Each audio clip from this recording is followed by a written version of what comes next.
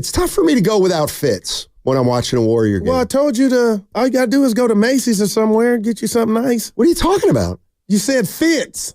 Bob Fitzgerald. Now, back to Steiny and Guru on 95.7 The Game. Is the song started? Who is this? Okay. Do you know?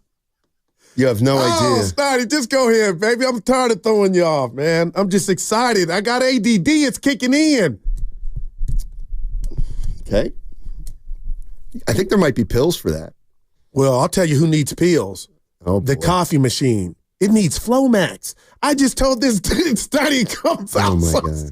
I told him it needs, what's going on with the coffee? It takes an hour for my French vanillas. Yeah. And then somebody's there and you're waiting. You're like, wow, I just thought of Flomax. I'm not on it. I've heard about it. I'm in my 50s, Steiny.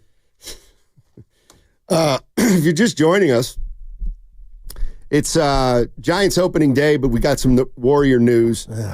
Gary Payton II has a thumb injury, according to Anthony Slater of The Athletic, and he's going to miss some time for the Golden State Warriors. That's the extent of it. Miss some time. We don't know how much, but the Warriors only have, they have 10 games left? 10. What's their record, 41 and 31? Yeah. And Carter said it was a torn ligament. And that's more than the thumb injury is what I'm saying to you. Like, I just want to know his availability. Is he out for that's serious.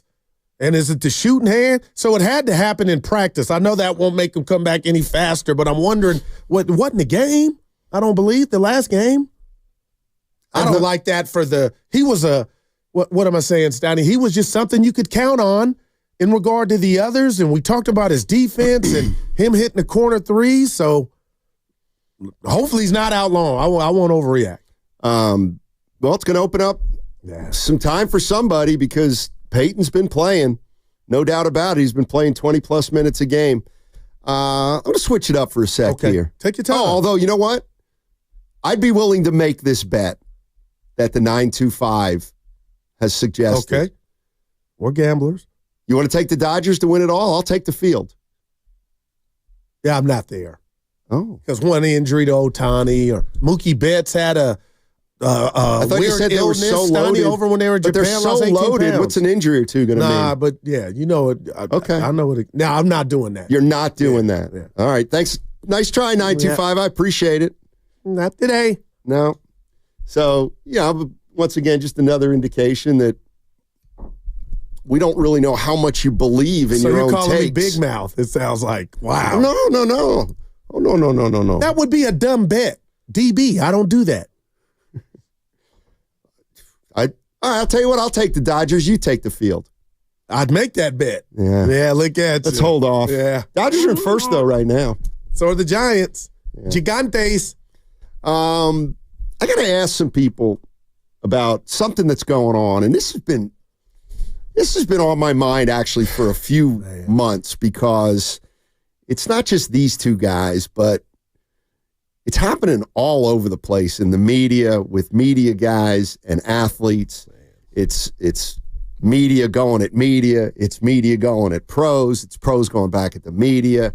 And LeBron James was on the Pat McAfee show yesterday, and he was talking about the confrontation with Stephen A. Smith that happened courtside. It was a brief exchange, maybe 15 seconds, but man, it's got a lot of legs. Yeah. Anyway, this is LeBron James yesterday. I'm going to play you some of this stuff, and then Guru and I want to talk about this, and we'd love to have your input too. But here's LeBron James yesterday on Pat McAfee. He's like on a Taylor Swift tour run right now. It started off with, I didn't want to address it. Yeah, sure. I didn't want to address it. I wasn't going to address it. But since the video came out, I feel the need to address it. Are you kidding me? If there's one person that couldn't wait to the video to drop so you could address it, it's your ass. Like, seriously. All right, so wow. There's been some fallout from ostensibly LeBron James getting on Stephen A. Smith for criticizing LeBron's son, Bronny. By the way, he had 37 the other night in the G League. Did you see that? I didn't know the G League was the NBA. Oh, but we'll tout Jordan Poole going to the G League, getting his game tight, and then coming back a different player. Why can't Bronny do that? Because he got there, Jordan Poole, on his own merit. Oh, he did? His daddy didn't get him drafted. Yeah, well, 37. How many guys have scored 37 in the G League? The last time I want to come wrestle you right now. You know it. What are you doing? You know what? All Bronny is a project, just like Kuminga and just like Wiseman. Why don't you start looking at him like that? Kuminga was a lottery pick, and so was, this is James Wiseman. Yeah, and did Wiseman deserve to get drafted where he got drafted? Ask your friends over at the Warriors. No, the answer's no. So. The answer's no. But he was 7 right, foot. And the Lakers thought that Bronny was a good gamble. Okay, this is not how we were meant to talk about it. Go ahead.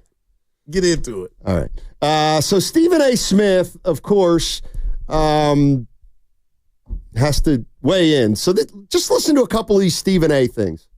I never brought up really and never really discussed why you were not at Kobe Bryant's memorial service. Oh. I never really brought up or discussed why you did not attend Dwayne Wade's Hall of Fame induction when that man was directly responsible for you capturing a championship for the first time in your career. I brought up none of that. I didn't bring up the fact that even though when people had asked, you had alluded to what had happened tragically to your son, and thank God he's okay with his heart condition. I didn't bring up the fact that even though you couldn't go to the Hall of Fame induction of Dwayne Wade weeks earlier, you were out of the country on business. I didn't bring that up. That's your personal business. Oh, Stoney, I would tell a friend of the show, Stephen A., that ain't it. To say you skipped Kobe Bryant's funeral, like you're taking, oh my God, and that's brand new. So Stephen A., I don't know what you're doing, but whatever play this is and whatever book you're running, this is not it. I feel bad for Stephen A. that you had to go there and do what you did and talk about the dead and who didn't go to their funeral to prove or hammer home whatever point you're trying. Stoney, I'm embarrassed. I don't know what's going on, but that was terrible by Stephen A., man. All right, here's a little more from Stephen A. Is this fair or not? Who got personal? LeBron. He's lying when he says that I attacked his son. When he came up to me courtside at the Lakers-Knicks game, he was lying then. He threw me off guard because he said, you can't be pooping on my son because we over FCC Airways. You can't be doing that. I didn't know what he was talking about, so it threw me off. Had he came up to me and said, what the hell are you doing talking about me as a father? I would say it's because of what you were doing with your son on the basketball court for public consumption. All right, and then lastly, this thing. That man put his hands on me, I would have immediately swung on him. Oh, my. Immediately. Okay. And LeBron, real quick, Stoney, LeBron went to IG to post a video of Stephen A. working out, and I showed you the video. Like, yeah, what are we doing, Stephen A.? And I love you to death. Well, this is not it. I just have some questions for sports fans. And the first would be, do you like this kind of stuff? I don't. And I don't want to go racial on you, Stoney. Two prominent black men going at each other. I think it's a bad look. I really do. It's enough black on black crime in the world. This is not it. Like, I truly love the Kate Upton stuff. I'm into that and entertainment, Stoney. I don't like this. And as a black man, I know you didn't ask me that. I'm just sharing it with you. I'm almost embarrassed. I want this to stop. Well, okay. The race thing. I'll put it this way. I'm going to use another example because there's a lot of them. Somebody like Ethan Sherwood Strauss, he writes a Substack. He used to write for ESPN. Okay, I'm familiar. And The Athletic. And he has written on his Substack, he has really gotten into some of the stuff that goes on behind the scenes at ESPN, most notably involving Adrian Wojnarowski, who was the most prominent NBA media guy. And Ethan Sherwood Strauss has written a lot of stuff about how he's not a great guy, according to Ethan Sherwood Strauss. We had the other day, we have Charles Barkley essentially calling Kendrick Perkins an idiot, and then Kendrick Perkins tweeting back at Barkley that you better be careful, or he basically threatened to get physical with him, because that's the way, he was brought up, and I think he's from Texas or whatever. And I wonder how people process this. Are you getting more of a vision or more of an understanding or more information on LeBron James because of what's happening with Stephen A. Smith? Like, does this affect the way you view LeBron James? Does it change it at all? Does it change the way you view Stephen A. Smith? Maybe you don't like either of them. Maybe you like both of them. Maybe you like one and not the other. But what I'm really getting at is, how much do we cherish this kind of information? And then, of course, I got to throw in Steph Curry, because I can't imagine in a million years Steph Curry ever playing into this. That is wow. And you out there might say, well, it doesn't matter. LeBron chooses to do it. Steph doesn't do it. But I am a firm believer in that there are things that happen in and around a basketball team that can affect it. And the fact that there's 10 games left in the season and LeBron James and the Lakers are third or fourth, and this is the back and forth between a media person and LeBron James, one of the greatest players of all time. Guess what? The Lakers are going to be asked about it. It will now be a subject in the locker room. They'll talk to Austin Reeves and ask him what he thinks about what LeBron said about Stephen A. Smith and what Stephen A. Smith said about either LeBron as a father or a son. Like, is this what it's come to in a way? Yeah. And is it fair? And do we want more of it? I don't want more of it. Stoney, I'm truly, forget color for a second. I'm embarrassed that two prominent icons of what they do, and now social media being the play box for grown people that you look up to, that you thought had the wherewithal to turn a blind eye or be professional. Now it's almost like they're using social media to show how tough they are. And for Stephen A. Smith to say, I would have swung when that man was in your face and you said nothing, and I'm not judging you for that because I know you're not from the streets. But now I feel like you're trying to be one of those bozos that want to prove how tough they are when they're not about that life. So with all that said, Stoney, I'm more disappointed in Stephen A. than I am LeBron, because LeBron at least said it to where the world wouldn't see or hear. And now Stephen A. is going on this tour about how tough he is, and then telling another man or woman about how they should have been in attendance to somebody that passed. Make it stop. And then you're right with the Barkley on Kendrick Perkins. Like, Stoney, I'm going to say this to you. I'm trying to ignore the race, but wake me up when two white guys or white gals are going at it like this. It seems to just be a thing among black folks. And I'm embarrassed. There is no winner in this. Yeah. I would have swung. That came from Stephen A. Like, is that where we're at, Stoney? That's the way people talk now. That's what they do. The yoon against everybody. That's what happens when you come to the 409 or whatever Perkins's zip code was. Like, that's, wow, man. Like, stand on business and all that stuff. That's what it's coming to. The couple things that I find interesting about it is, clearly Stephen A. Smith feels like he's got information about LeBron James that he's never shared because, well, Stephen A., why didn't you share that before? Because I'll tell you, out of pocket about Kobe Bryant attendance to anybody's he said it now.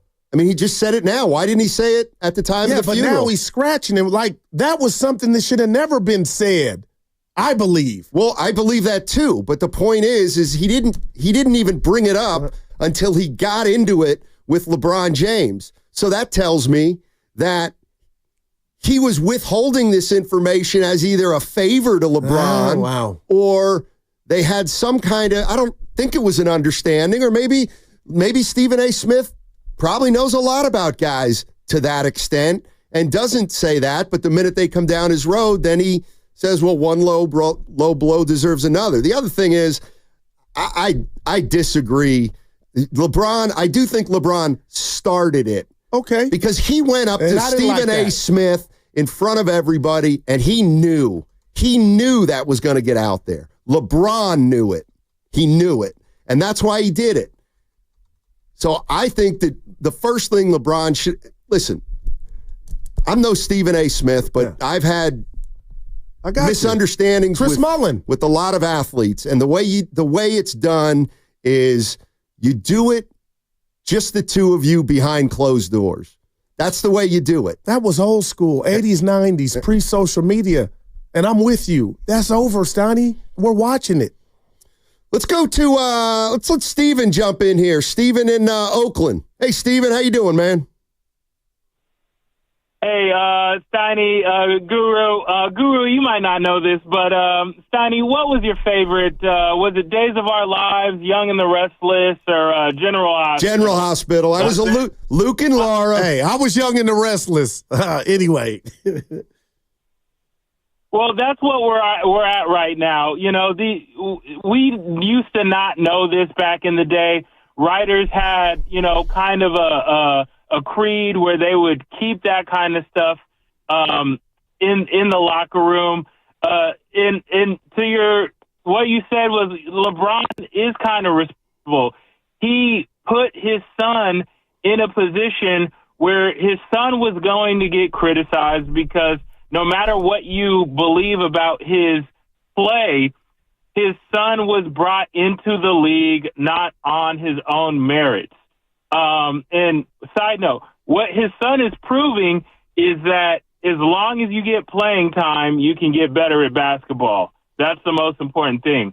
But yeah, this soap opera thing, I hope it comes to an end. I'm not happy to see two prominent people go back and forth at it. And I don't really care at all. I don't want to see, you know, Charles Barkley and the other guy with the beard going at it. They just need to keep it on the court because that's what we're paying to see.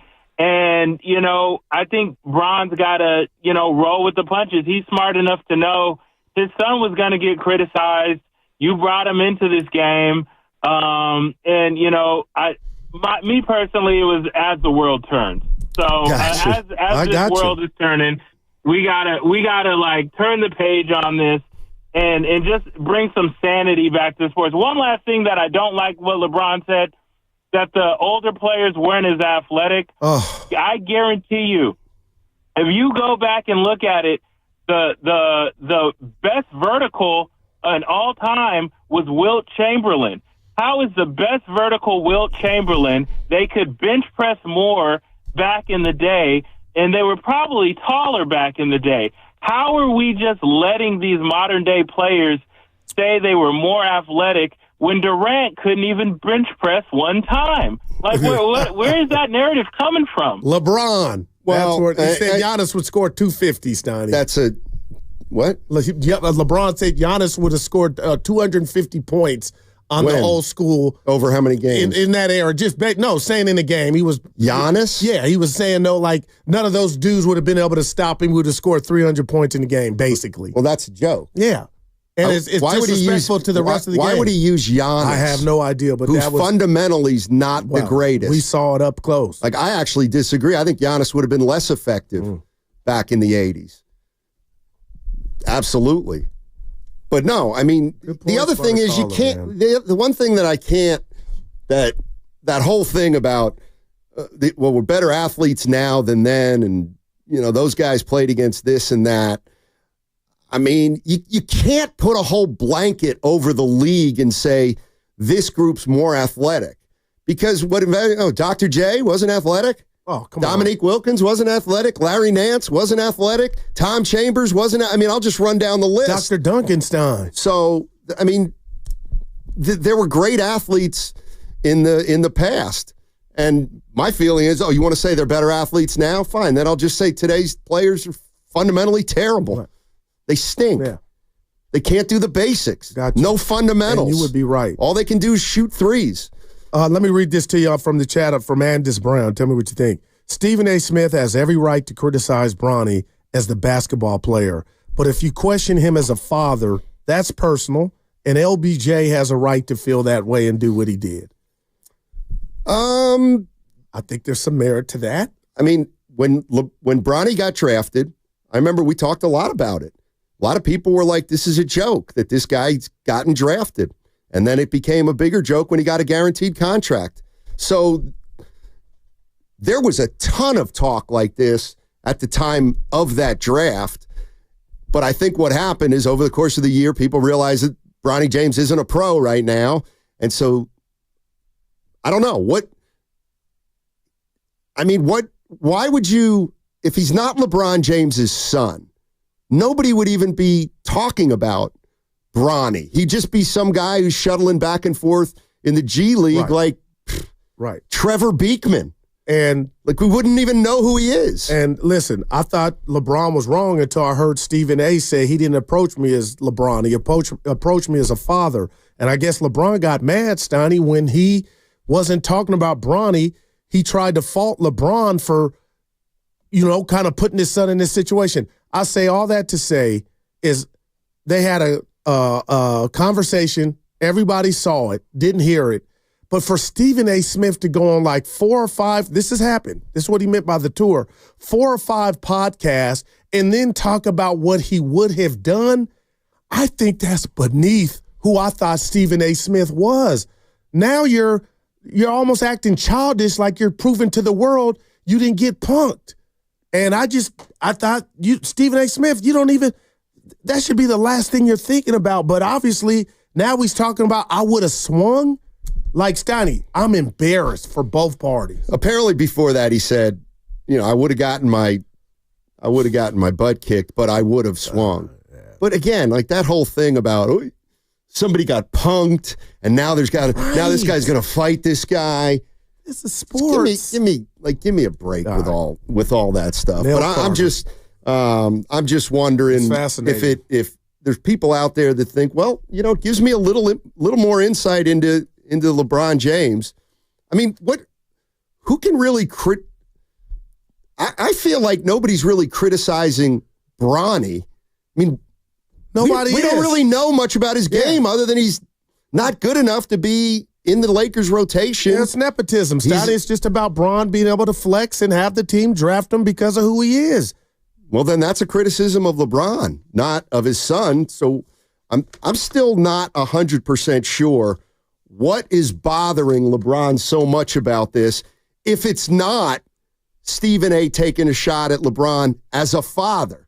Well, that's what it is. Well, but LeBron is making it sound like it's about his son. That's the disconnect I see there. 888-957-9570. I see some calls lining up. We'll get to them on the other side. What's coming up next on The Game is brought to you by Fremont Bank, here for you. Here for good. Download the free Odyssey app and check us out on YouTube and Twitch. Powered by First NorCal Credit Union. That segment brought to you by Valvoline Instant Oil. Spring into action at Valvoline Instant Oil Change, your 15-minute drive-through oil change. Stay in your car while friendly technicians check oil, batteries, lights, tires, and more. Locations and coupons at BayAreaOilChange.com. All vehicle types welcome.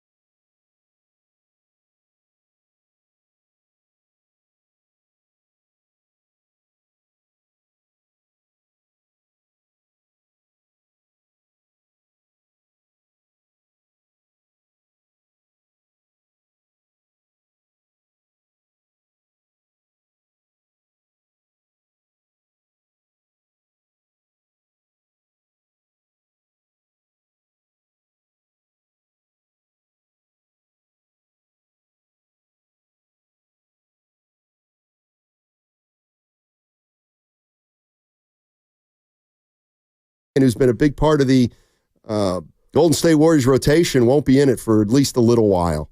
And now you said something before the break, Steiny, who steps up in those minutes, who gets an opportunity or continue, you know what I mean? Like, boy, how many times did we talk about the Warriors or a Warrior game, and Gary Payton II was a godsend. And now, just I guess here for the immediate future or near, he's not an option. That hurts. Oh, and you know what? I'll piggyback on Pierce Evans on the YouTube chat. Okay. We got the West Regional at Chase Center, too. Yeah. And Dibley and Willard are out at Splash. Yeah. So if you're going out to those college games, go say hi to Willard and Dibbs. 49 Frankie's taking his daughter. I Is said he? pull up on him and take a picture. So he said, yeah. All right. We got to get to Splash when we're not working. I've been one time. Okay. That's all it takes. That's it. I love it. We're talking about Stephen A. Smith and LeBron James and this feud that's kind of gotten more public and a little more ugly. And I'm not brushing aside the race issue. Okay. Because one of the reasons you're bothered by it is it's two black guys. Oh, man. But I'm also talking about, because here's where I disagree with you. I think everybody says they don't like it, but I think they like it. It's like a car crash. So Wow. I mean, here's one I'll throw out there just because it's two white guys. All right.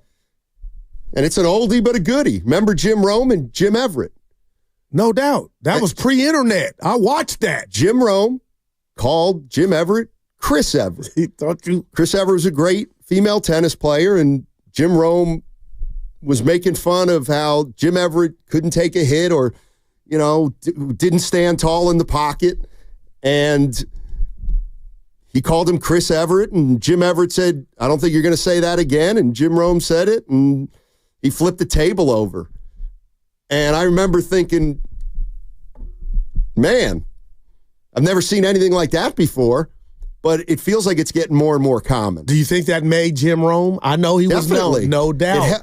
But Stephen A. is already made. It helped make Jim He's Rome. talking about running for president. Like, why are you in? What are you doing? Like, Steiny, I honestly, nobody cares. I honestly think he's hurting his brand.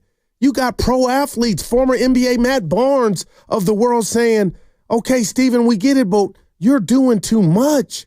And I know you know me, Steiny. I'm a lover at heart, but the one way you can hurt me is tell me whose funeral I didn't go to hammer home a point. Like, who the hell do you think you are to hold that and then present it as if you're, you know what I mean? Like, wow. That's a cut with a butcher knife. Shout out Shasky. Let's go to Miguel and Hayward. Well. See how he weighs in on this. Hey, Miguel, how you doing? Hey, good morning, you guys. Man, I'm over here hearing some breaking news. I'm just chilling with my babies and my dogs, and I'm hearing that Stephen A. Smith is just throwing out too much information. I'm talking about personal information about Kobe's funeral. That's the one that got me. Yeah. I'm talking about that's the one. And Guru, I know what you're saying, man. Two black guys going at it. I definitely know what you mean about that. Trust me, I know. And I can't blame who was right, who was wrong. Yeah. I still remember when LeBron went up to Stephen A. Smith, and it was all on social media. If I wanted to approach a person that was talking behind my back or talking about my family or my kid, the way I would have approached it, I would have been clocking out, and, I would have approached them in the parking lot or in the bathroom like, hey, just keep my name and my kids out of your mouth, and that's it. But just hearing Stephen A. Smith just bringing Kobe's funeral, man, that's the one that got me right now. But, hey, I want to say that I love y'all's show. You guys keep on doing a good job. Thanks, man. Thanks, Miguel. Appreciate the call. Like Steiny, again, real quick, Stephen A., like you were a made man. You are. You don't need this attention. And for you to go through your diary of what you were holding back, I think is a very bad look for him. And he probably could give a rat's tail about what I think. But Steiny, I am more shocked that he would go this route to break out the secrets and bring up Kobe's funeral that LeBron didn't make because this popped off. This is a bad look. My feeling is, all right, so you're LeBron James, and I had no idea, nor do I care, why he went to Kobe's funeral or whether he didn't go, or like it was Kobe's funeral.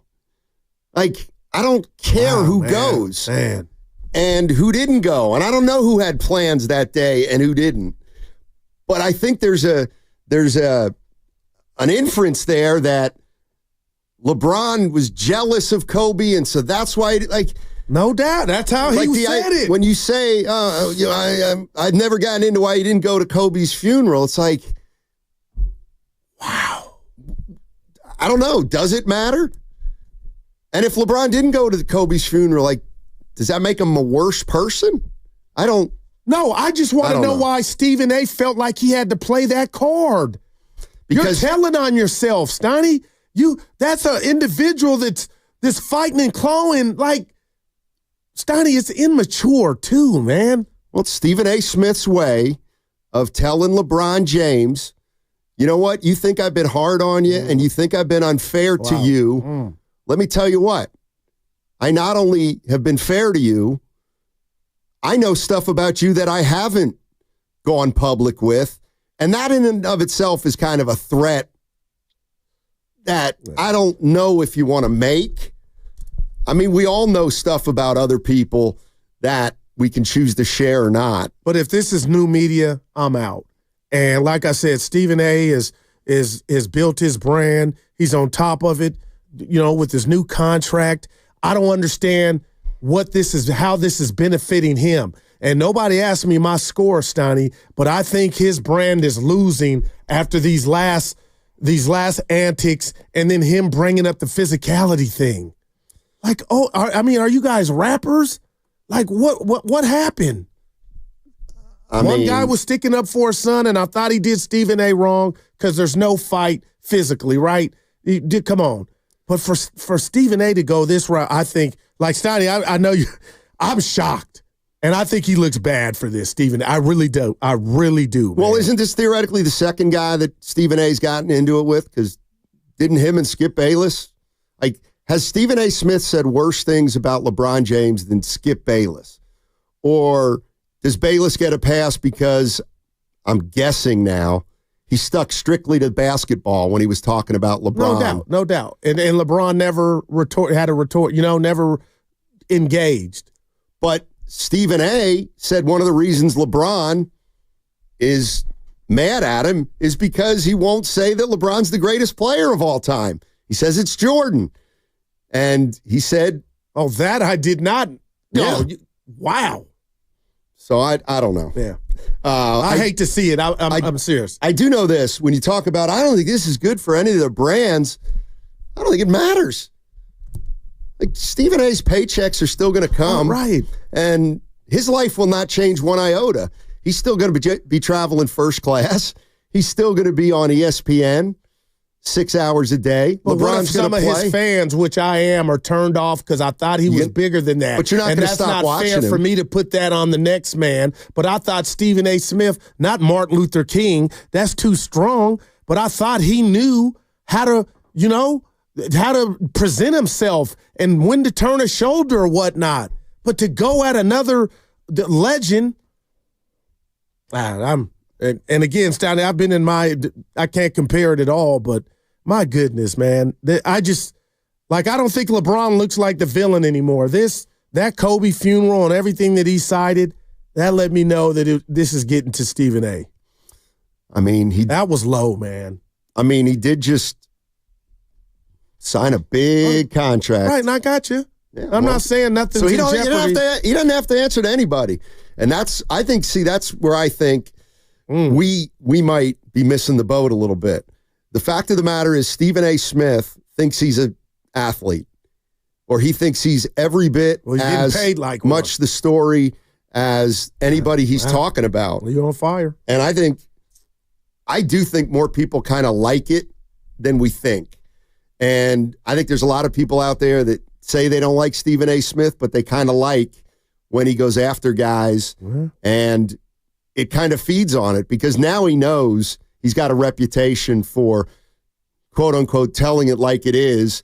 And so the players, I think, they're wary now of Stephen A. Smith and what he says and how he says it. And if you got LeBron against you, you're going to have a lot of the league against you because we know that a lot of the players in the league respect LeBron James. Well, I'll tell you this, Donnie, and I'll bring my wife into it. You met Mia, one of the nicest, softest women in the world. But if you got our remote control and looked at our DVR, it is littered with Hollywood Housewives this, Housewives that, all these shows that have what you just said, because you got me thinking about it, what this feud is, and it's drama, Stoney. And maybe you are right. People are eating this up left and right. Yeah. 888-957-9570 is the number.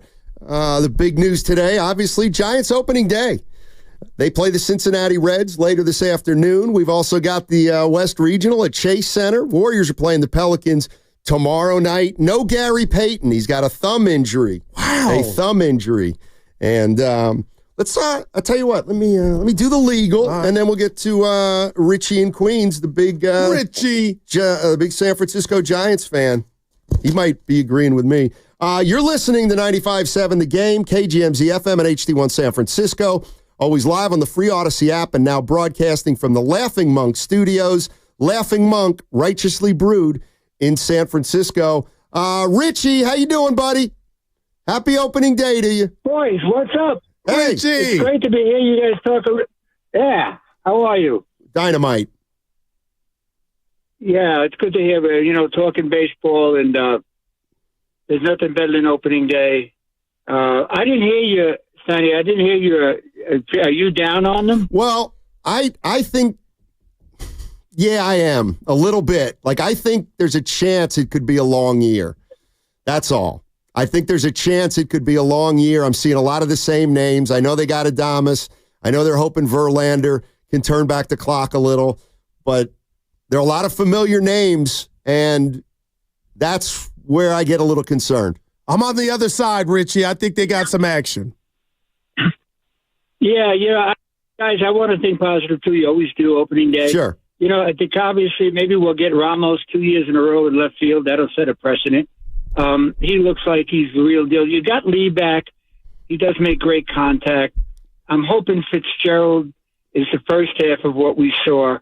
I was hoping that maybe, Wade, maybe he's healthier than Flores. I think is I love Wilmer. He's been a great Giant for us, but I don't have too much stock in him. I know Bailey bulked up.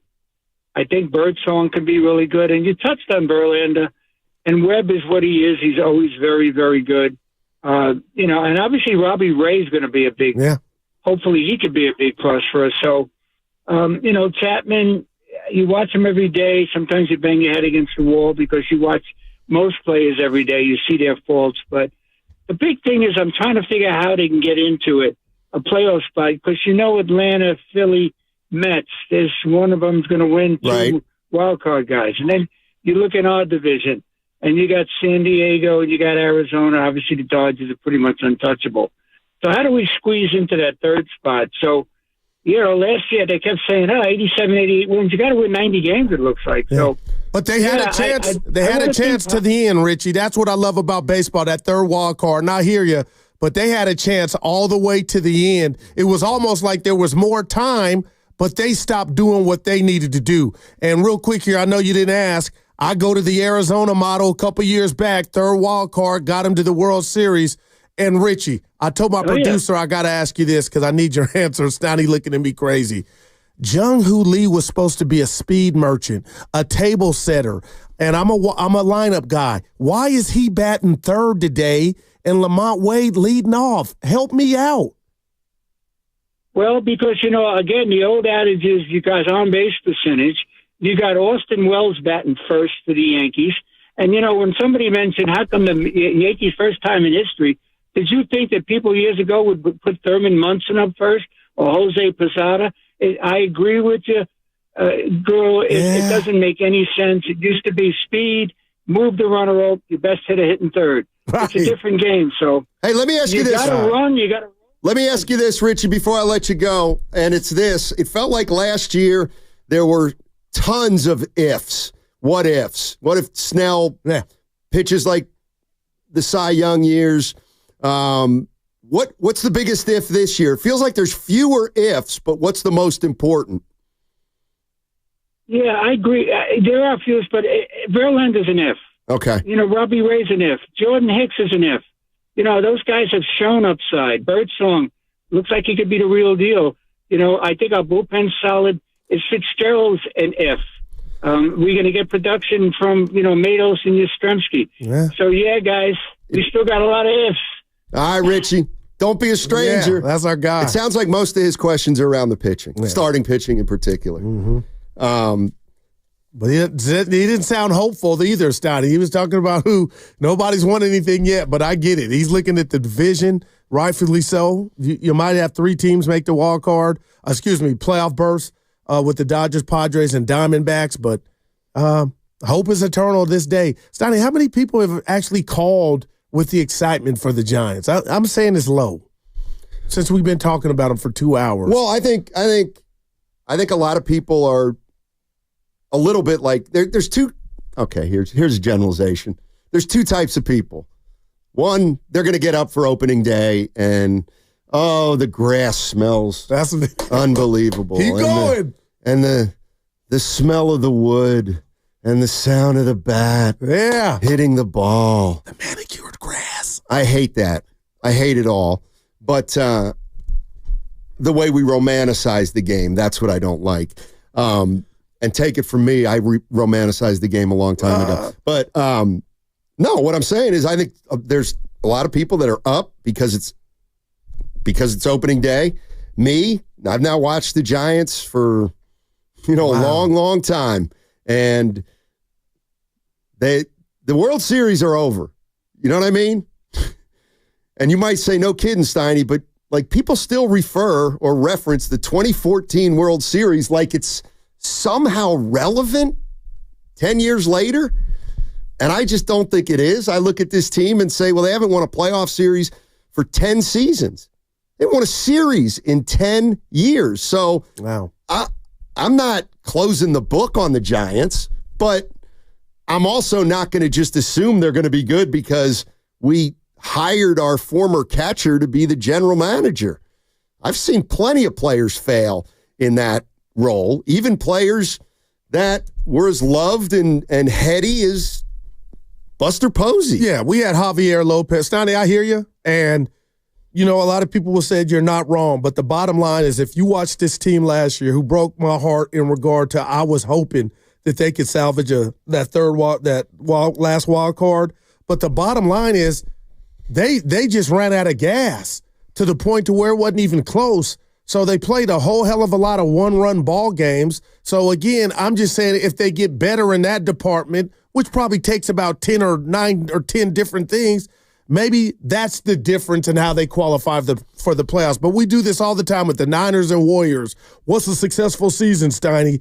To me, it is operation if somehow the Giants could qualify for the postseason. And you look at this lineup, they're not bums. And you got Adames to go with Matt Chapman and Ramos. So bring it on. And Lamont Wade Jr., Steiny, I keep talking about him like, he's old bread. But he was on his way, I believe, to the All-Star game before he got hurt last year. So if he's healthy, health is wealth, we'll see what they can do. But they need to do something fast and in a hurry because let me ask you this. They are third right now in the Bay, right? Behind the Niners and the Warriors. Oh, absolutely. Yeah, and wow. I don't think it's been this far for a long time. But here's the thing. Here's where they have a chance. Yes, they are number 3 right now. And, to me, it's Niners 1, Warriors 2, Giants 3. However, all 3 of the teams now have different expectations than they had in years past. And I get it. Some Warrior fans think this team can make a run. But here's the bottom line with our 3 teams right now. They have one goal, each of them, and that's it. Make the playoffs. Can the Warriors make the playoffs after the half a year they had and the malaise that most of the season. Can they make the playoffs? The 49ers, they stunk last year. But Vegas still is high on them. They stunk last year, and they've got rid of a lot of guys that people had an attachment to. Forget Super Bowl for the Niners right now. You got to make the playoffs first. And you know what? Because there's an extra wild card in baseball, it is fair to say that can be a goal of the San Francisco Giants. But to me, they're all kind of in the same category right now. We don't have an NBA champion in the waiting. We don't have a Super Bowl within reach anymore, and the Giants are 10 years removed from their World Series. But Stoney, you're shocking me just from the Warrior aspect of. That's because I'm putting it in the big picture. In the big picture. Yeah, they're 16-5 with Jimmy Butler.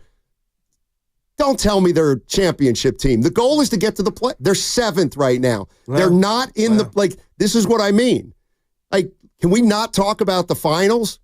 That's unrealistic at this point. They're number 7. They have to make the playoffs. Yeah, that happened last night. So with the Clippers beating the Knicks. I do think in a way all 3 of the teams are kind of at the same spot.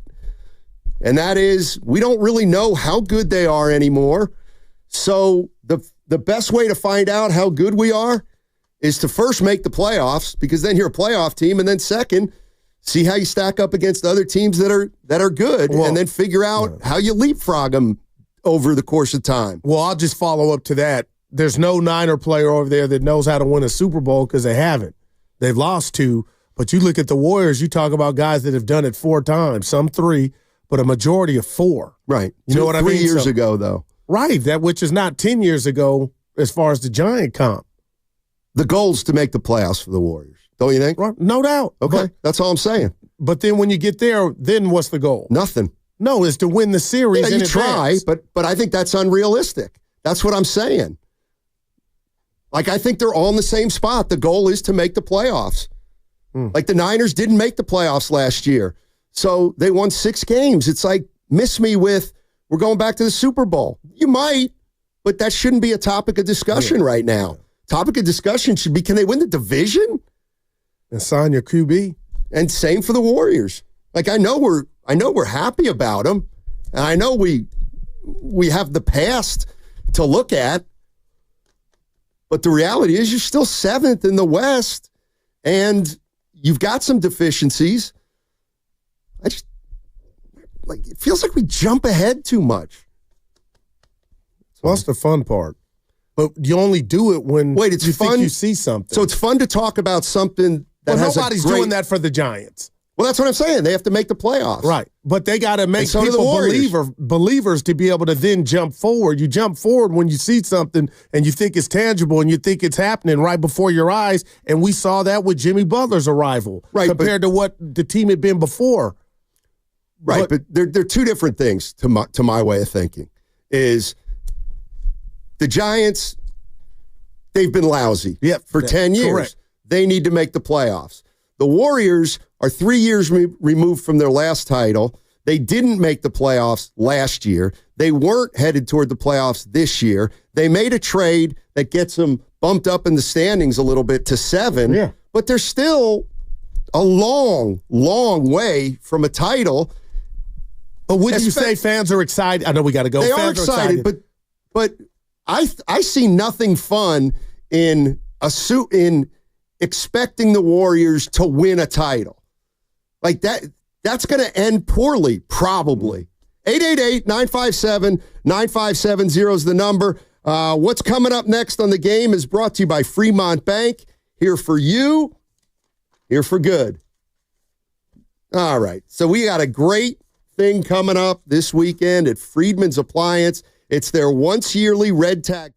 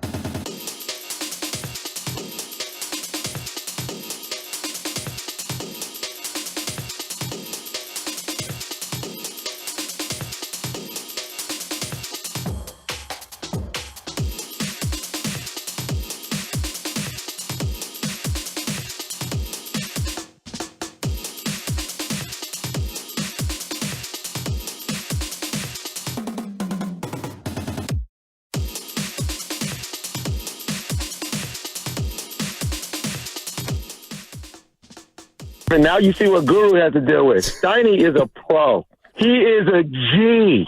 Now, back to Steiny and Guru on 95.7 The Game. You know, while I appreciate that, I know it was also a backhanded compliment.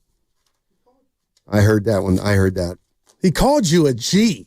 Yeah, but you know what that is? He inferred that, like, I'm a first-class stirrer, if you will. And that's never my intention, to stir the pot. We got some. I don't like being in the kitchen cooking, so I don't stir. We got a chef that made an apology. Would you like to hear it? We have what'd Curry do? Stephen A. Smith. Why would you call him a chef? Because he was been stirring the pot. Okay. All right. So you have an update to our story. Yeah. Okay. He just posted this on his IG. Okay. You tell me your thoughts because I'm blown away. My apologies and clarification. I misspoke in the hour 1 of First Take today when I intimated that LeBron did not attend Kobe Bryant Memorial. I corrected myself in hour 2 when I acknowledged he was indeed in attendance. My mistake. Should not have even broached that subject. It was not my main point. I retract nothing else that I said. Have a nice day. Oh, it's over. It's not over. I think it's worse for Stephen A. Oh, he apologized. You said I wasn't somewhere I was at. He made a mistake. But the other stuff still stands. Wow, man. Just made a mistake. Dibs texted me during the break, just on he was listening, says Stephen A's a genius. This is helping him. And I can't wait till we do. Stephen A doesn't need this. This is bad pub. I know Little Richard said there's no bad pub. There's no bad pub. So that's where we're at? Yes. So bad pub is better than no pub. Yes. I think bad pub can negate good pub. No, I don't. Wow. And you're part of what you say you don't like. The social media. What do you mean? The people that's what it is. It's a cesspool of let's fight. You stink. You suck. If you're telling me, Steiny, there's no rules. There aren't. Then you're okay with what's going on then. So you have been broken into social media. I may not like it, but it's the way it is. And these guys have ushered in that kind of era. Stephen A. just signed a $100 million contract. Yeah, I think this is not helping him get 101. I think you might be for wrong real there. Hardcore fans or guys that looked up to Stephen A., I think this is beneath him. It's why I'm personally shocked and stunned that he's playing this out in a public forum. For what? I thought you were the man that could get past this. Why? Why would you think that? Going off of what he said, following his career? I also think that we're misunderstanding probably how many people out there aren't LeBron James fans and think and like what Stephen A. Smith's doing, because one of the perceptions about LeBron James is that all he cares about is the perception of LeBron James, and he just shared some information that maybe shows that LeBron James is about the perception that others have of him. But at what point are you harming your own brand when you get the first thing out the chute wrong about saying you were not in attendance to knock on wood, Guru's memorial, and the guy was there? Okay, he made a mistake. But that's a big one. This is a war. Not in this day. Well, is ESPN going to fire him? No, not okay, at all. Well, then how does it affect his brand? You think less people are going to watch? No, I think people that like the guy are getting turned off. I think the people I think people who are turned off by Stephen A. Smith are always going to be turned off by Stephen A. Smith, and the ones who like him are always kind of going to like him. I don't know what's fair game and what's not. I mean, for goodness sakes, Andrew Wiggins missed months, and we never really did find out why. We heard something, but we didn't know completely why. Nobody felt the need to, throw that out there, but I don't know. I mean, I just hate to see it. and even if they were white, I would hate to see it. That's I don't think you do. Like, and I'm not saying you, but I don't think people do. I think they love this. You think? Yeah, I think this is a nice, for a lot of people, it's a nice little spat. Well, I'm gonna go Prince on you. Prince Rogers Nelson, R.I.P. These are the sign of the times. Then, if this is what we call entertainment, it's truly sad. And if you look at the TV shows that are number one, Steiny, it's all drama. Like I'm just shocked that, man. Yeah, I don't know. It's opening day. There we go. It's opening day in baseball today. Giants play the Cincinnati Reds. We had Javi Lopez on earlier, talking about the expectations for the San Francisco Giants with Buster Posey as the GM. You look at this lineup, and Willie Adames does make it look better. There's no doubt about that. Man, you think? But the starting pitching is going to be, it sounds to me like it's one of their big question marks. Yeah, no doubt. And Steiny, out of a 162 game season, it can get exposed. You can shock us, but we'll find out what they're made of. Last thing, during the break, Steiny, they confirmed the GP2's this is shooting hand. Okay. The thumb issue, the torn ligaments in the shooting hand. I don't know how soon you could come back from that. Like, have they given out? Okay, it's on a shooting hand. Do we know what the injury is? Torn ligament in thumb. Where's Panja? Well, Panja, he may have put something out already. Where's ligaments in your shooting thumb? How long are you out? Like, it ain't a week, partner, and I'm no doctor. I didn't go to med school, but that can't be a week. A torn ligament. From the 224, and this is where I'm at. Guru, here's the proof that it's all good for Stephen A. Okay. You're talking about him right now on opening day. Sweet 16 and Dubs playoff chase. But at what cost? None. Us talking at no about cost. Him is not putting There's money no cost in his to it. pocket. I think his brand has been hurt from this, and I hope I'm wrong. What is his brand, and how has it been hurt? His brand is he's an outspoken commentator talking about sports, and he did nothing more than he did it again. He was very outspoken. Like, I don't think he's crossed some edge here where, now he's hurting himself. And I guess he means, and here I go, Steiny, I got to be careful here. I got an update. The Chronicle, Steiny, Gary Payton II, 3 to 6 weeks. Ouch. Could be the season. Ooh. I mean, they don't make the playoffs. He's played his last game. April 13th, their last game, right? Regular season game. Is that when it is? I'm looking right now. It's usually mid. 3 to 6 weeks. Yeah, they better make the playoffs. What? Yeah, well, I got to be careful with that. Yeah, I know. Shams actually put an update about that, though. It does become a pain issue. So he could be back as early as next week. It really depends on Payton. Did they say when it happened? Was it last game or practice? Had to be practice, right? Why? Why do you say that? Well, I didn't see him leave the game. Something that severe. He might think he just finished the game. Yeah, adrenaline. Maybe. I don't know. I don't know when it happened. It was an in-game injury. Okay. Does that change things? No, I was just curious. Well, what if people ask you when you get hurt? It's just you and I are different. Hey, Guru, I strained my back. The first thing I say, hey, how? Like when Dana called and he had a strained groin. Your buddy, Dana, I would have been like, I like just the notes.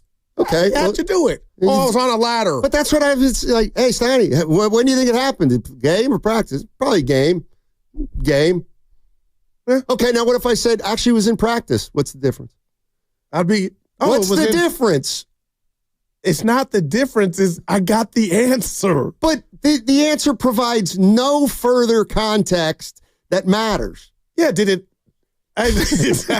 No, did your own teammate do it to you? Did it, or it was in the game? I got it. But that does mean I need that piece of the Why? puzzle. It doesn't change the timetable. I'm not trying to do that. Okay. I'm nosy. I want to know, did you hurt it against? He slammed it in a car door. Now what do you think? No, the mystery is solved. Just pretend. Just work with me here. Okay. Goo, actually, it happened after the game. It happened after the game. He that's super slammed the car door on his thumb. Yeah. Okay. He's out 3 to 6 weeks. Now, that's really a flukish. Okay, well, it happened during a game. Then it's like 3 to 6 weeks. Yeah. I was just like, okay, that's to be, things happen in the game. People get hurt. You are incredible. You're weird. I admit it, at least. Yeah, at least I admit it. Anyway, Giants, 80 and 82. How many calls I don't think we've got many calls. Richie and Quinn. Because they've got to start winning first. All right, wow. The Warriors and the 49ers have built up some goodwill around here, and the Giants are a franchise that has not connected with their fans in a long time, 8-10 years.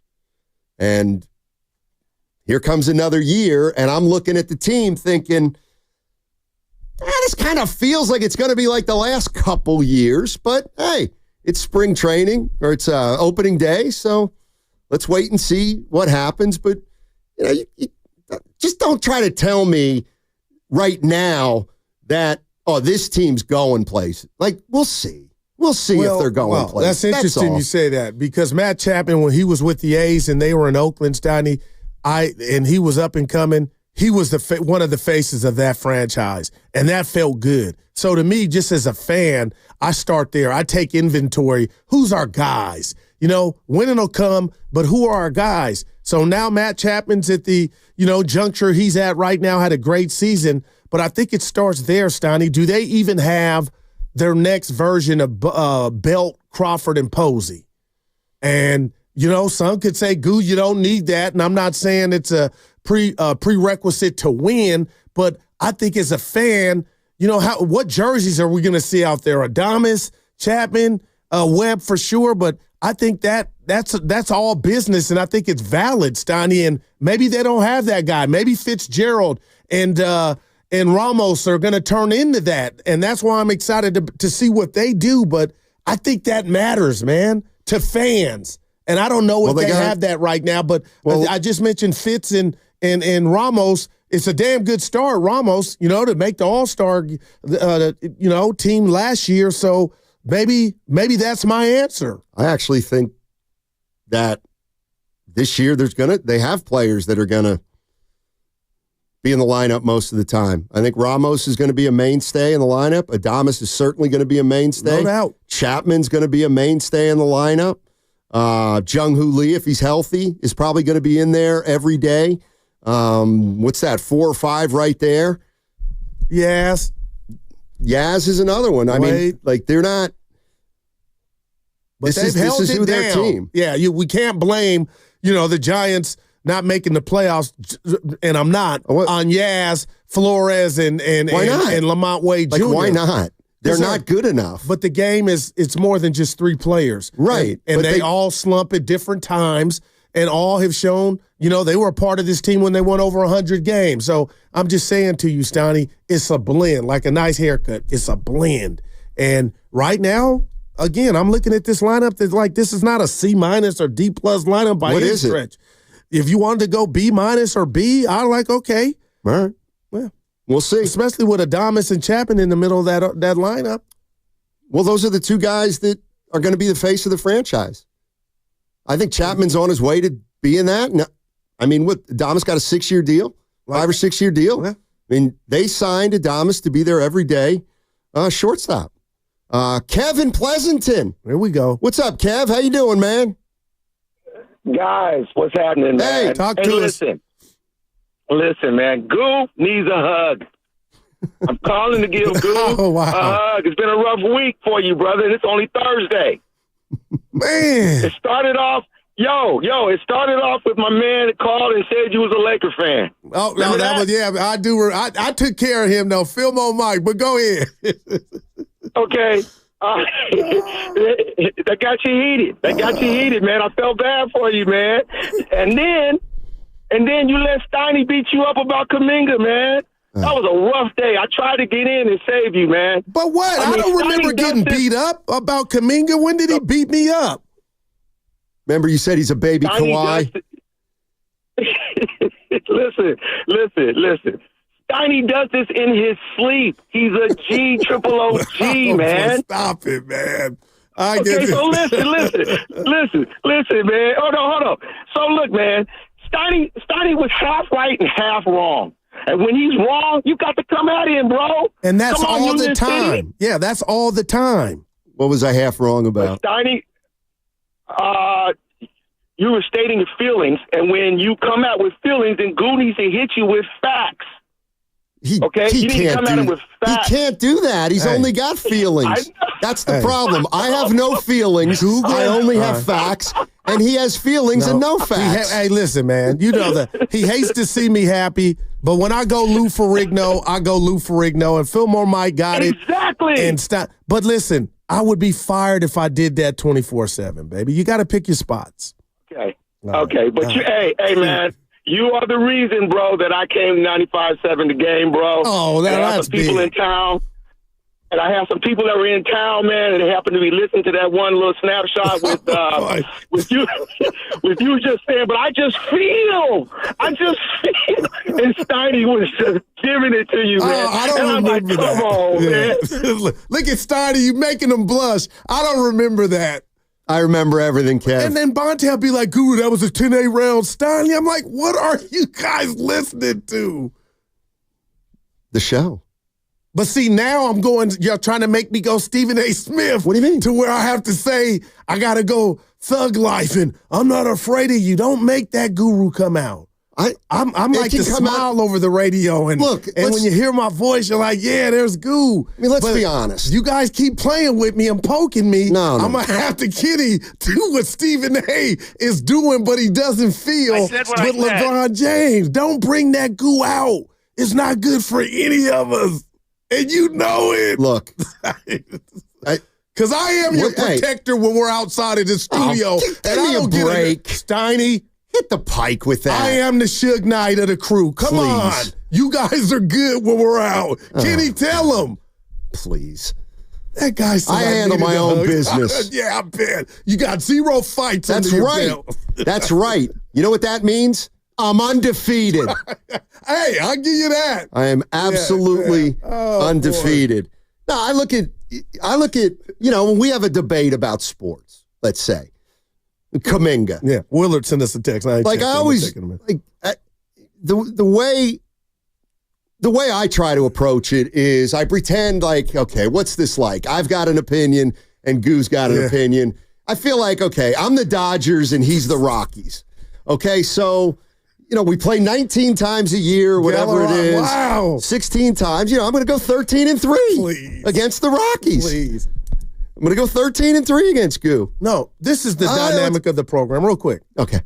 I have an opinion, and then you try to squash my opinion it's wrong. If we depended on you to have the passionate opinion, that's why he can call and say that. I don't got to defend myself. I'll have the opinion and be passionate, and your job is to sit there, come here, and crush it. See, that's the dynamic of the show is I'm so excited it bothers you. And then you got to do nothing but just knock it down. You're right. Sometimes it bothers me when you come into the studio with pom-poms. It does bother me. Oh, boy. Yeah. Especially when you're talking about a Giants team that is gonna, it's got a lot of challenges this year, and you're just saying they're gonna make it. No, I'm the Guru, man. Shut up. See, and I hate that stuff. I got this guy. Yeah, Vern. I'm on KPIX, going viral, and he ends it with, don't let him push. Like, Kenny, that hurts, man. I'm 6'4", 235 of thunder. Like, what am I? Yeah. Oh, my God. Yeah, I got to stop defending myself. Let me see what Willard said. By the way, what time is it? 12. Oh, okay. I'm teasing something for the other side. Well, he hooked us up. Who? He had a text thread with Pangea. Who is he? Mark Willard. Willard and Dibbs, our guy that you're afraid of. And he showed me the text thread, but we got the information since from the Chronicle. But good looking out, Willie. What did he say? Oh, what we already know. It's a 4 to 6 week injury. Well, we heard 3 to 6. Yeah. That's a week difference. Listen to this. If it's mild/moderate, it could be 4 to 6 weeks. This is Doc Pangea talking. More severe usually needs surgery. Let's hope not that good. in it. Man. That's not good. And it happened in game. Gary. For the people that want to know, Kenny, it happened in game. We got that. Yeah. As long as it's clear, we're good. Hey, Kenny's mad at this is Steve Kerr does this. This happens all the time. Steph, when did it happen? I don't know. Hey, we noticed Draymond's got that back. I don't know when it happened. Ask him. Well, we know when the pelvic contusion happened. We all were holding our breath. Yeah, he milked that, by the way. Yeah. Only 2 games? Well, we don't know. Don't jinx it for he's tomorrow. Playing tomorrow. Want to bet? Yes, I will bet on that. No, I don't want to lose because I want him to play. Kenny, real quick, you wanted to call us out. Call me out. Bring it up real quick. Okay, since we have like 2 seconds. Oh, no, we'll hold it on the other side. 3 minutes. Okay, no, I can do it right now. That's okay. What have I done to you? The funny thing is that Guru likes to get mad at me when I don't come in the studio because I'll come in and help Evan from 12 to 2, 3 days out of the week. Gotcha. And Guru gets upset, Steiny, that I don't come in there and say hi to you guys, but I'm always back here and I'm doing other things. Well, it's not him, it's me. So then this past weekend, I texted, or 2 weekends ago, I texted both of these guys, and Steiny doesn't text. Steiny don't text, but he at least said something. Yeah.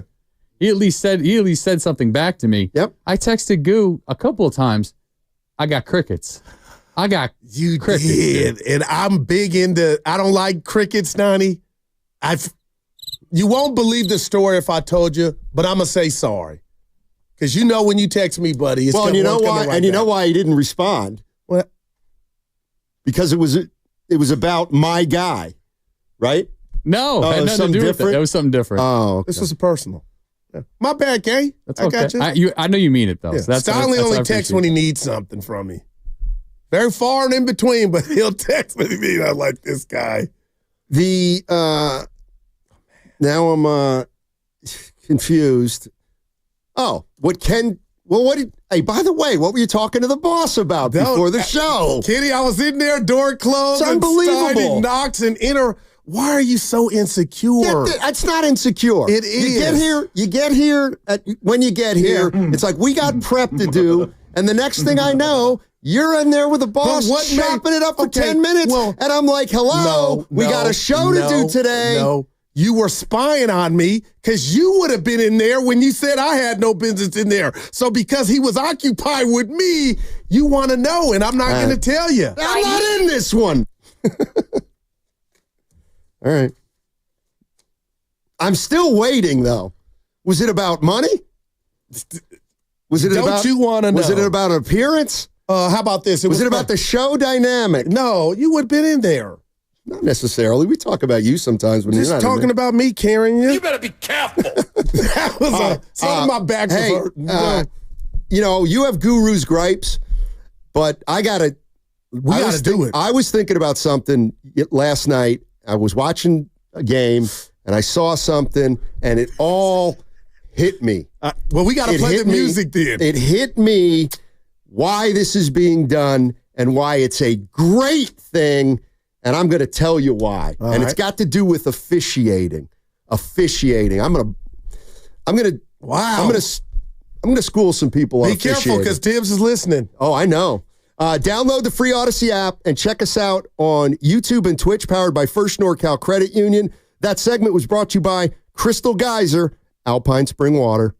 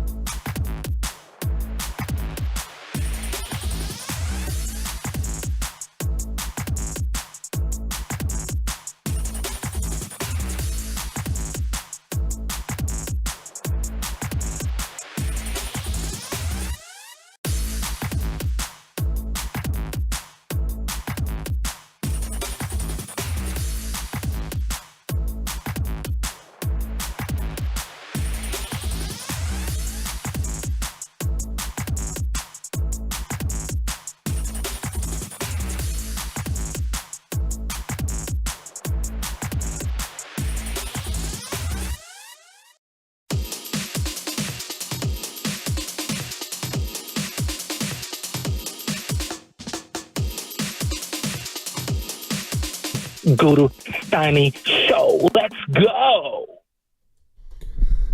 All righty. What do you got, Goo? Somebody from the 510 wants me fired, but this is a funny Why? one. I don't know. But listen. At least give me a reason. They didn't list one. But Fillmore Mike calling me a Laker fan, but somebody heard him on our competitor's station the other day. So we'll bring that up when he calls back. Yeah, that's ammo. All right. Mm-hmm. So a couple things. Gary Payton II's got a thumb injury, and he's going to miss a couple weeks, it looks like, at least. Maybe 3 or 4. We'll see. It happened in the game against the who did they just get beat by? The Heat. The Heat. Well, you should have let him that's how he gets better at it. Let him work through it. Well, I'm like Larry Bird. Which is? Larry once said that, they used to fly commercial. And he was once asked, is it tough to fly all the time and have to be in airports? And he said, the hardest thing is I always know what city I'm coming from, but I never know where I'm going. Like if you're an NBA player, you get on a plane, you're like, where are we going? Who are we playing? New Orleans. Okay, you were going to the Pelicans. That's right.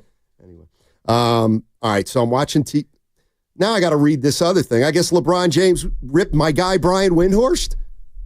I didn't hear Called him weird. Did Wendy get? Man, it's out of control. Wendy's at the top. He's been pro Baron for Cleveland. Brian Windhorst is great. What did he say? Do you got it? Nah, I'll have to figure it out during the break. My boy Brian said you were wrong today. I had to read it. About what? He called Buster the GM, but not the president of baseball operations. Hey, I'm just reading it. You're my guy. That's my quarterback. Cares about titles. They don't mean anything, for God's sake. Lucas has one. Okay, there are 3 things that I wrote down. Take that back right. No, the show has to come to a screeching halt. If he's listening, and his dad is, take that back and apologize. No. You'll get the wrong me. You don't want it. All right, I'm sorry. Okay. See, Kenny, he knows. I'm watching a game last night, and something hit me. So, I think I've told you this before. My dad, R.I.P., was an old high school basketball coach and a basketball official. So he saw the game, in an X's and O's way, and son, you've got to use that left hand, otherwise you're just half a player. And Steiny, he didn't call me Steiny. Son, you got to work on that left hand, finishing at the rim. Okay. So he viewed the game like that. But my mom had her own expertise in sports. She was amazing at seeing how everybody interacted with each other. She could tell what guys were kind of on the same page and where there might have been some. She was just great at, this is reading it. Mom, you're the greatest. Yeah. You're the greatest. Mary. So, and I know this has been going on for a while, but let me tell you what I finally realized. We need women officials. We need women umpires. We need women officials in football, in basketball, and in baseball. I'm ready for the why. And the why is because they do view the game from a different way. What are we hearing right now about umpires and NBA guys, NBA refs? Oh, you wouldn't believe some of the things they say. You wouldn't believe how confrontational they are. You wouldn't believe the back and forth. And I got to thinking about it. I'm like, you know what? We do need women officials because they're better at some things like de-escalation. When guys get all hot and PO'd, what pushes them over the line? When they think the male official is showing them up.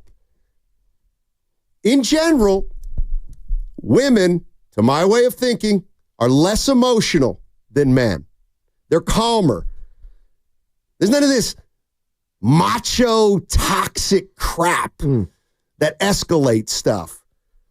So I'm starting to think women umpires and women officials can de-escalate the vitriol and the anger between officials and athletes.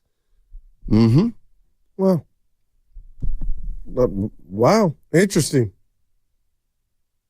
Just say you're right. No, I'm right. It's better to get different approaches. And we're assuming all the officials are competent. All the officials are competent. I'll tell you this right now. I'll bet you this. If there were more women officials, Draymond Green wouldn't have been ejected as many times. Because he would have been. But human nature is man or woman, Stoney. If you're like it can to me, it can pop off regardless of who it is, you know? Men are more emotional than women. We don't like to admit it, but it's true. We're petty. We're vindictive. That's human. We don't. Everybody. No. I don't separate. I do. You do not believe men are more emotional than women. I absolutely, I don't. Positively believe men are more emotional than women. You got 3 daughters. Exactly. And you know who the volatile one in the family is? Well, outside Mary Page, it's me. Mm-hmm. Kitty, what do I do? Just your thoughts. You know, and again, I always hate to agree with Steiny, but think about how do wars get started? Who starts them? Well, I see Cam pointing. Cam, you believe that? Cam's in the building with us. Hey, what's up, Cam? Didn't see you back there. Yeah.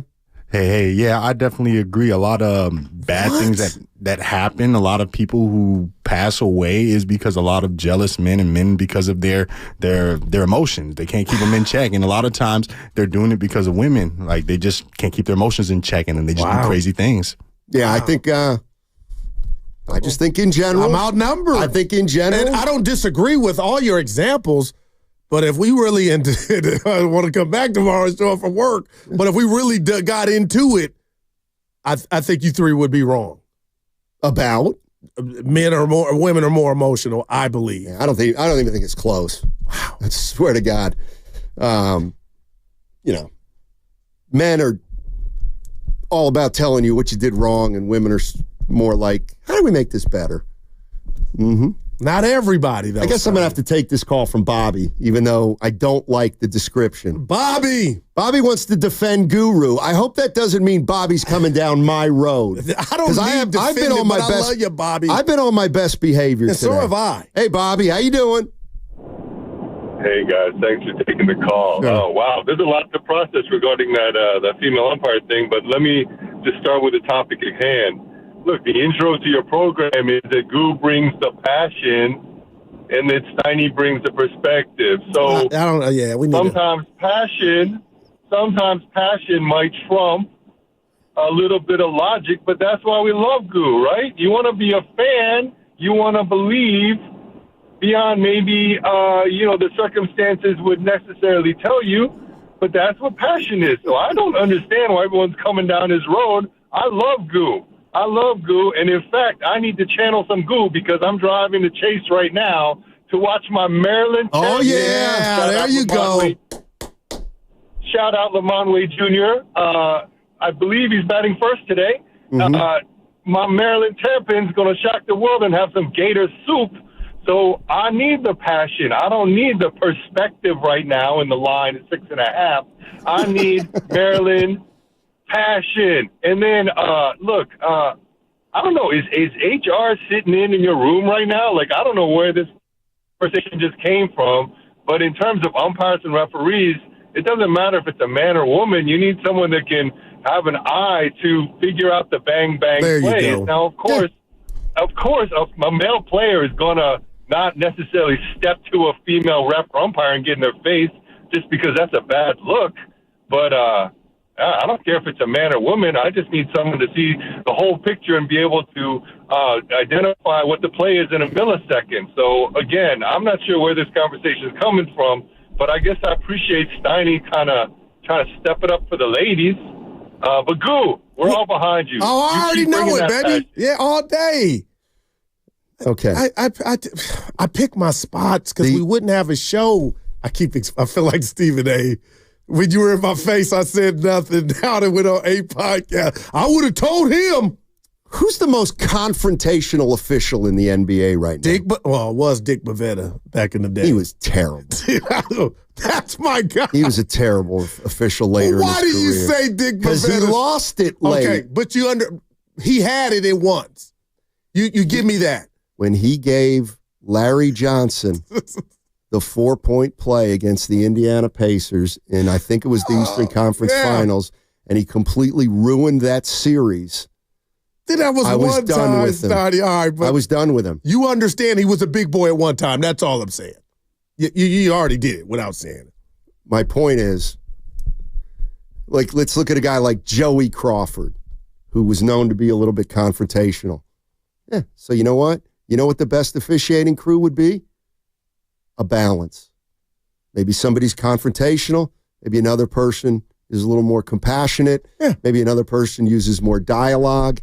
And anyway, I think there's more than a place for women, and I'm starting to get why. You think it's women happening? might be? Yes, I do think it's happening. I do think it's happening. Now, I haven't seen a woman call balls and strikes yet, so. No, you'll never will do that because they're going to go to the machine anyway. Well, you know what? You're right. All guests on 95.7 The Game. Oh, what am I doing? You're listening to Shut up, Ken. You're listening to 95.7 The Game, KGMZ FM and HD1 San Francisco. Always live on the free Odyssey app. And now broadcasting from the Laughing Monk Studios. Laughing Monk, righteously brewed in San Francisco. Real question, Stoney. Sure. I'm asking you to be real. Who would you say is the most emotional out of us two? You. No, at times. Well, you just asked me, and I answered. But I think this is the first time you've actually ever let me answer. You usually go, Steiny, who's the more emotional one, you or me? Before you answer, it's you. But I preface with before you answer, Steiny, it's you. You are in a crappy mood. That's my job, is to get you to thaw out every day. So you're emotional. Not at all. If the boss, if we were to throw it to the boss, he would, Steiny, you don't know how emotional you are. And for the betterment of the show and everybody here at Odyssey, I gotta filter through that. Yeah, I can't meet that with that, my version of it, because you couldn't handle it. The reason I'm still alive in this business after 4 decades is because you know what to expect when I walk in the doors to go to work. You're going to get somebody who's conscientious. You're going to get somebody who's thoughtful. You're going to get somebody who's professional. You're going to get somebody who believes in what he's talking about. And you're going to get somebody who is a better teammate than 99% of your colleagues that you've ever worked with in the past. And that's been the key to my longevity. And let me tell you something. You're relatively new in this business, even though you're a little older. So I would recommend that you take some cues from your boy Steiny if you want to stick around in this world. Only our boss could respond and shatter you. Bro. Like, I'm just giving you my honest opinion. And I love you. It's not bad. Yeah, I'm giving you my honest opinion, but you are more emotional than you think. You are a load. And people are afraid of you. Nobody's afraid of me. Right there. Get out of here. You're telling on yourself, dude. Please. Steiny, I do a lot for you, bud. And you never... Steiny, I do. I owe nothing. Kenny, to the behind the scenes. Johnson. Well, you told the Happy Hour podcast that was the greatest ever, but you were drinking. But listen, yeah, you didn't get emotional with Mike. Well, he was lying.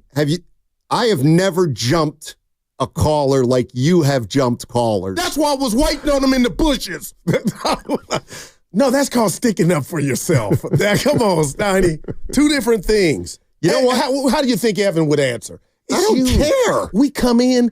What mood? Hilton, what mood is he in? What mood is he in? Like you're how pathetic are you guys? No, we don't do that. How pathetic are you guys to let another person impact you? What a shame. What a shame. Yeah, you know what? And here's the thing, Ken. Oh, you know what it's not that. You know what Guru thinks is a bad attitude? When I'm prepping for a show and I'm reading articles and taking notes. He thinks I'm miserable then, and it's really just preparation. Yeah, that's pretty damn This is why Brian Windhorst is the greatest of all time. LeBron James got personal, and he called Windhorst weird. I don't like that. And Brian Windhorst said, there's room to hold each other accountable, both players and the media, But the finger pointing, I don't think that benefits anybody. Windy. Okay, you think Windy's going to play your goofy little games? My whole point. Thank you. But Stephen A. did. Right. And Dibbs, who is my mentor and been around and got everybody on, he actually thinks Stephen A.'s benefiting from this pub when he's at the top. He just inked it. He's got a podcast. He's running for president. This is, I would worry. Nobody asked me, Steiny, but if he called me, I say, Stephen A., you're running your loyals off. You are crazy. The diehard you had. I'm telling you, this is why he has loyals, because he takes on but he's never everybody. He's never had this. Steiny wasn't at his funeral. Yes, he was. Okay, and even that's if he just wasn't, a mistake. That comes across emotional. That's why people like Stephen A. Smith. This is Steiny. You know what I'm saying? Some stuff. I got to be careful. Because I don't wear, you think I wear Curry underwear? I don't, and I don't wear Stephen A. underwear. I put Stephen A. nothing on a pedestal. He's still there. Nah.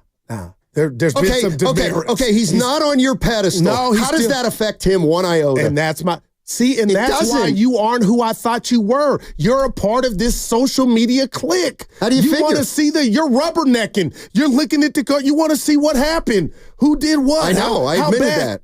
I acknowledge one of those? I said people enjoy this more than they say. But you got off of social media because you said you hate it, but you're telling on yourself because now I know and I'm looking at you telling the different. truth about myself. And I'll process it on the way home and come back tomorrow and I'm going to treat you different in regard to you like it. I like what? You like this confrontation and this cat fighting. Yeah, you like and to you hear do too. No, yes, you do. I told you I'm embarrassed for the black community, one, and two, I don't like this. Yes, you do. Go have coffee. Call each other. That's what we used to do in the 80s and 90s. But for Dibbs to say he's a genius? He is. What is he? What else does he need? He just got $100 million contract, 20 a year. You are so naive about this stuff. It's unbelievable. Stephen A. Smith, what? He's untouched by this. But how is he winning? Because he's Stephen A. Smith, and he's the highest paid media member out there, probably next to McAfee. Yeah, so and he's on more than anybody else.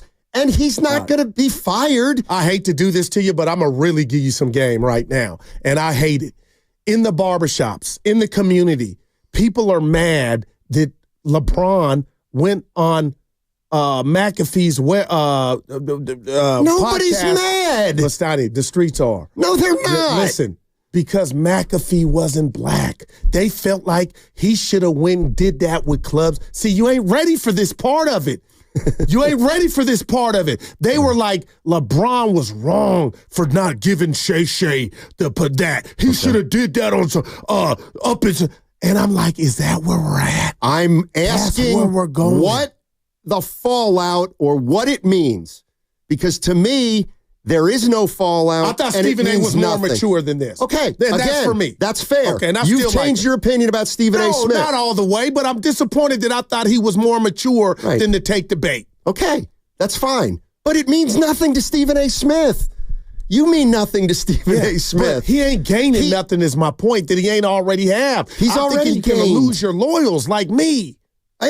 Okay, so you really think that Stephen A. Smith, people will tune him out and he'll like, no, that's a bit strong, Steiny, but have you ever been disappointed in someone that you kind of, not on purpose, put on the pen? They say never meet your heroes. But that's different. It's the realest thing I've ever heard. Yes. Everything you're saying is true. What I'm saying is, there's no fallout, though. You may, your opinion changed of Stephen A. Smith a little bit. Yeah. Okay. I respect that. Yeah. But it doesn't mean anything to Stephen A. Smith and where he's going, what he's going to do, how much money he's going to make. So why? Okay, it just doesn't. I agree with you, but why are you and Dibbs selling to me or telling me because I just told you benefiting from this pub? Because he is. No. Okay. Yeah. It's the Little Richard thing. All pub is good pub. I believe that. But when you get to this status that Stephen A. is at, and this is going on with a prominent athlete, and you're talking about what funeral he missed, and then you got to apologize, and then you say you swing on him. That's not your lane, Stephen A. Your lane is to bring it. And this is where... Not go thug life on us when you're not a thug, and it's okay. Be you. But that's what social media has done, Steiny. That's right. And social media, if anything, Stephen A. Smith will be bigger because of this. Okay. He will. Yeah. All right. All right. What's Malbonics got for us? It sounds song. So Malbonics and SF on the phone. Oh, we can't hear you. We'll get him on the other side. Yeah. All right. What were we going to say? Nothing. I'm done talking. Like, I need to play off. Sometimes I got to run four corners. You depend on me a lot. I want to depend on you. When's the last time you came up with a topic? Last night when I text you. I texted you about the baseball. No, I did a voice text to you. Did you like it? I didn't. I don't know how to download that. You just hit play. It's on your phone. Like, I'm going to hit Steiny with something new. Did you? I didn't. Hold on. Just hit it. Want me to do it now? Play it for everybody? Can I play it? Is there any profanity? No profanity. Okay, well, don't play it because I did something for you and you don't want people to know what I did for you. Oh, okay. So that's on it. Boy, well, I guess you could play it. It ain't like we bought drugs. I'm not going to. We're all right. Oh, no. Don't talk about that. All right. Oh, boy. Train is off the track. And they're a splash today. They, meaning your brothers, Willard and Dibbs. Opening day. Oh, they're not even going to be in here today. And you got happy. Well, I wanted Dibbs to take up this argument. Oh, I think we still can via Zoom. You can, but you tend to shrivel when he's actually in the building. Kenny, what are we going to do with your boy, man? So, yeah, you can answer it or not. Like, just don't. I got nothing. I got to read this too before we go. Real quick, 510. All Guru has to ask himself today is, how long have we been talking about Stephen A. Smith today? He's winning. But he gets no money from how much we're talking about him. No, but he gets all the money he makes because he gets talked about a lot. Not at this cost. This was too much. Nah, it wasn't. Just enough. I had two other things written down about what I was going to hit on. We got 40 minutes. This is what I do when I go home. I think about sports. And there's a thing that we all say, and it's just accepted as a truism. And I like to be skeptical of things that people think are just true. This idea of role players, they play better at home than they do on the road. Willard was telling us that. Yeah, you know what? You know why that is? I'll tell you on the other side. It's not hard to figure out, but nobody's ever put two and two together. So on the other side, I'll tell you why role players play better at home than they do on the road, and why that is. And it's pretty logical. But we all know. No, you don't know. You don't know. You think you know, as Jim Moore would say, but you'll never know. All right. What's coming up on the game? You doing anything after the show? What do you got? Yeah, I got to go straight on Lil Daryl Hill. So we're going to go catch a movie. It's not the weekend. But it's so he doesn't have any class on a Friday? No, he's on spring vacation. That's been going on for 4 weeks. You might want to check a transcript. Hey, doing great. What's coming up on the game is brought to you by Fremont Bank, here for you, here for good. The Sweet 16 is at Chase Center today. Bobby in Los Altos going to check out those Maryland Terrapins. Former St. Mary's player and USF coach Todd Golden, he's coaching the Florida Gators. They take on Maryland. John Calipari's in the house. You know how I feel about Cal. They take on Texas Tech. Arkansas does in the second game. You can still get tickets. Go to chasecenter.com/events. That's where you can get those tickets. Mm-hmm.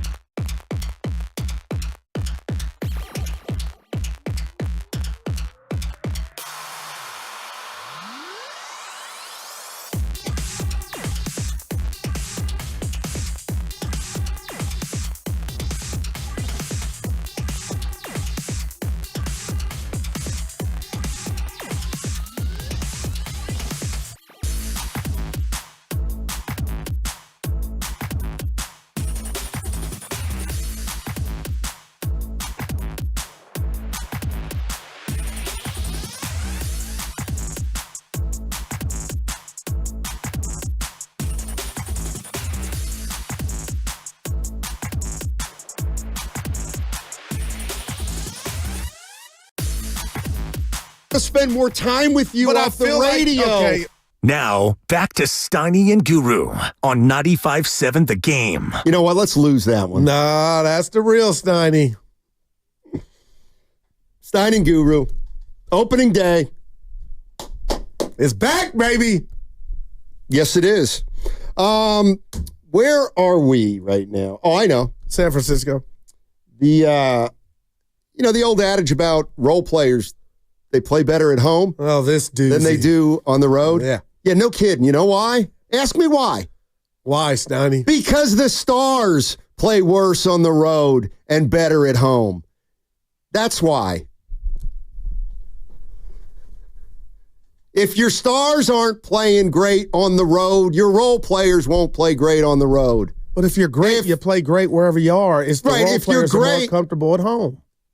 Yeah, but the point is, the Stars don't come through on the road like they do at home, for the most part. Run that by the fellas at 148. Maybe I will, maybe I won't. Yeah, I would suggest you don't. You know, one of the frustrating, I like to sink my teeth into a subject. Well, why didn't you say it when Willard popped off and said the exact opposite yesterday? Yeah, you didn't say it, and then you go home and sleep on it. I get you. You're the guy that, like Stephen A., LeBron was in his face, so I'm your hero. Nothing. Then he goes I'm your hero. And goes on 4 podcasts after he's like, you know what? I got punked. Yeah, he got punked. Well, that's how he's acting. Okay, you got punked. Yeah, LeBron James talked to him face to face. Oh, he got punked. It's so stupid. Right. I don't think that way, but that's how Stephen A's acting, especially when you played the set. Oh, he got punked. Hey, look. LeBron James said, don't talk about my son. He got punked. He's just saying. Hit the button where he says, oh, I would have swung. No, I'm not going to hit that button because apparently we're taking it out of context. Because he said, I would have gotten drilled, but if he would have hit me, I would have swung. Yeah, and you wouldn't have. You don't know that. You always say that to me. Well, you don't know that. You don't know for a fact he wouldn't have swung. I do use that. Gary Payton II, oh, man. Torn ligaments in his shooting thumb. Let's see. That would be his left hand.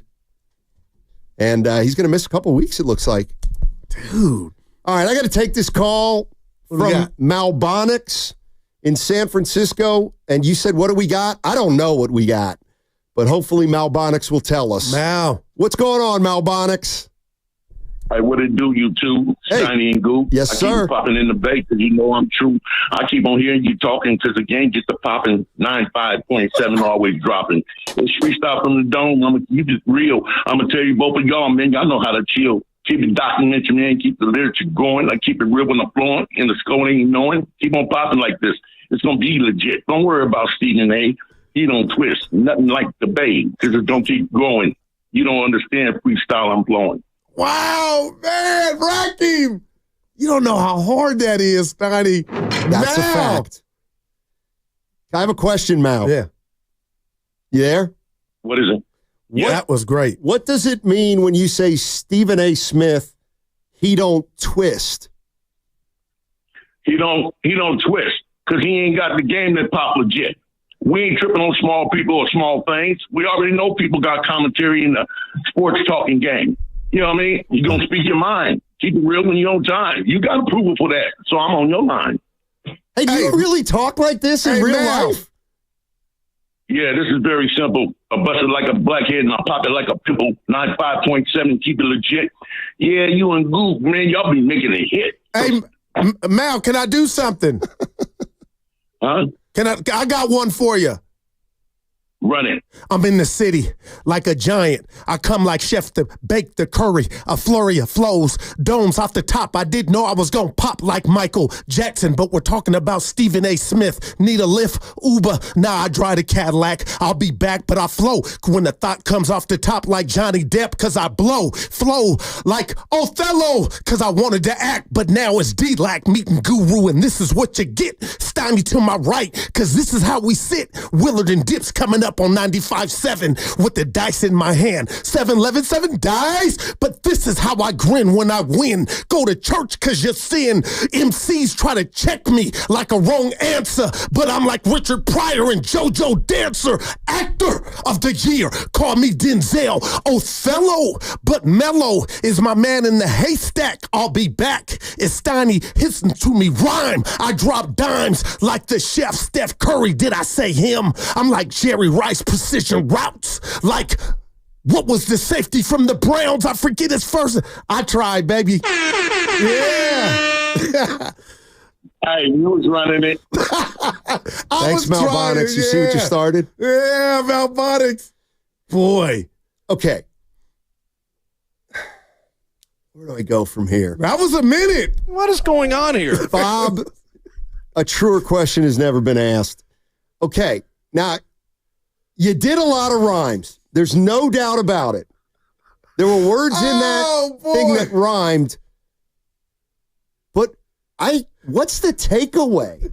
Like, what's your point? What was the theme you were trying to project? My mind is a theater, and I was trying to keep up, but because we were on air, I was nervous and some words I couldn't say. But all right. I mean, look, you're putting yourself out there, and I guess this Mally did it. I definitely did that. Kenny, hey, look, Kenny heard me flow better after drinks. I was relaxed in the caddy. Oh, yeah. It was way better than that. By the way, YouTube is saying that Steiny should keep going with the cipher, so. With what? It's your turn. Well, Malbonics didn't really help me. What does he don't twist mean? Okay. Hey, Goo, man, you really. Don't dance? Goo, you can twist. What does that mean? Is it profane?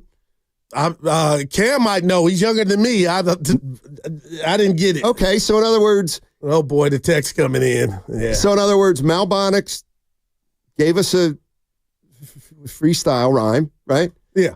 I picked out something where he said, Stephen A. don't twist. And I admit I'm an older gentleman. Only he could break that down. I don't know. Okay, so it's not. Yeah, it went over my head. It's not common lingo. Yeah. Okay. Right. Let's go to Kevin in Livermore. Hey, Kevin, how you doing, man? It's Caleb. All right. Oh, Caleb, our man, baby. Our man. What's up, Caleb? How you doing? Hey, I'm doing good, man. Excited. You already know what I'm about to say, man. I'm laughing already, Caleb. What? Oh. Guru, I'm sorry. Hey, you know what? I can see why you were casted in the movie 8 Mile. Look, hey. Good, man. Come on, man. You got to head to the lab, buddy. Go ahead, baby. I deserve it. Look, it's pretty disappointing to see the guy GP2 go down, man. That was disappointing. He's been playing really well for us, man. He looks like 2022 GP. That's not a bad call. No, go ahead. Yeah, but at the end of the day, man, the Warriors are going to need these role players, and hopefully GP2 can come back during the playoff time, because without him, I mean, they don't really have a guy who can guard the best as far as like point guards on the opposing team each night. So hopefully he gets back. Good stuff, Caleb. Appreciate the call. And we did talk about how great he was playing, Steiny, how the others were solidifying their roles. Again, I'm not going to panic. I did that yesterday about the defense down low. But, I mean, this just came out of nowhere, and I don't like it. And they just got to – who's going to step up and fill his shoes? Well, that's what why not Kuminga? Payton shadows guys bringing the ball up. That's, in theory, something that Kuminga does pretty well. So I get it. He's starting Payton at 2, but there's a lot of interchangeable parts on the Golden State Warriors, and maybe this will somehow filter down to Kuminga. That's one thing I'm thinking. He was getting in before GP2 anyway, but now you just wonder if the time is extended. Payton's been starting. Yeah, well, spot starts. Because it's been Pods, Curry, Dre. Who else we got? It doesn't matter. Yeah. It doesn't matter. A lot of people say I'm in the wrong business. Go back to selling vacuums? No, rapping. Oh, I'm sorry. See, that's where, you know what? See, people think that I'm serious when I do that, and I got to stop that. No, that was on brand for you. Well, you know what? And maybe I got to be like Stephen A. Smith and realize I'm hurting my brand. Wow. But you know what? I'm not really. I don't have a brand to hurt. I don't. Okay, there was one other thing on I remember I said I had 3 things. The role players. Oh, I'd suggest you go to the Athletic and read a story by, I believe, Zach Harper on Defensive Player of the Year. Oh, it's a joke. It's a joke. Well, what exactly is a joke? Now all of a sudden Draymond's... Exactly. That's why it's a joke. Draymond Green's name literally hadn't even come up 3 weeks ago. Because Wemby was on lock. He had it on lock. But he wasn't even second at that point. All right. And here's the thing that's the problem is if Draymond Green wins the Defensive Player of the Year award this year, let's be honest. As Warrior fans who've watched this team for he hasn't even come close to his best defensive year. Not even close. Not even close. Stoney, we just saw him shut down again. And we saw 7 other guys own the paint. Now, I'm with you a little bit, but... There's no little bit. There's a lot of bit. All right, well, let me ask you this then. And to the piece, then how did he get there? How was he the favorite in Vegas? I'll tell you why. I'll tell you exactly why. Because he's lobbying for himself. All right, but still, he's done that before, and it hadn't helped him. Not like this. And I saw, Zach Harper saying, there were some people that think Draymond might have deserved one in the past and he didn't get it, so this will be the year to make up for it. I don't know. Yeah. Listen, if Draymond Green is the best defensive player in the NBA, then he's the best defensive player in the NBA. But we know that he is not having nearly as great a defensive season as he's had in the past. We know that, right? The eye test tells us that. So that's all I'm saying. He may be the best defender in the league. I don't know. I like that kid from Atlanta, but all I'm saying is and the kid from Atlanta's not a household name, Stoney. This all happened because Wemby got hurt. But let's be honest, Dre has been playing hellified defense. No, he hasn't. No, he hasn't. Now, what are we talking about, We're talking about the last 8 games. Well, but you can't put it all at his doorstep. I'm the one that said that to you on air. You put everything at his doorstep if he's saying he's the Defensive Player of the Year. Then you have to put everything at his doorstep. Now, I do wonder who you're really talking to because he's the leader in Vegas, and I wonder what they're going off of. Again, I don't know. The whole award is nebulous. It's a joke. All of a sudden now? Because he hadn't won it was a joke when And there you go. Like, why wouldn't they just give it to Mobley? No, they give it to the biggest shot blocker. That's what they do 90% of the time. And then you got the Defensive Player of the Year can't even play in a playoff game because they run him off the court. That ain't your DPOY. But that's Gobert. He becomes I'm just saying that. So what would you do different? Nothing. It's just an award that's completely and utterly subjective, and people are going to end up voting for who they want to vote for, and they'll vote for who lobbies the most and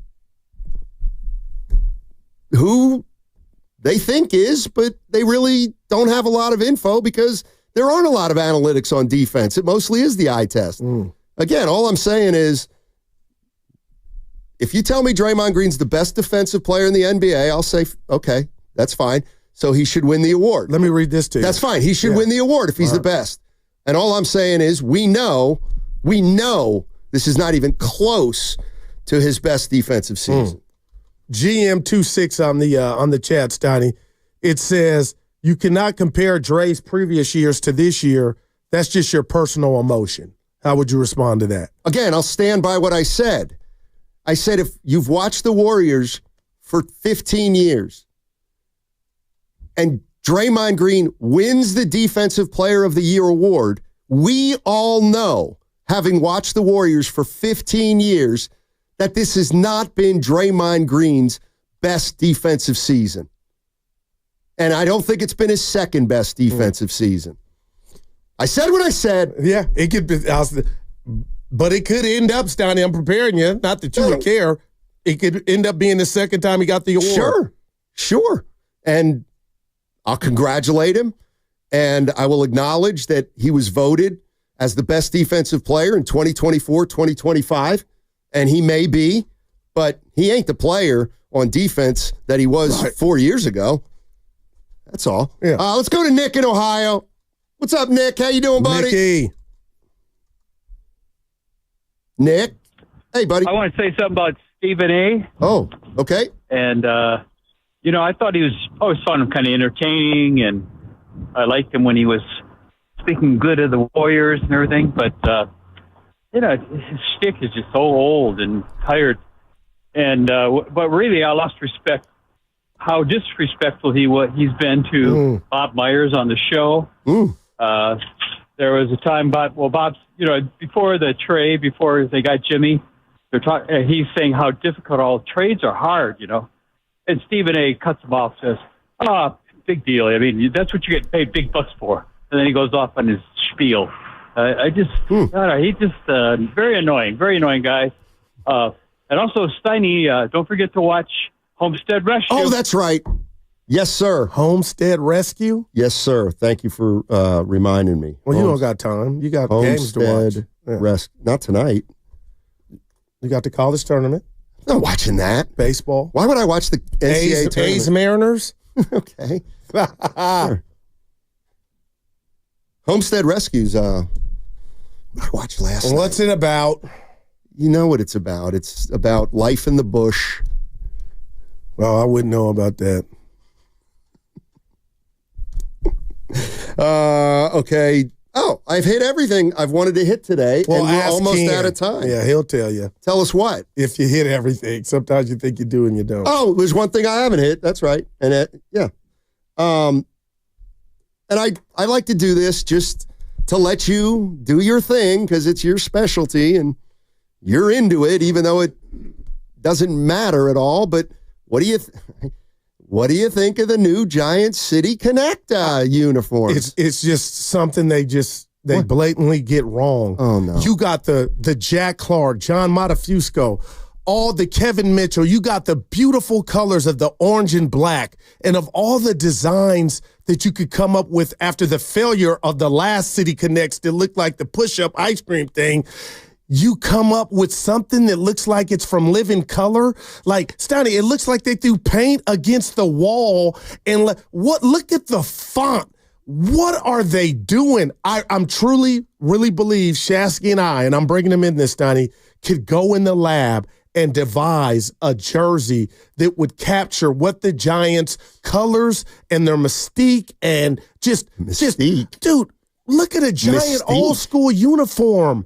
The gray, the orange, the black, the white. What are they doing to come up with that slop? But it's what you are watching with Stephen A. and LeBron. It's crap, but you like it. You just like rubber. Like, that jersey's ugly. According to you. So was the last one. According to you. What do you think? I love it.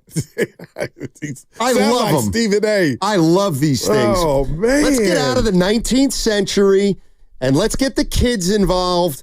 And that's a uniform that says we're going after the 9-year-old. No, let's get some creative people that can use the history. Better be careful here. The color scheme and come up with something that mirrors who we are. Well, if it mirrors, then it's going to look like the same uniform. What does that look like? Not your shirt. Oh. Looks like somebody spray tagged a bridge. By the way, those guys are good. They can paint. Well, hire them. Because whoever came up with that, hey, I'm going Charlemagne the God, that ain't it. I'd be careful here because you know as well as I that graffiti done well is true art. Oh, no doubt. I do not mind graffiti as long as it looks good. And there's various colors. Right. I have no problem with spray painting walls. Just do a nice job. I need you to sit this. How many minutes we got? Sit this one out. I'd love to. Kenny, grab the mic, seriously. I mean, it's funny you mentioned in Living Color because they say you can do what you want to do. The Giants should not do what they want to do in terms of doing a jersey like that because you're the Giants. You don't have to. Kenny, that's not why I wanted you to grab the mic. I put myself out there. You've seen me in my comfort zone in the Cadillac. I just need you to do this again. And you've heard me come up with a confident, tight freestyle. Can you just say that to the people? Because I need it. Yes, good. I don't know who that was, Stoney. I put myself out there. I was fighting in a straitjacket. Now they say I'm running for the worst freestyle ever. That was bad. But Kenny, you had me when I was comfortable, and he was in the car. Well, after a few, yeah. But why was it's easier. Cam, I was fighting myself. I didn't relax.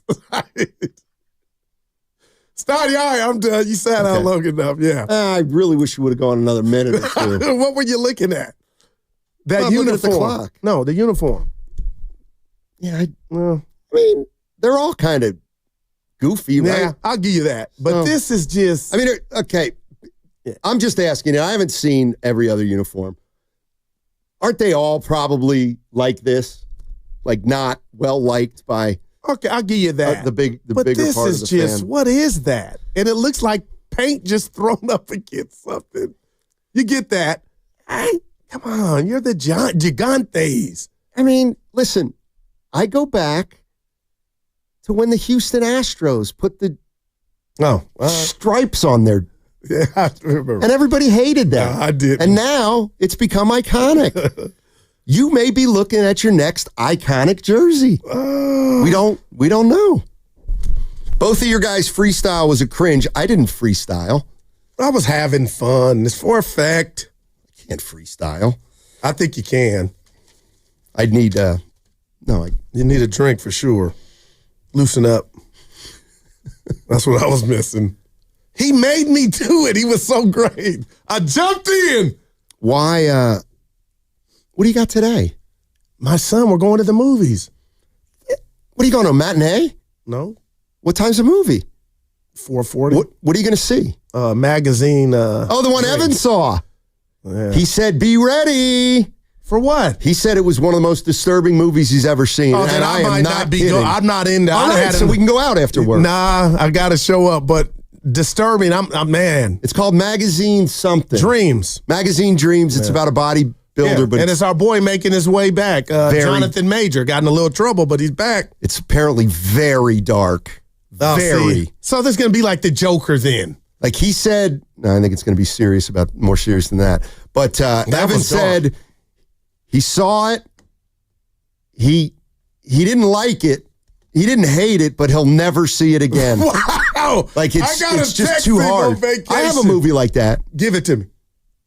I saw this movie one time and it was so disturbing. I could never watch it again. It was the most repulsive movie I've ever seen.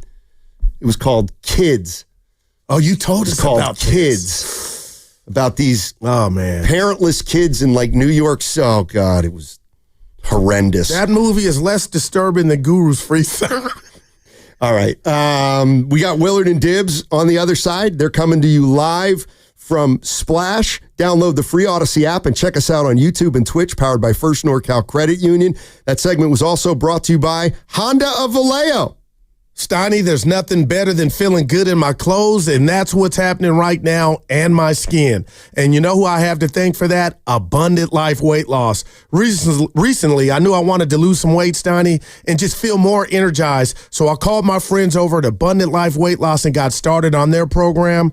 And just a couple weeks later, I'm down 21 pounds, almost to my goal of losing 30. And the best part, it's been easy. I actually wish I would have called Abundant Life sooner. That's because they know the secret to losing up to 1 pound of fat every day. They make it super easy. There's no exercise required, no counting points or calories, and none of dealing with the prepackaged meals. This is what you do. Call for your free consultation and tell them Guru sent you at area code 925-854-5140 or visit AbundantLifeWeightLoss.com. If I can do it, so can you. Join me and call Abundant Life today and get started on their life-changing program. And that's, again, area code 925-854-5140 or visit AbundantLifeWeightLoss.com and tell them Guru sent you.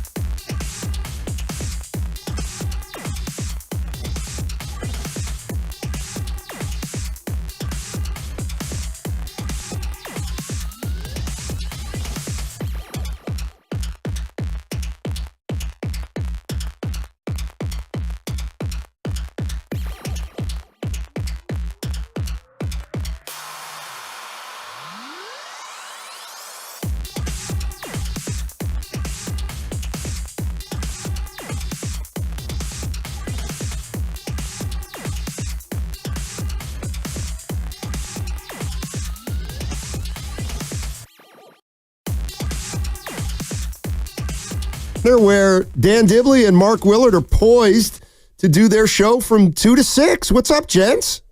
It's a lot going on out here, boys. Yeah. It's, it's an interesting day out here. Wow. And so, we're kind of fired up. There's a lot going on. Now, one of the things that I used to do when I was working for a newspaper is sometimes we'd have a big feature story, and I had to set the scene. Could you guys set the scene? Because you say it's interesting out there, but I'd like a few more details. What's making it interesting? It's a mixed bag right now, and you've got a host of baseball people who are here for baseball things. But as you start to see people trickle in, you're seeing some sweatshirts and jerseys of teams that will be participating in the basketball event that is upcoming. And it's funny because I saw somebody walk by, and I thought that it was Sam Lubman. It was somebody with an auburn full flock of curly hair with a hat on and a hoodie, and I said, "Oh my God, Sam Lubman!" And my partner looked over and saw the red sweatshirt and said, "No, Arkansas fan." Right. That's exactly what's happening. Like, I'll set the scene in a different way. We out here profiling. We are styling and profiling. Dude, mullets at an all-time high. Yes, there are baseball people here, and then there are a lot of people from other parts of the country. That's the picture that I will paint. There are a lot of people here from Arkansas, Texas, and Florida. Wow. Maryland people, I'm going to say they're blending in fine. Outside of that, we got people here from other places in the universe. No doubt. I saw at least 11 banjos, and somebody came in like a broken down RV that they parked at right here in Thrive City, and it's crazy when you start to profile some of these fan bases. And you want to fear the turtle, but the turtle's coming in late, and Maryland, they're a little bit more laid back. And when you think about the brow of these fan bases, Maryland is probably the highest of the brow. Well, I'll tell you what, I'm a guy with multiple best friends, and one of them, 49er Frankie's coming by to see you two with his daughter, Katarina. Let's go. Yeah. I said they might take a picture if it's during the break. Yeah. No, that's absolutely fine. Send anybody you want our way. But the other thing I want to know about, though, I feel like the lead is getting buried. Because God. GP2. Well, no, not GP2. Yeah, wow. GPU. Good. Okay? Oh, man. I got here early because I don't know if y'all know that you come upstairs at Splash, and there are couches and the nice people here, led by Tom. There are nachos. There's nachos. There's burgers. I'm going early. I'm going to kick my feet up.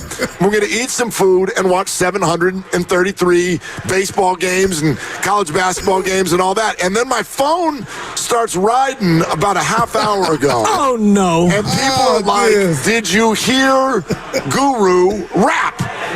And my answer was, did you hear Guru rap? I heard him sing. I heard him try Take Me Out to the Ball Game, which was a little bit of a, he went like 3 1/3. He thinks there's 157 games in a year. I'd expect him to also not have Take Me Out to the Ball. You're telling me he rapped? Apparently. Oh, God. Now, I have not heard it. Me either. And I would like to hear it. Can we We're hear not it, please? doing this, Willard. I'm in the city like a giant. I come like chef to bake the curry. A flurry of flows, domes off the top. I didn't know I was gonna pop like Michael Jackson, but we're talking about Stephen A. Smith. Need a lift? Uber. Nah, I drive the Cadillac. I'll be back, but I flow when the thought comes off the top like Johnny Depp, cause I flow like Othello, cause I wanted to act, but now it's D-Lac, Guru, and this is what you get. Steiny to my right, cause this is how we sit. Willard and Dips coming up on 95.7 with the dice in my hand. 7-11, 7 dice, but this is how I grin when I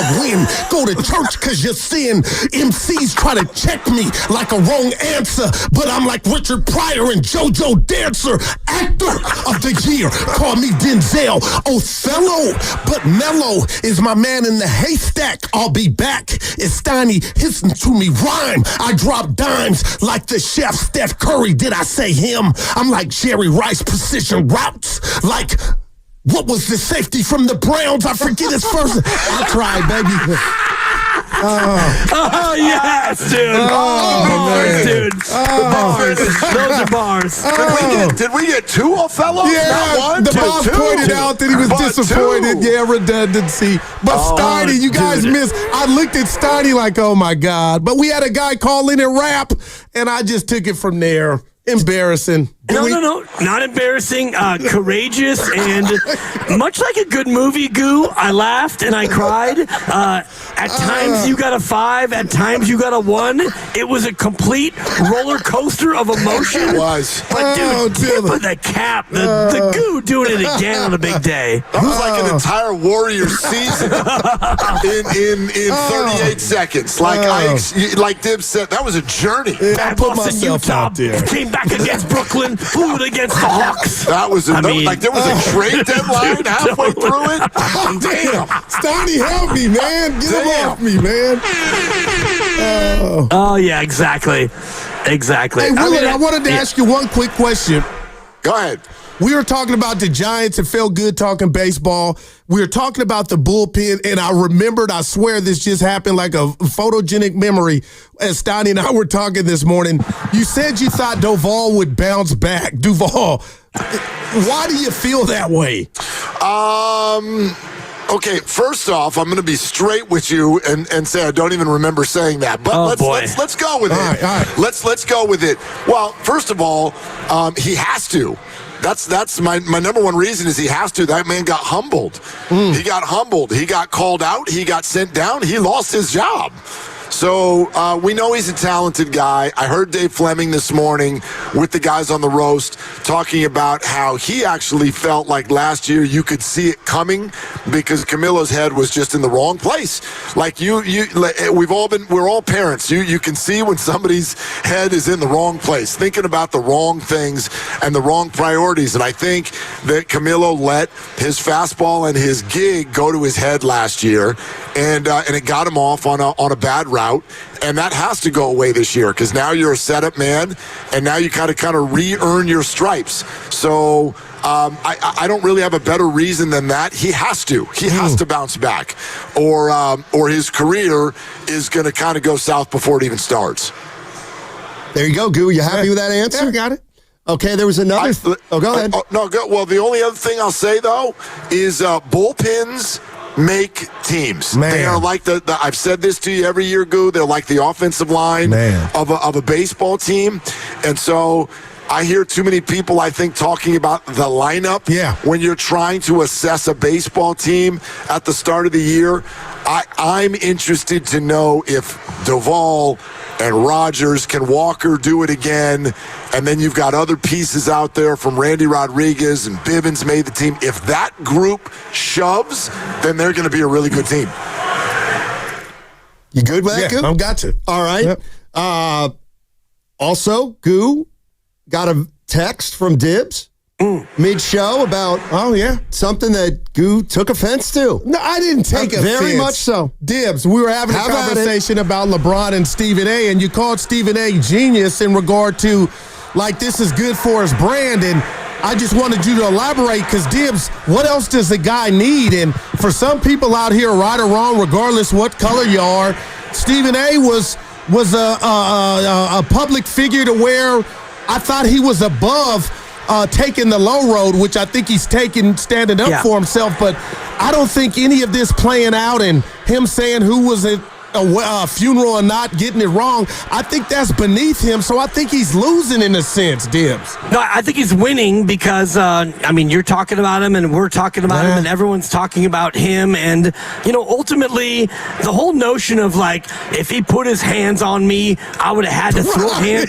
Okay, then, all right, let's go ahead and set that up. Celebrity boxing, LeBron against Stephen A. Smith, and he lasts about 9 seconds. And so Stephen A., and that's what I texted you initially, was he needs this attention. Stephen A. Smith only survives. His oxygen is attention. And the only thing that he lives on is the fact that people talk about him, which is why he's picking a fight against LeBron James. And he did it, and he went after his kid, which, whatever, I kind of agree with him. Like, the only reason why Bronny was in the league initially was because of LeBron, and he went at him, and then they had the face-to-face, and that was all staged, and LeBron did what he did, and then Stephen A., boy, if he would have said, if he would have touched me, we would have thrown hands. And then LeBron goes on McAfee and he crushes Stephen A., and that's playing right into the whole WWE narrative of all of this. Stephen A. Smith needs this. He needs the conflict, especially now where, we're a month and a half away from the NBA Finals, and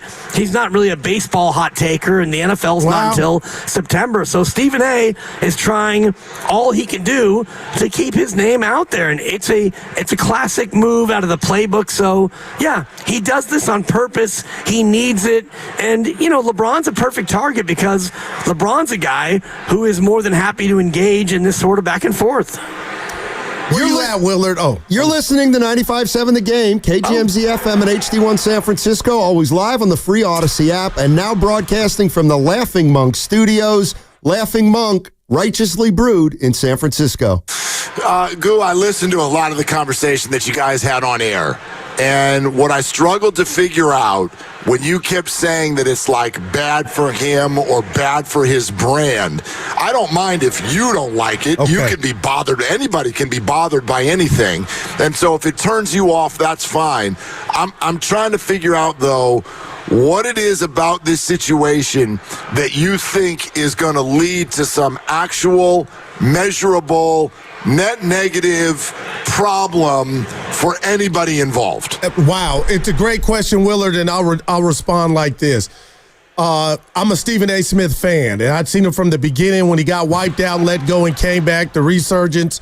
So I've been noticing some things to where, man, and it's his life. He's doing a lot of things, not turn off, but I'm like, man, he's expanding, and I kind of didn't like it. And with this incident, I thought he was right. I was Team Stephen A. when it first went down.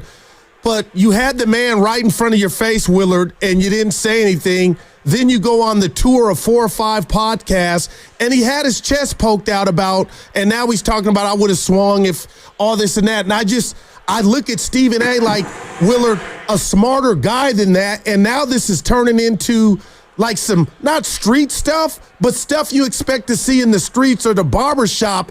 And I just thought he don't care what I think, was on a higher pedestal than that. So from all the people like myself that look at Stephen A.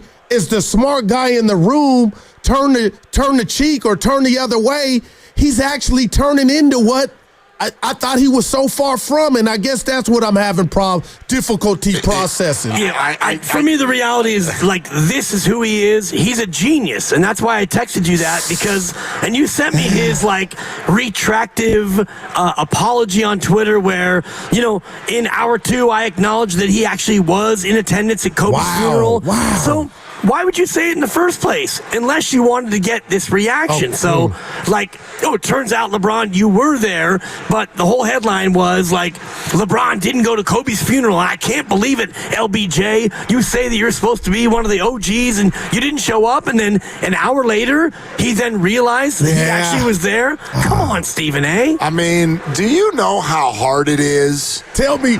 To get this radio station to talk about something other than the big 3 teams in this town?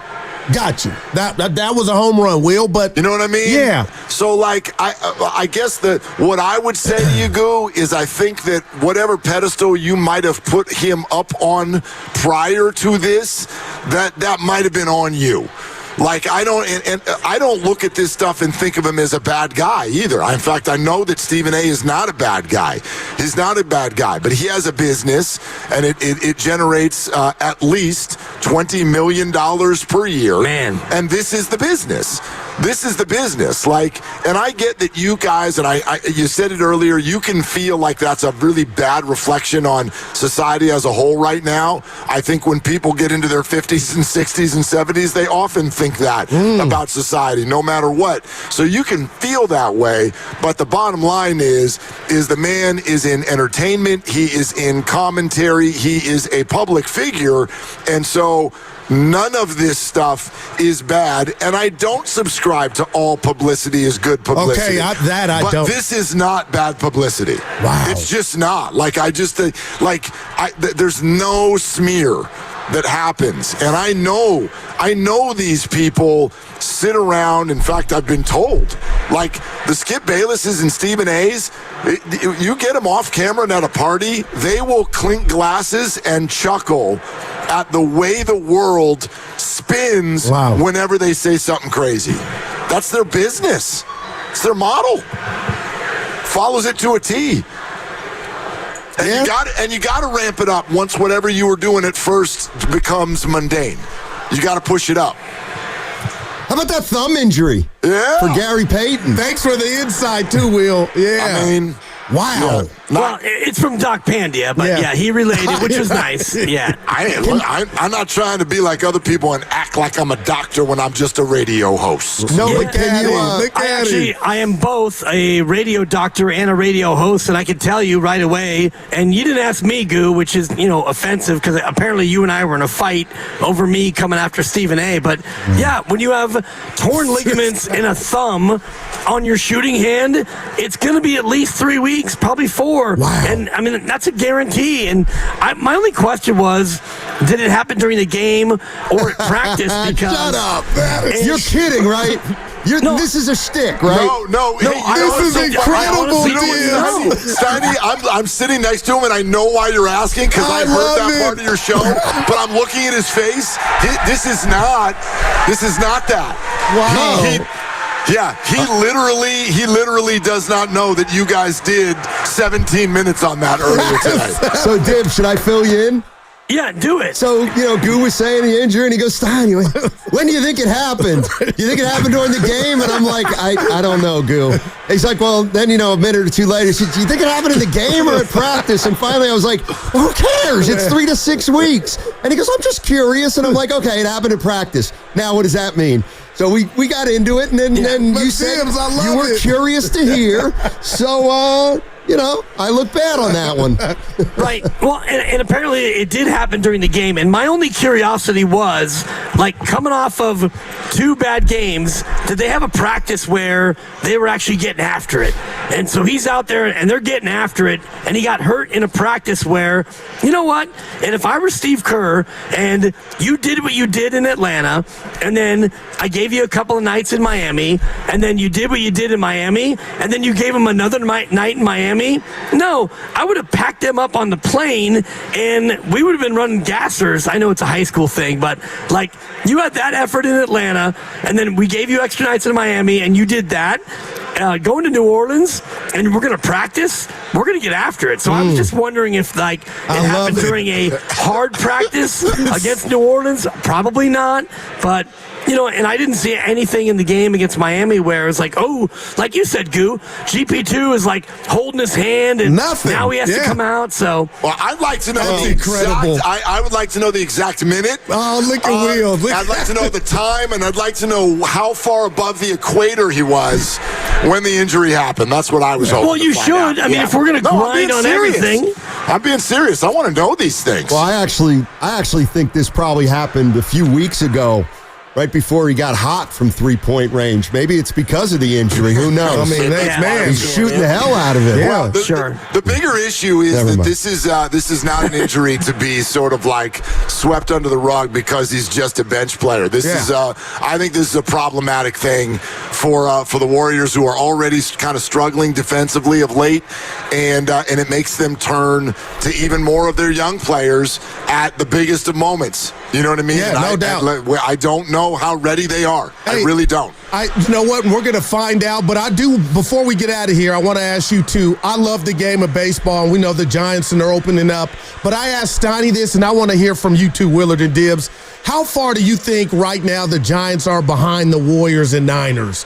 Is it on their bumper, or do you think Steiny gave me his answer, but I'm curious to see how far the Giants from kind of in the Bay, because I feel like they're third, Will and Dibbs. What do you mean by, do you mean by in terms of their performance or popularity? Their Q rating? Q rating. Okay. And I think that comes with winning, It comes with winning, but I mean, the Warriors are number one, and I don't think it's close. What? You've got Steph, and you got 4 titles, and you're in the mix right now, and you know you got Steph for 2 more years. And the Niners are interesting because, you look at the end of last year, and that last home game, there was a lot of empty seats. So there wasn't a lot of clamor for, we got to be there for the Niners. And I do think about the Giants, and a lot of it is tied to winning, because right now, if you thought, like, Steiny, if you had an 8-year-old who was a Giants fan, like, what jersey would you buy? I mean, Jung Hoo Lee. Jung Hoo Lee, sure. He'll be here for a while. Adamas, he's making his debut today. Logan Webb every 5 days. You don't really have that anchor person, and it feels like when they won 107. Yep, 107. That feels like 10 years ago. Yeah, and it was only 4. Wow. I'm with Dibs, and take it a little step further, or even tie it to what you were just saying earlier about Stephen A. and LeBron. I think the Giants are definitely third, and yes, it's tied to winning, but I think even more so it's tied to this. They don't have people that other people want to talk about. Wow, man. That's all it is. And it doesn't even necessarily have to be 30 home runs or whatever, like a superstar, because I don't know if people would call Brock Purdy a superstar. Are you saying personality, Willard? Well, it's not even just that. It's just interesting people, and that can develop out of winning or other things as well. But Brock Purdy is my example, because I think some people would be like, that's not a superstar, but a lot of people want to talk about him. Like they want to talk about Kyle Shanahan. They want to talk about Brock Purdy. They want to talk about George Kittle. They want to follow him on Instagram. They want to know about what his wife is wearing at the game and what that looked like when they interacted. And the same thing is true for the Warriors. People want to watch Steph Curry warm up, and they want to know about Draymond's podcast and what's Jimmy Butler doing, and his Buddy Hield changed his hair. The Giants don't really. They're short on that right now. So, and to me, that's the number one thing in this kind of day and age. Wow. All right, gents. Can I ask you a question before you leave, Bug on the shoulder guy? Yeah. Oh, you can ask. All right. So this is along the lines of what you just asked, but what if we did this more within the framework of actual wins and losses and this year? If I asked you, what is the likelihood that 2025 comes to a close and all 3, the Warriors, Giants, and 49ers, have made the postseason? I would put that at 15 to 20%. Okay. Goo? I'm going to go 55. 55? Yeah. I think the Giants can get in. I think they're better bullpen. And the Niners' schedule, although there's no draft, and I know a lot of names left, I feel like they got action. So I'm going to go 65. How many of the 3 will make the playoffs would be the follow-up. Like, the Warriors are about a 90% chance. I think maybe the actual odds are higher. Yeah, 98 right now, says the analytics. Wow, actually make the playoffs. Right. And, I mean, I would put 2 for sure, Dibs. Well, and the Niners are probably, like, pending the draft. Warriors. The Niners have got to be, like, 65%. Yeah. And then the Giants are probably at about 40%. So, that's interesting, man. Yeah, you got answers, Danny? I said 15 to 20%. Oh, yeah. That all 3. But how many, if I put the over-under at 1.5 teams. Under.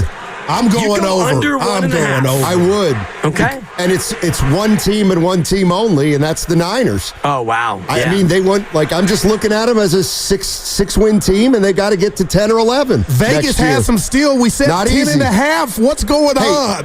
Actually, I'm on FanGraphs right now for the Giants playoff odds at 0-0 in real time. Yeah. But they are a full game out of first place already. So I forgot. Yeah, full game out of first already. Man, it's over. What do you guys think their current playoff odds are? 25. I'm going to go 34. Okay. Well, Dibs, you're looking at it. I am, but I like their guesses. You literally just split it. It's 30.9. All right. Wow. And that's the 30.9. epitome of their show. Guru is too high. Rarely. Steiny was too low. You guys are perfect. You guys are the best. Yeah, and I'll just finish out by saying we too low. Well, I thought you wanted to know what I was talking to Boss about. You'll find out. I don't care. Willard, 3 o'clock tomorrow, Willard. Yeah. Did you know? I got Willard till 3 tomorrow. For the first time ever, there's going to be extended just Willard and Goop tomorrow. You wanted to know, and that's what it is. You get 45 minutes of the all-new Willard and Goo show. You got to see his face. Right? Scotty, look into the camera. Are you ready? I'm looking in the camera. Okay. Are you ready? We're short-staffed. Okay. Guys are gone. See, this is why. Supposed to make it sound like something we wanted to do. I know. All right. He looks concerned. That's why I had to do it that way. I need to process this. Yeah. And that's why I'm going to withhold responding right now. Okay. I need a 10-minute cooling off period like they do in the NBA. And where do you need that 10 95.7. Other games. Exactly. Okay. All right. Night.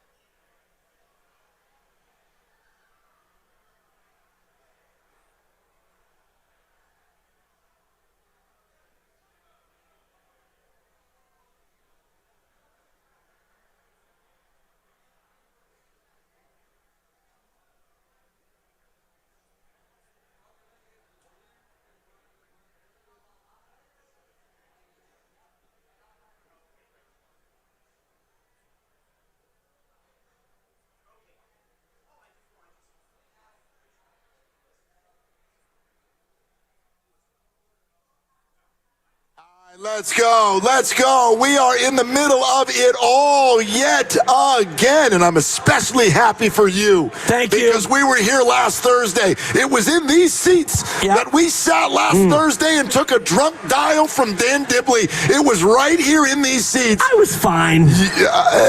Please don't do a Dan Dibley replay. I have no idea what I said. It was right here in these seats. My God. That you spoke to 3 different entities at the same time. Us, the TVs, and security guards who were fouling you in Vegas live on the scene. So now you get to be here in the midst of it all on another big day at Splash and down at Thrive City.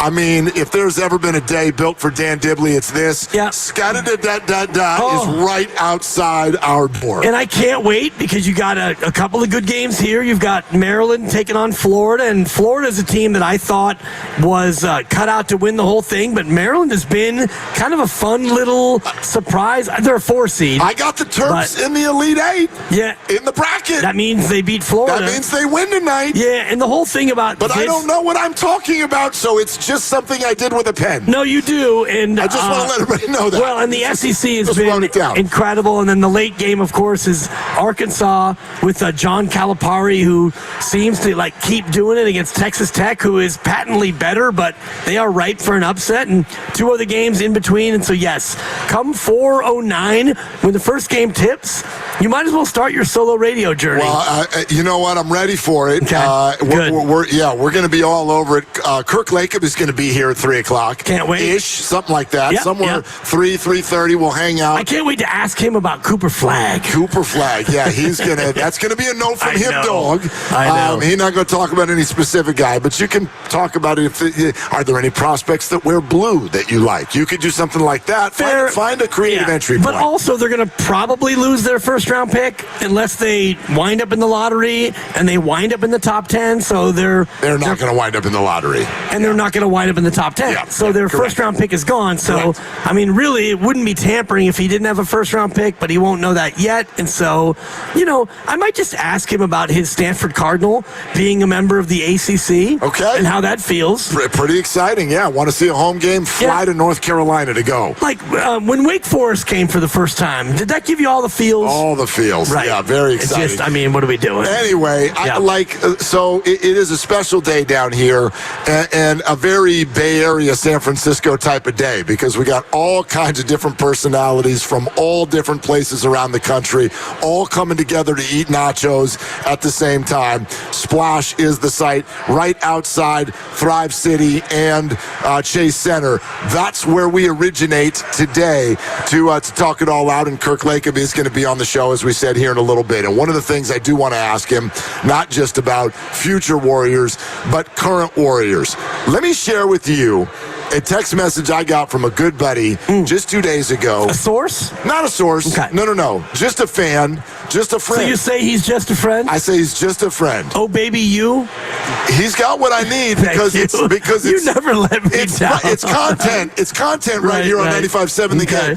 Because actually, he literally distracted me in the middle of a conversation with you because he is a New Yorker, but he's a basketball Jones, man. He's into it, right? And so when he texts me, he has something to say. And what he wanted to say was, the Golden State Warriors developmental program sucks. What? That's his take. Okay.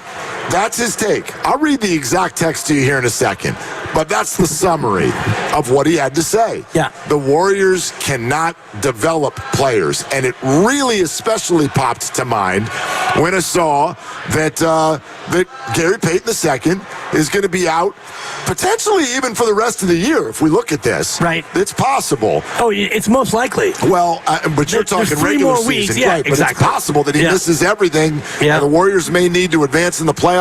Doc Pandia has told me that it can be just a pain issue, so therefore he referenced Jimmy Garoppolo, who went through something similar and played through it. It's not perfect, but you can. So he's like, in theory, he could be back in a week and a half, for example. Not likely, but probably more like 4 to 6. And there is a chance that it's a surgical procedure, and we've seen GP2 not just for the last time this year. Who knows? Maybe he's played his last game as a Warrior. Like, that's a real thing right now. So with all that, it really speaks to me to the idea that as we get to the final 10 games of the regular season and a potential playoff push, the Warriors are going to need to rely on some of their young players. The older players are just that. They're leaking oil right now with Steph exhausted and Jimmy Butler not playing well the last 2 games. Same with Draymond. And we're all talking about Jonathan Kuminga and this and that. And now maybe your best on-ball defender becomes Moses Moody? Right. I mean, is that the play now? So there's minutes available and there's an absolute need. How are we feeling? And we want to put this out to you, 888-957-9570. Do you buy that the Warriors are good at developing young talent or not?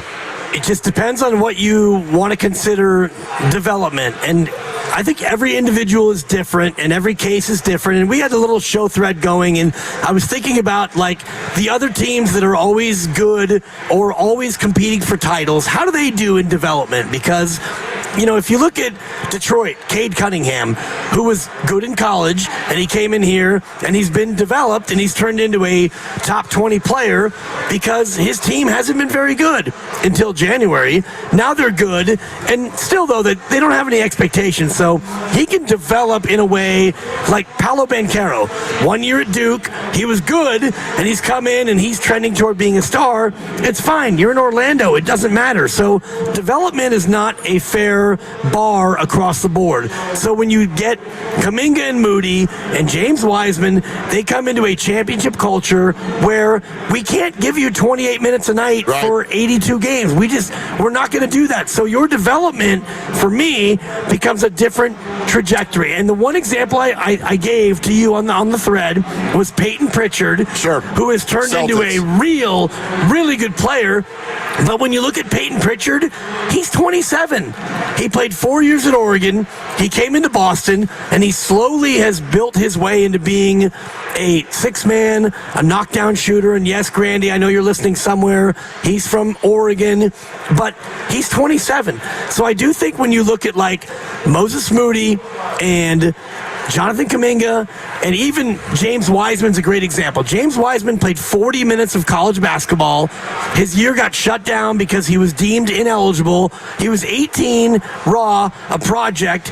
Did they develop him? No. Yeah. Has he developed elsewhere? No. So is that a Warrior problem or is that a Wiseman problem? I want to answer this, but I have some breaking news. Lucas, Ken, who's on the board? Somebody hit the damn button. Hit the breaking news. Button. Somebody up to thank you. 95.7 The the game breaking news. Moses Moody's going to join us in a half hour. Wait, Moses Moody? Yeah. We're sitting here talking about Moses Moody, who is now, for now, the best on-ball defender. He also played at Arkansas, about to tip off here at Chase Center in a matter of hours. And Moses Moody from the team hotel is going to join us here at about 3 o'clock. Oh, I thought you were saying in person. No, he's with the team. I mean, it'd be like cooler if he was here. That mulleted guy in the Arkansas sweatshirt would lose his... That really would have been breaking news. Yes. Moses Moody has left the team so that he can eat nachos with us here at Thrive City. It's a no-brainer. Yeah, I mean, they're good. Yeah. They are good. They're really good, and I can't wait to talk to Moses. And it's weird. Moses Moody's going to join us. I just got that confirmation. And Arkansas now is different than what Arkansas was then. I mean, that was Emus, and they had a great team, and they made a great run, and now it's John Calipari and a totally different thing. But I'm sure he's all about those hogs, suey, and the whole thing. Maybe we can actually get him to do it. Do a Wopik suey? Exactly. Yeah. He might. Although coming off an 0 for 9 from 3, he might be a little bit more demure. And Moses, he's chill. He's super chill. He's kind of chill. You know what I mean? He does yoga. We do yoga. He does yoga. Him and Kavan, That might be. Was that the last time Moses came on with us? Maybe. I'm not sure. But anyway, Moses, that's awesome. Great booking, Lucas. Good job. What happened? You okay? Sorry, that made me laugh. Yeah. Anyway, great job. So Moses Moody is going to join us. And actually, we will find a way to ask him this question. I'm not going to be like, dude, the Warriors suck at development or not, but I would love to know about the process that he's gone through, and I think that it is key to this conversation with the Warriors. If we want to be real, the Moseses, the Kumingas of the world, if they could have had their choice, would they be drafted by the Warriors? Because as you just said, the Warriors cannot offer these young players as many minutes and the freedom to just just go out there and throw the ball into the third row if you want, and we'll learn and figure it out. So they get fewer minutes and a shorter runway, but they also get to grow up in a championship culture. Right. And they get to grow up around true future Hall of Famers. And I got to think that there's a lot of value in that. And I'm sure if you ask them publicly, their answer is going to be like, no, that's definitely worth it. And I don't know if they totally feel that way, but that's sort of the push-pull. And it's one of the reasons I do give the Warriors a little bit of a different assessment than maybe some other teams. Of course. When we come to this, because that's a part of the deal. And they do have Kuminga and Moody and Podziemski, and now it's Quentin Post. Is it perfect? It's definitely not been perfect, but they are finding young players and turning them into contributors. And Moses won a title as a rookie. And my question for Moses will be, how do you get better? Like, if you only play, and I'm looking at his rookie year, he played 11.7 minutes a game over 52 games. That's about 600 minutes, where, other guys in his class are playing 30 minutes a night. Franz Wagner and all the rest of the guys, they should have drafted Wagner and this and that. But how do you, as a young player in this spot, how do you get better? Because you look at Moses, and every year he's gotten a little bit better, and now he's a starter in year 4. Right. Yep. So what do y'all think? Can we debunk that thought, or do you want to feed it? That the Warriors are not good with young players. 888-957-9570. We'd love to take your calls. We're live at Splash Thrive City. We're about to dive into a bunch of the food, and we'll tell you all about it. Oh, yeah. Give you the review. And Moses Moody and Kirk Lacob are both scheduled on the show here within the hour. We're sponsored by Crystal Geyser Alpine Spring Water, and it's Willard and Dibbs.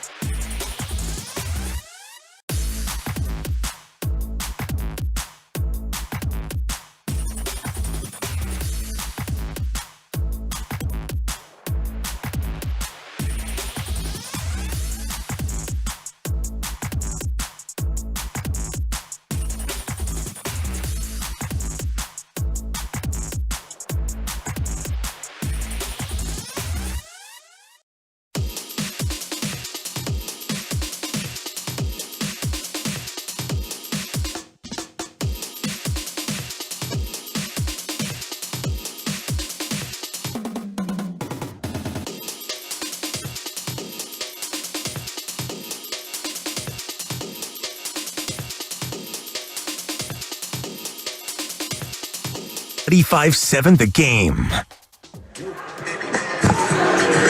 Right out here at Thrive City. Let's go. Getting full out here. Man. Yeah. I tell you what. Talk to me. This place, Splash, I think this is going to work out. Yeah, I think they're going to make it. You know? Yeah. No, this is like, because you come to a situation like this, and there's always this one question, which is, are people going to find their way down to Thrive City in this area of the city to not just get ready for Warrior games, but to get ready for other events? I know it's brand new, but now this is our 4th or 5th time down here, and it keeps filling up. It keeps filling up early. And I want to ask all these people the same question that I get when I go to the dog park at 10:30 in the morning on a Tuesday. Where the hell are you from? Yeah, people are like, what the hell do you do for a living? Like, what are you doing? Why are you here? I want to ask all these people that. It's Thursday. It's Thursday at 2:30. Right. What the hell are you all doing with your lives? Well, I see over here a group of long lunch. I see a group over here of like, oh my God, my team is playing tonight. I can't believe it. Right. I see some baseball fans on the side, and I also see some, I've got so much money, I don't even know where I am like right that now. kid's in 4th grade. What's he doing here? It's a school day. What's he doing? Shout out homeschool. He's running around at Splash, just freaking out, eating whatever he wants. Oh, yeah. It's a good life. It's a good life. And his dad's got a tall pint, too, so, well, yeah, you know. Yeah. It is. It's a good life. Anyway, glad you're all with us. Moses Moody in 25 minutes. Kirk Lacob probably will be right after that. So we're going to have all the Warrior perspective that you could possibly want and need. And that goes for the college basketball as well, with Arkansas and Texas Tech. And that's the second one, right? Yep, Maryland and Florida is the opener. Maryland and Florida going to get this whole thing started down here at Chase Center. So should be a real good look tonight. But taking your phone calls until then, 888-957-9570. And we hear it a lot. And a lot of people directed at Steve Kerr. Steve Kerr's not good with young players. Well, in general, how are you feeling about the Warriors' development of young players? And you can extend this back, I guess, a little bit. But when you think about the dynastic run and whatnot, really the second half of it, at all times, one way or another, it has involved some homegrown talent starting to kind of move forward. And, you're at an age now where as the stars get more expensive, you have less ability to go out and get, obviously, the Iguodalas, but the Livingstons and the David Wests and players like that. And so you need more from inside the building. And that is one of my top 5 questions for wherever the Warriors are going to go for the rest of this year is how can those guys, the Posts, the Moody's, even Kuminga, how can they contribute in a postseason run? Well, they're going to have to contribute, especially now with GP2 out for 4 to 6 or 3 to 6 or whatever, however long it's going to be. It looks like you're going to have no GP2 for the time being. And if you look at the roster, Mark, and you take Steph, Draymond, and Jimmy Butler, they've all played at least 12 years in the association. And the next up on that list is Kevon Looney. So Kevon Looney's been with the Warriors for 9 years. Is it fair to say that they developed Kevon Looney? They drafted Kevon Looney, and he went through a myriad of injuries, and Kevon Looney now has won, I believe, 3 NBA championships. And so, Kevon has gone from a UCLA player, and I think that he was a late first-round pick, as I look back at my draft list. Yeah, he was the last pick in the first round. Is it fair or unfair to say they developed Kevon Looney? Because of course it's fair. How could it not be? Well, he didn't turn into an all-star, and he went from a guy who was drafted 30th overall, and all Kevon done is played 9 years and won 3 titles in a row. You get credit for that. I think so too. Absolutely. I mean, look, if the bar is going to be all-star status, then I don't think we're being fair. That's not what every draft pick is supposed to be or can be or whatever. But if you make a pick and you want to re-sign that player, and that player contributes to something that's very important, That's a win. Yes. You get development points for that. And I have the same bar with the Niners, and this is where you and I have had some debate about, like, for example, Aaron Banks. You drafted him, you developed him, and then you didn't want to keep him, and maybe the price was too high, fine. But for me, when you draft in the NFL, when you draft a player, if you sign him to a second contract, that becomes a win. Yep. And I look, the NBA is a little bit different, but it's also kind of the same. Like Jordan Poole is a good example. You drafted Jordan Poole, you developed him, and you signed him, and then you traded him. And I know there's a lot more under the rug that we don't need to get into here. Circumstantial. But when you look at the Jordan Poole draft and the Jordan Poole development, are you going to tell me that they didn't develop Jordan Poole? Of course they did. He averaged 20 a game in the year they won a title. And this is a guy what are we even doing? Yeah, he was in the G League, and he worked his way into being a nine-figure player and somebody who helped win a championship. Right. So, of course, you get some development points for that. Some people want to weigh in on this. 888-957-9570. Glad you're with us. It's Willard and Dibbs out here at Splash, Thrive City. We got March Madness down here, college basketball, very big environment that's already happening here at 2:40 in the afternoon. Moses Moody joins us in 20 minutes. Kirk Lacob right after that. Christian in Fairfield is first up on Willard and Dibbs. Hey, Christian, what's going on? Hey, how you doing? What's up? I think the Warriors did a great job at developing talent from the beginning, like from Draymond to Looney to Jordan Poole is the best example, and that fans put too much on the organization and not enough on the players. And they do that every day with Kuminga. So I don't have a problem with Kerr or any of the Warriors organization. I think they do a great job at talent. Tell us more about what, like you said, that you hear fans do it every day with Kuminga. What specifically did you mean by that? Okay, well, there's a caller that called and said that, why do they put Kuminga in the corner? Well, why doesn't Kuminga cut to the basket and get an alley-oop? Or they say he, when Kuminga clears the screen like he did against Pod and he pulls up for the jumper, why doesn't Kuminga go set a screen and roll like Jimmy Butler? Like they always say, Kerr this, Kerr that. Well, Kuminga this, Kuminga that. I can do that all day. Like, it's on the player also. Moody played himself from a shooting guard to a starting power forward. Is that on Moody or is it on both? I think it's on both. Christian, agreed, Christian, and that's been my point this whole time. I think that's totally fair. Look, obviously the whole thing is shared, but this is sort of the baseline that I use, and I use this with my kids. I told you that story the other day with regard to my daughter and her soccer team. No matter what it is you're trying to do in life, if you stick with it, your opportunity will come. Right. And then when that opportunity comes, that's the moment that matters. What do you do with it? What do you do with it? And so, Moses Moody is finally getting his opportunity this year. It's a weird time to talk about it because he's missed about 1 billion three-pointers in a row.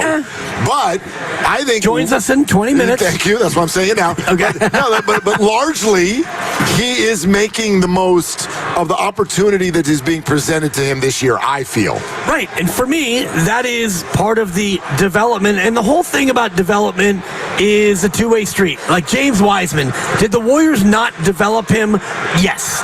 Did James Wiseman not get better on his own? Yes. So if you want to look at where the blame lies, and I know he's out with a bad injury in Achilles and he'll be back, and he was starting to play better in Detroit when he had more opportunity. He was playing better a little bit.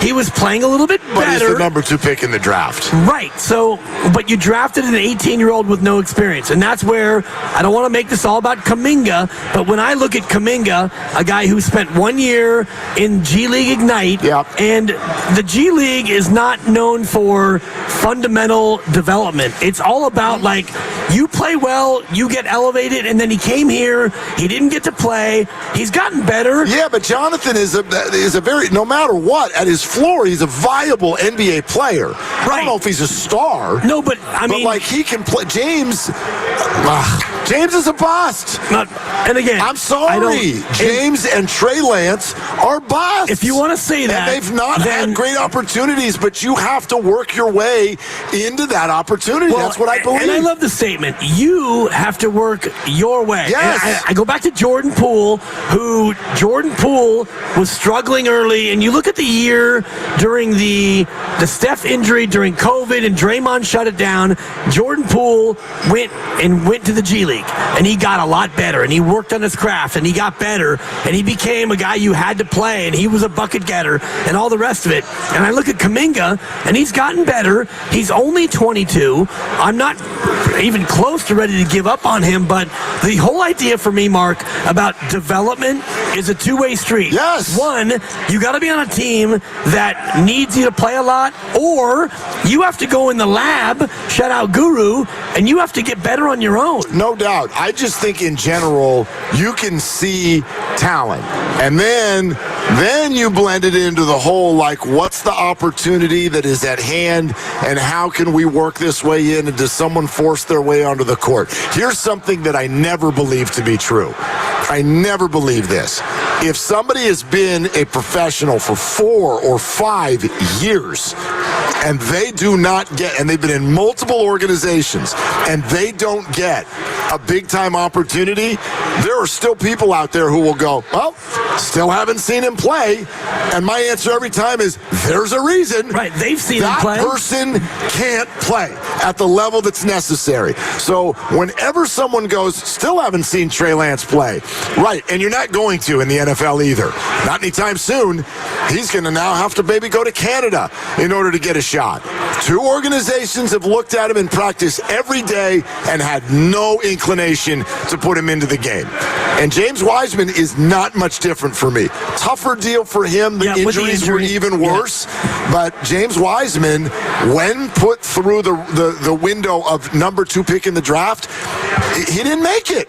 He didn't make it. Well, his race is not yet run, and he's young enough to where he can still... But he can't live up to that, I don't think. He could. It would be quite a Cinderella story. That would be unbelievable. And if he were to live up to that, then it would take him going in there and getting a lot better on his own. And this is where I think about development. And I'm looking at the Boston list of draft picks.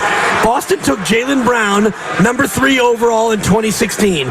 Did they develop Jaylen Brown, or did they draft a guy who was already really, really good? Well, you probably a little bit of both. But you have to do both. You still have to develop players. Did the Warriors develop Steph Curry? Sure. A little bit. Absolutely they did. He got better on his own, though. He got strong, and he did all his work with Brandon Payne. That happened within the framework of Warrior basketball and practice, and Steve Kerr coming in and changing the offense. I do think and we give teams Monte too much Ellis. credit. We give teams too much credit for development. Well, Steph Curry doesn't become Steph Curry without wanting to do it on his own. Understood. That's but my thing. To me, there's always plenty of credit to go around when something goes well. If you draft a player and he's good, you get credit for developing. I don't care where you drafted him, because we've watched so many, even all the way up at number 1, not develop. I don't know any other way to sort of quantify it. Let's go to Jimmy in Bayview. Hey, Jimmy, what's up? Oh, hey, guys. Thanks for putting me on. I think Mike Dunleavy's done a great job drafting. I think Bob Myers, had a mixed record drafting, and I don't know. With Moody and Wiseman, or Moody and Kuminga, to be honest, I would probably package them both together and go after a big name next year. So that's where I'm at. And Poole was traded, and it costed us the first. So I don't know what you guys have to say about that. Thanks. Yeah, I get it. I totally get it. And, Jimmy, thank you. But I still don't know how much, even if you're like, I'd package them and trade them. Well, that doesn't necessarily say how you feel about the development of the player. I get that people want these players to be further along, I do put it through this sort of a filter where it's like you're on the Warriors. You've had to develop on a team that has always been competing for a championship. That slows the process a little bit. They have gotten better. Have they gotten better enough?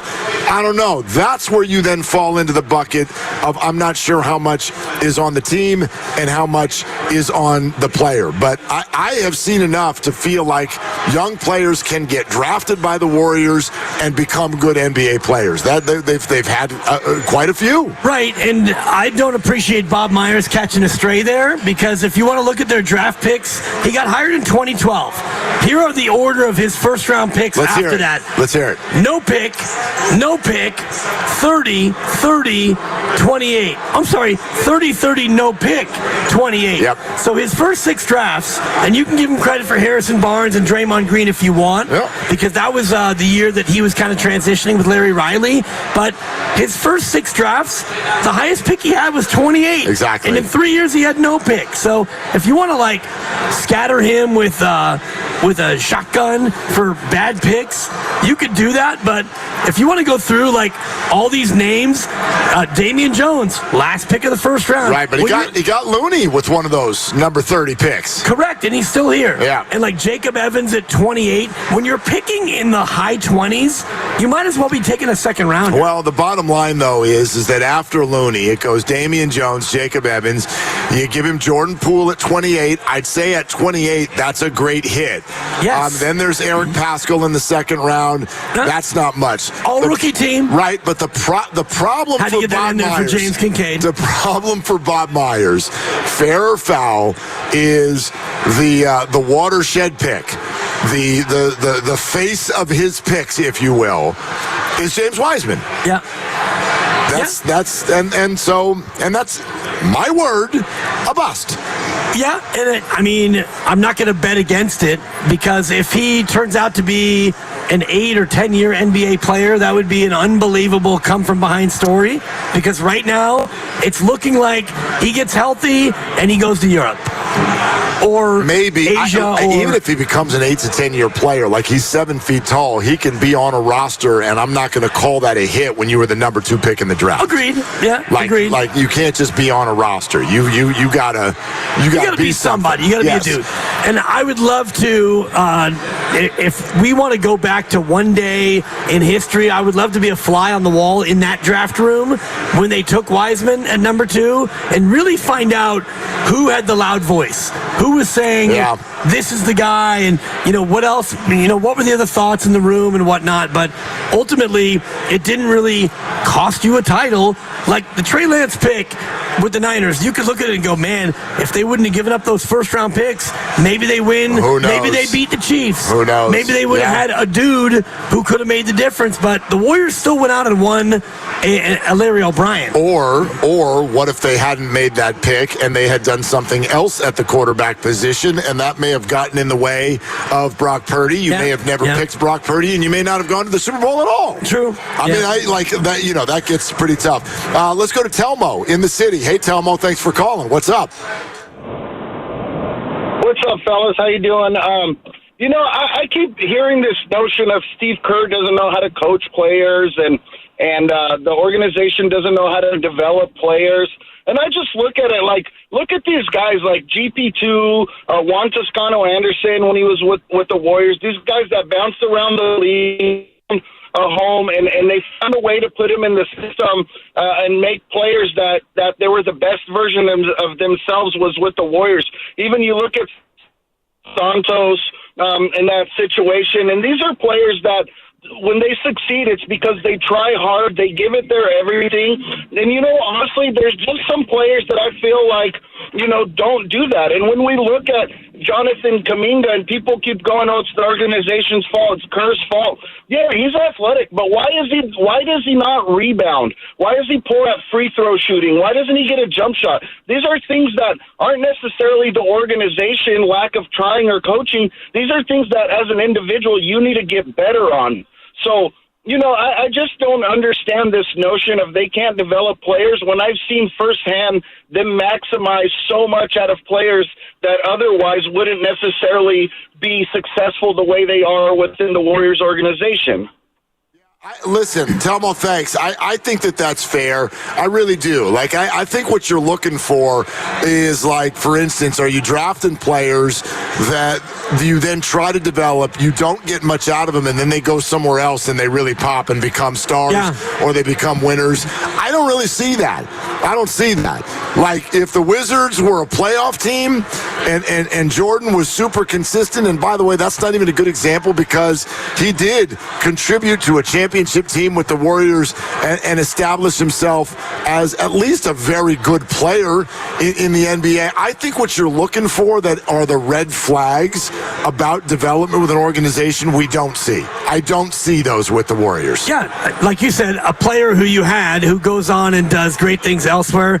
The one that I think about who may have gotten away is Chris Boucher, who played about 90 seconds and got hurt, and he was gone for a year, and so he ended up cutting him, and it was a roster thing more than it was a lack of faith in the player, but he's gone on to be pretty good. And you also talked about Ty Jerome, Ty Jerome, who you didn't draft, but you had him, and then you didn't keep him, and he's gone on to be pretty good. And there's always going to be some players who go elsewhere and do well, and that's just the cost of doing business. We're brought to you by Fremont Bank. Here for you, here for good. We're here for the nachos.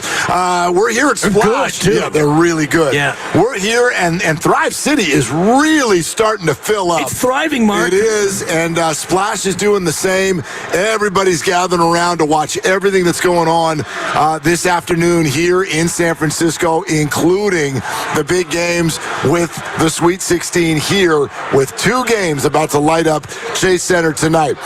And we're about to light up the show a little bit further here coming up in 5 minutes because we will go live to New Orleans, live to a hotel where Moses Moody is sitting and waiting to chat it out with us. And then Kirk Lacob is going to join us here in person live right after that. So Warrior fans, don't go anywhere. We got you covered right here on Willard and Dibbs.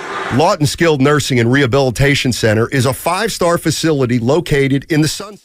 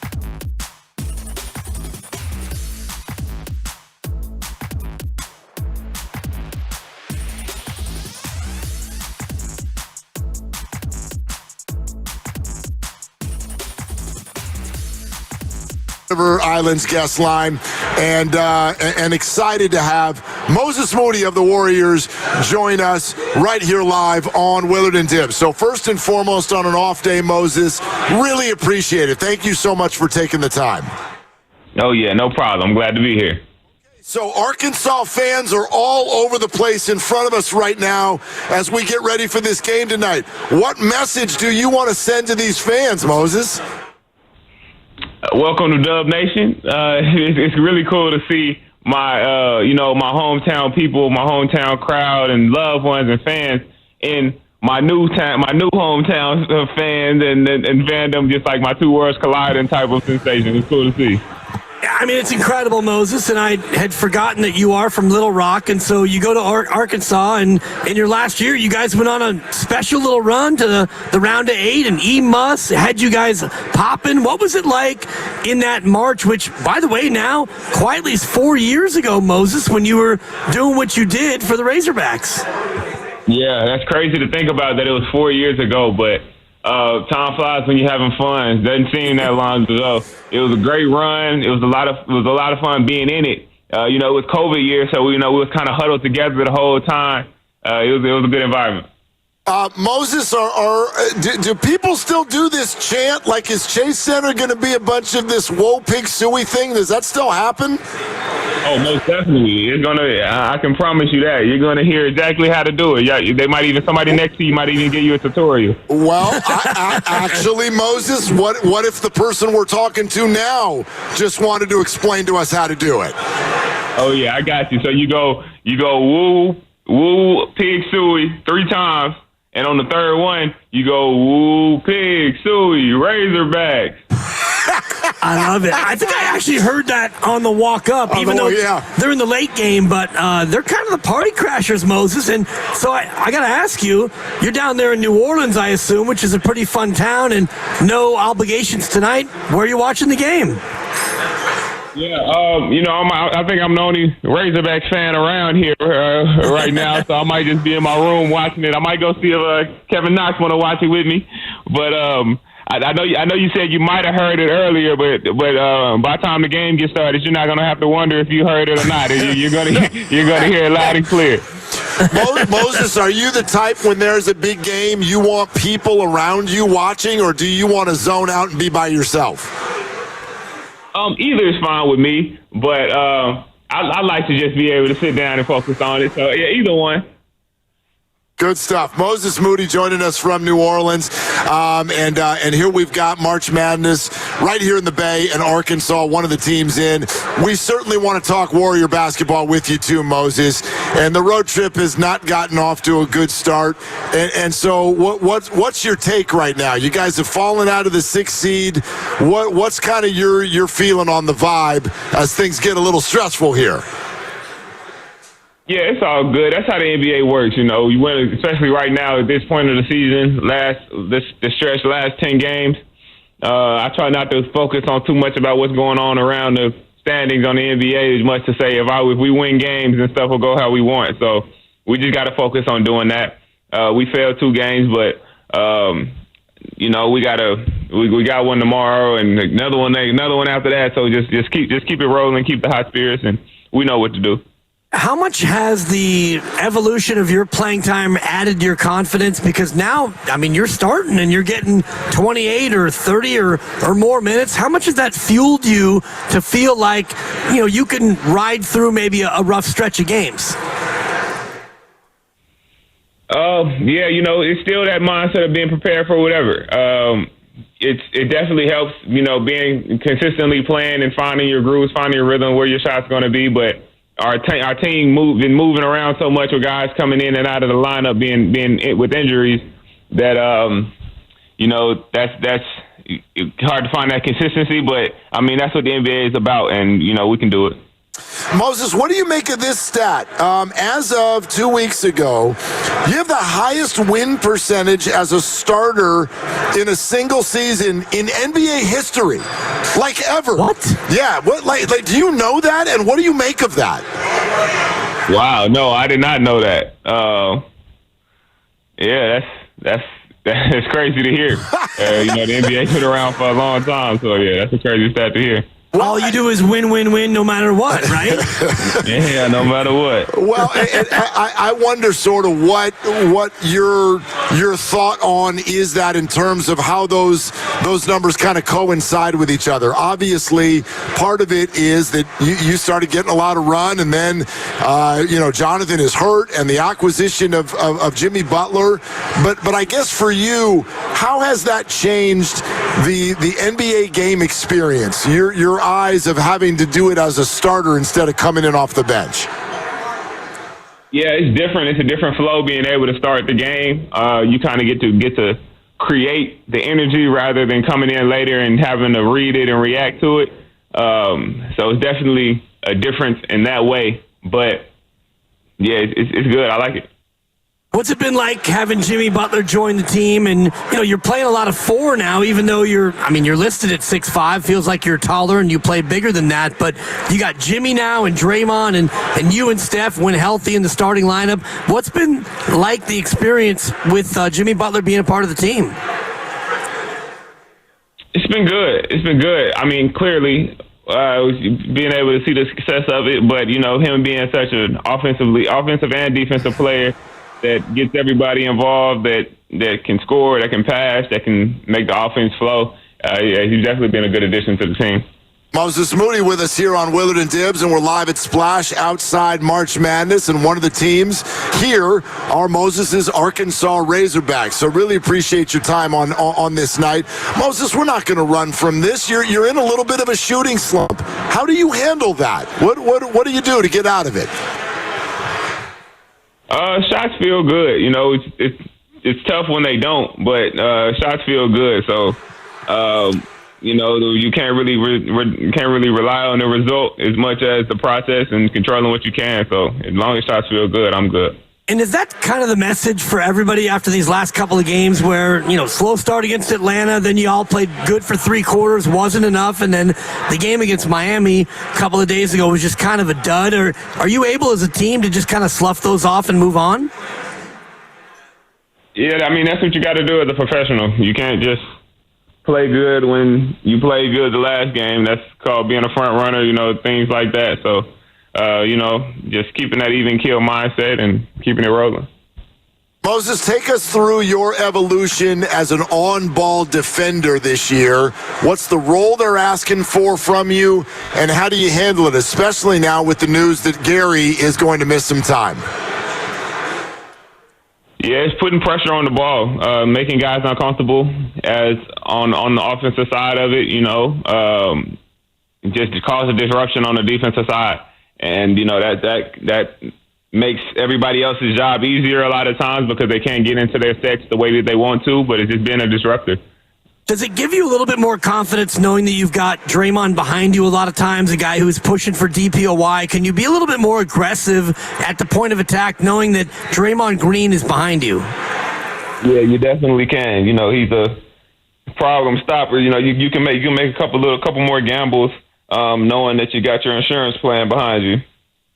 Moses, we were having a conversation earlier with regard to the Warriors developmental program and how it is maybe different than some other teams because over the last decade, as you've come into the league, you guys are joining a team that's also trying to win a championship. So there might be less minutes and less opportunity. I think that's led to a lot of fans being like, man, the Warriors aren't very good at developing young players. What would you say to that idea? What has been your experience with development in this system? It's the top of the NBA. It's a competitive environment. And you could go to say that it's not a place for to make mistakes and work through them in a lot of ways like that. You kind of got to figure it out. But being in a tough environment like that, that's usually where the best products come from. People that can make it through all of that adversity, all of those that hard environment, and I think we have players that's a testament to that. Yeah, like I always wonder if a young player would rather come in and just get a ton of playing time and a lot of runway, or the trade-off is you've got to work your way to that playing time, but you get to learn from future Hall of Famers. What's your thought on that?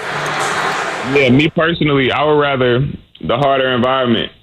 Just because at that point it feels like things get easier as your time goes on in the NBA. You know, the hardest part is going to be the beginning, but I know. Yeah, so me personally, I would definitely rather have the harder environment because, you know, when you go into a situation where you're playing a lot on a bad team, then you're picking up a lot of bad habits too, and you're getting that false reality of the NBA rather than just seeing what it is, how hard it is, and then choosing to compete anyways. Moses Moody here on 95.7 The Game. So this year you started 24 games, which is almost as many as you had your entire career. It's actually more than your first 3 years combined. But in those first 3 years, what did you do during the time when you weren't playing a lot to develop? Because a lot of fans are always, like Mark was saying, talking about development. When you're not playing a lot on a good team, how do you go about getting better? Yeah, I mean, well, right now, a lot of times it's hard to get work in on off days because you have a game tomorrow and you're going to play 25 to 30 minutes a game. But when you're not in that situation where you have plenty of time, like on off games, practice days, you can get pickup games in and you can work on the things that you want to work on. So you just have more time to work on those things. Okay, Moses, what's the most fun city, Atlanta, Miami, or New Orleans? Good question.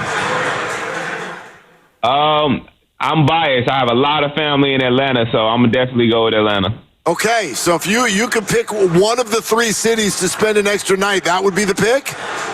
That would be the pick. Okay, we're being asked to add a 4th city of Fayetteville, Arkansas. Which of those 4 cities would you like to have an extra night in? Oh man, well that one changes things. I'm definitely gonna have to go with Fayetteville, Arkansas.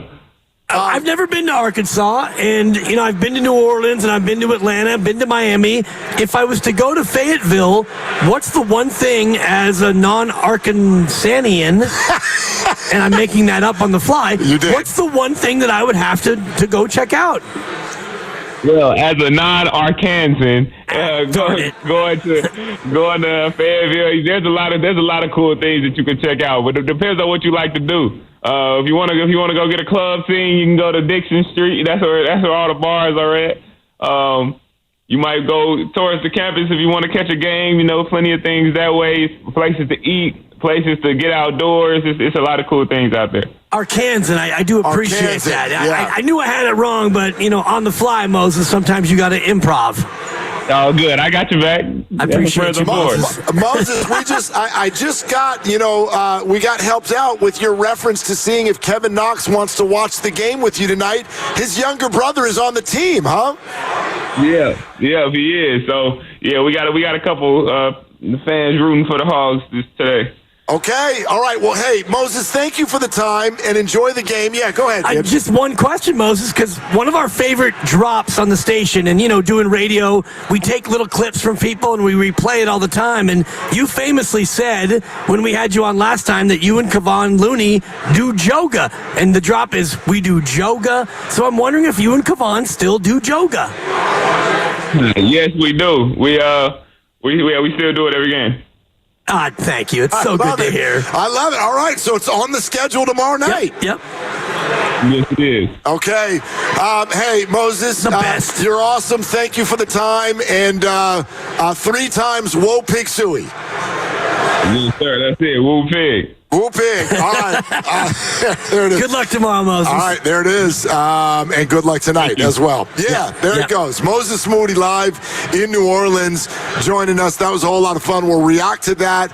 And Kirk Lacob is going to join us live up here at Splash as well. We're sponsored by San Francisco International Airport, and this is Willard and Dibs.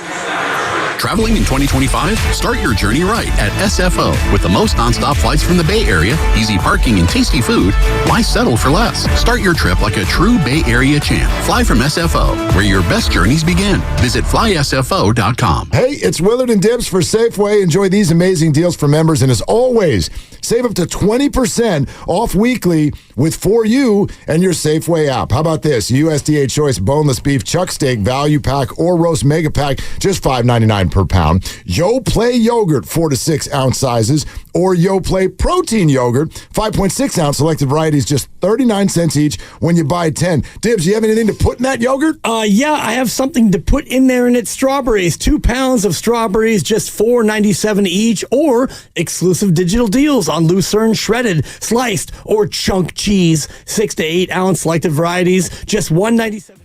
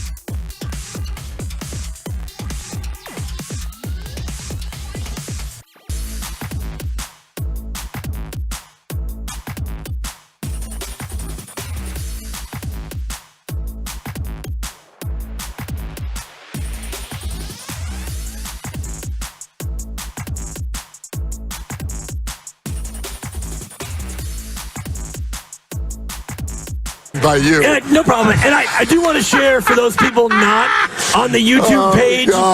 For those of you on YouTube, yes, you can see that I am wearing the Disgrace at Chase t-shirt. You are. I just noticed that. February 26th, 2020, which Lo Neal and I played one-on-one. Lorenzo Neal, 16-year NFL fullback. We went head-to-head. It was during a year when the Warriors didn't have much going on. Little did we know that 17 days later, the world would end. Well, this was one of the last things. Like pre-COVID, like COVID was. Oh my! And a couple people got sick at a wet market in Wuhan. And imagine. Okay, wake me up when you know. Okay, wake me when it's over. If you had known at the time that was the last content people were going to see before the world went to hell in a handbasket, you probably would have felt even more guilty. I would imagine. I mean, like, if that's the it's all going to go to hell, but at least we get to see Dan Dibley play basketball? That was about it at the time, and it turned out a lot of people wanted to see it. And yikes. My real lamentation, and you know what that is, Mark. It's a lamentation sensation. It is. I was going to let you pay for that. Well, and I will. And the problem was I was a fat blue pumpkin that day. Steph Curry gave us shirts, shorts, socks, and shoes. I had like Curry 7s or whatever they were. I don't even remember. But yes, Todd Golden's dad is here. Let's go, Golden. Let's go, Todd Golden's dad. Todd Golden, he just walked by. Let's go. Todd Golden's dad just walked by. I mean, I didn't realize that Todd Golden's dad was that big a deal. But you know what? Oh, gosh. Chomp, chomp, chomp. The Gators are in the building. So, there you have it. Oh, God. Anyway, I was telling a story that you didn't even care about, so why would I continue? Well, I lost 11-5. Who cares? I'm distracted. I was a fat blue pumpkin. I had no idea till just now that I was doing a show with a man who is wearing a drawing of himself on his left breast today. That's right. That takes a special kind of I don't know what. And I got Lorenzo Neal on the right breast. Go to hell, dude. That's different. Yeah. So. Anyway. Anyhow. No. You know what? Like, I don't want this to be too much of a charade.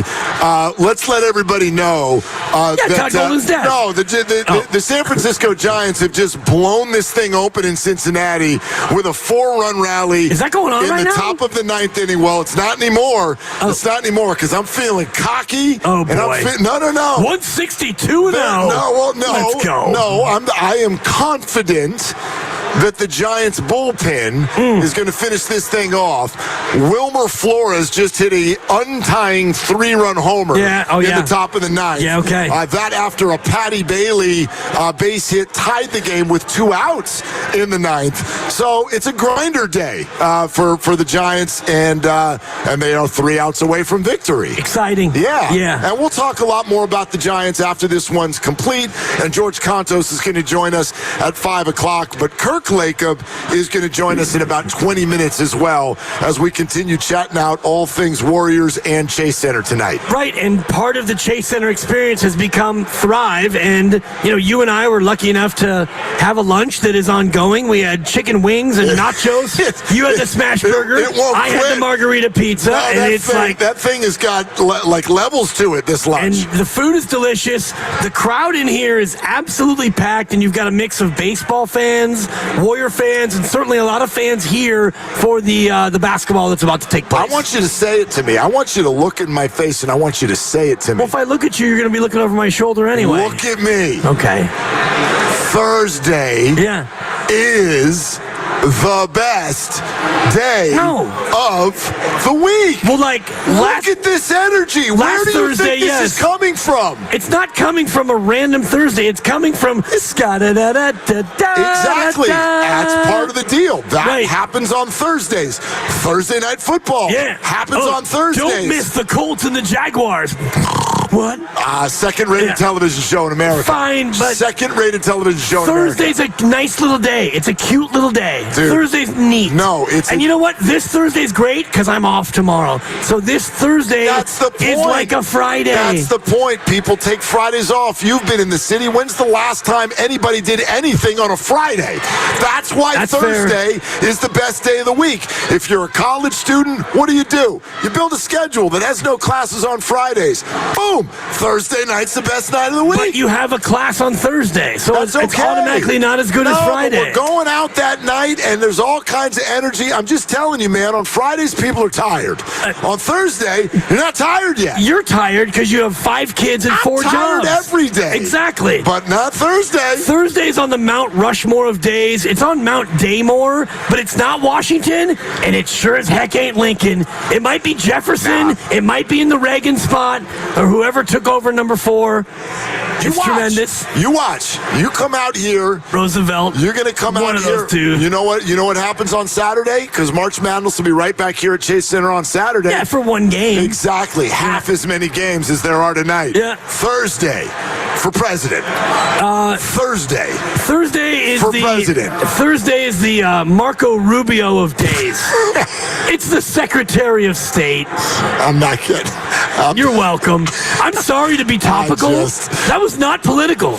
He happens to currently be it was edgy. Thursday. It was edgy. It's only edgy because you and I think that the whole thing is different than what other people think. No, because it came from you. That's why it's edgy.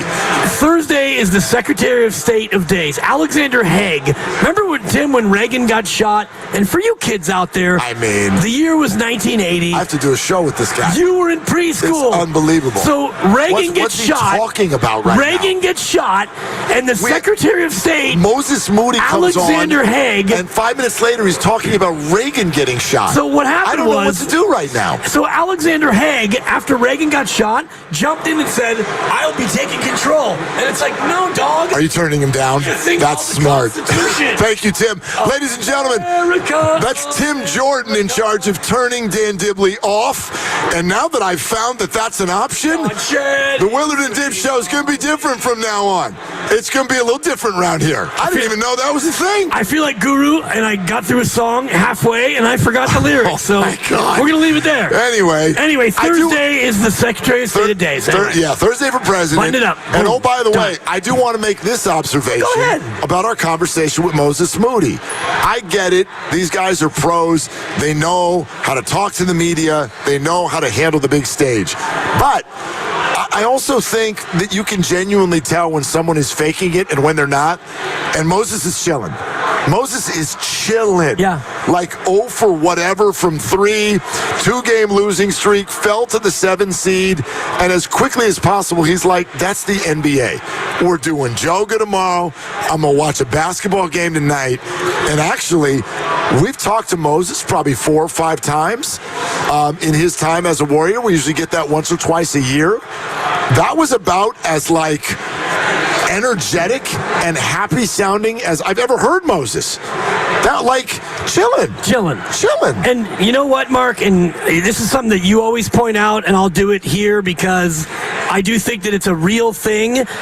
It's their day off. And on a day off in New Orleans, he's got zero obligation to do it. Right. And, not that these athletes have to get paid, but the fact that we called him in New Orleans on an off day, and he was like, yeah, I'll do it. And by the way, he's coming off an 0 for 9 from 3. Exactly. So it's easy for an athlete where you had 28 and 11. Yeah, have him call me. I'm feeling good.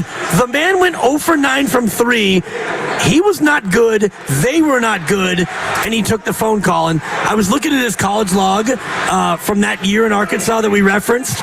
They beat Oral Roberts in the round of 16. Okay. He went 4 for 20 in that game.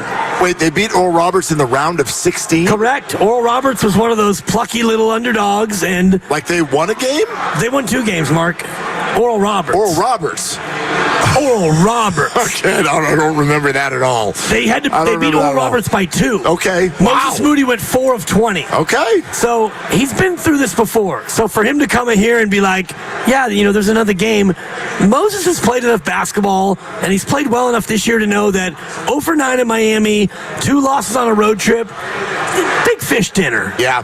I do think there is something to be said for watching the way that professionals handle a situation like this versus the way that fans handle something like this. And it shouldn't be any different than this. This is not a criticism of anyone.